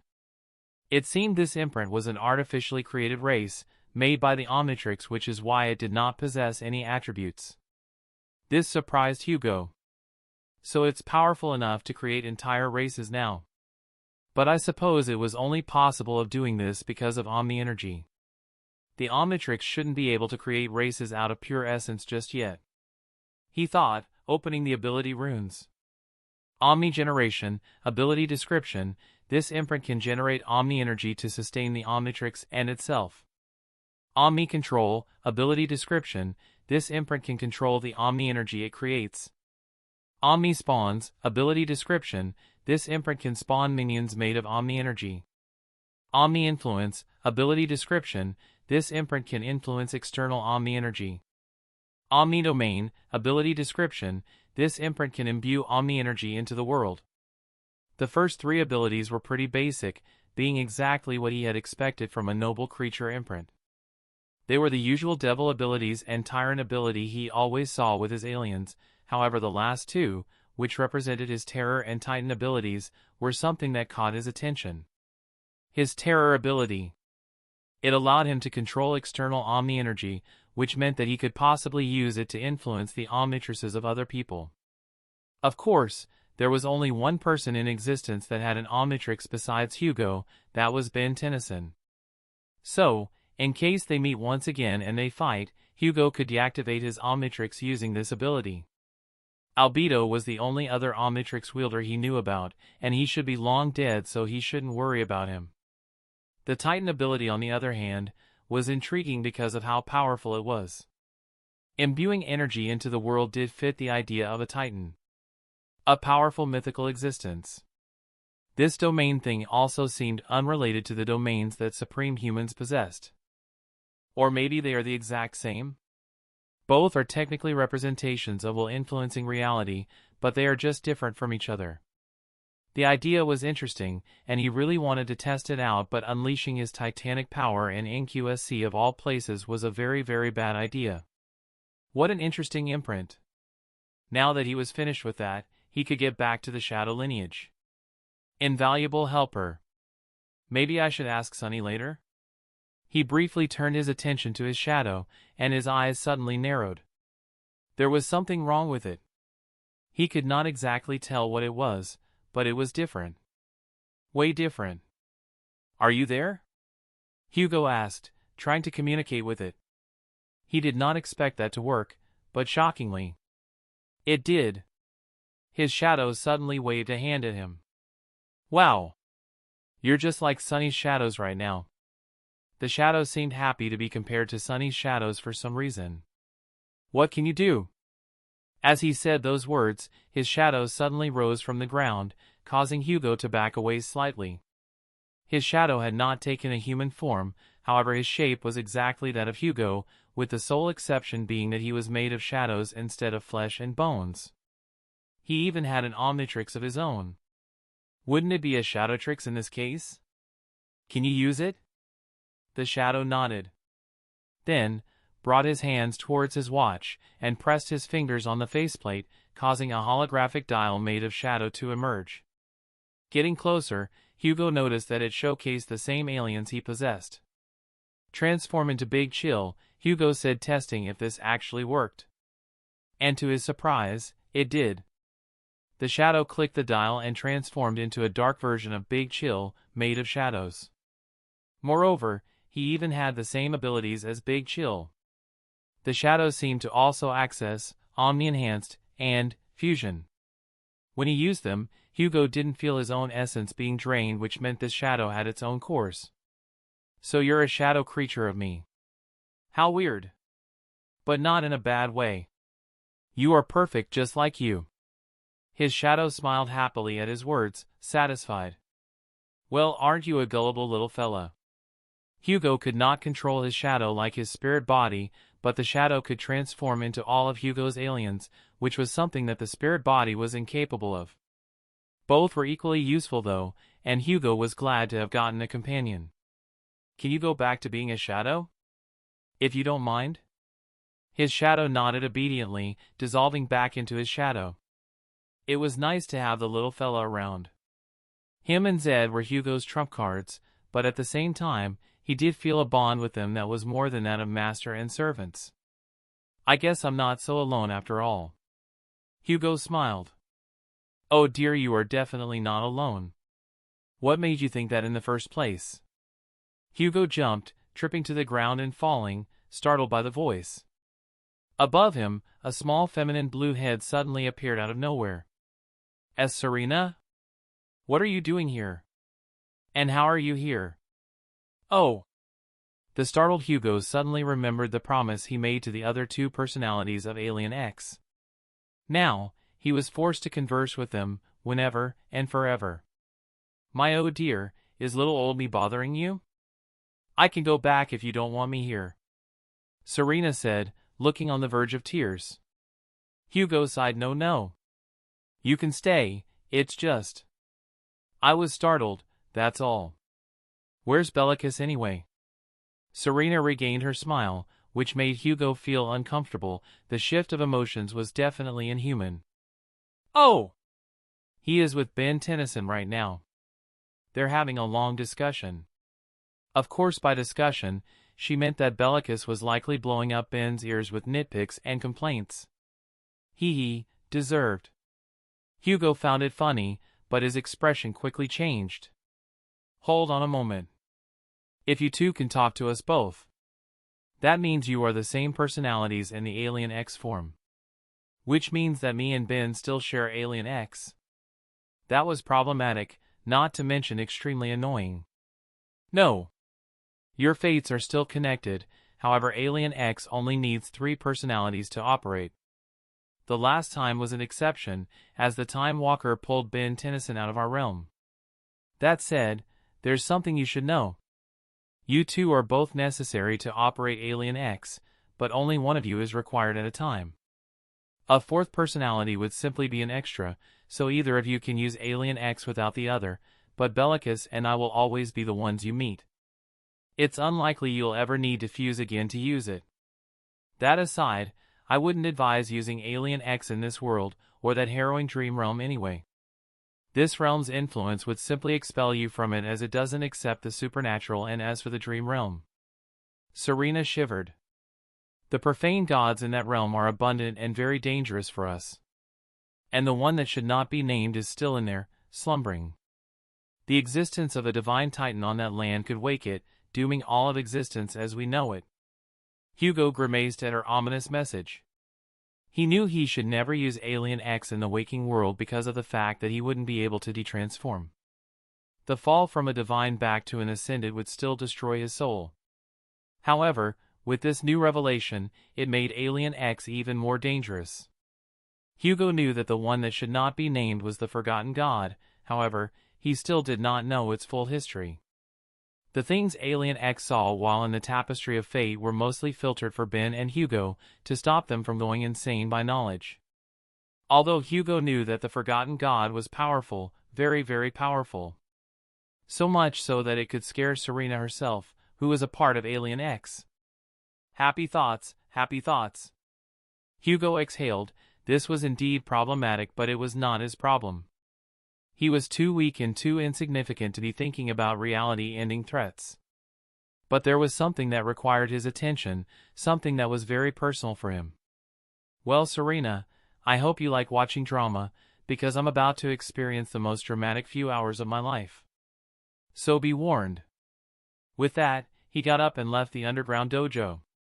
He had a few people to meet now that he was back in the waking world, but there was someone he needed to meet more than anyone else.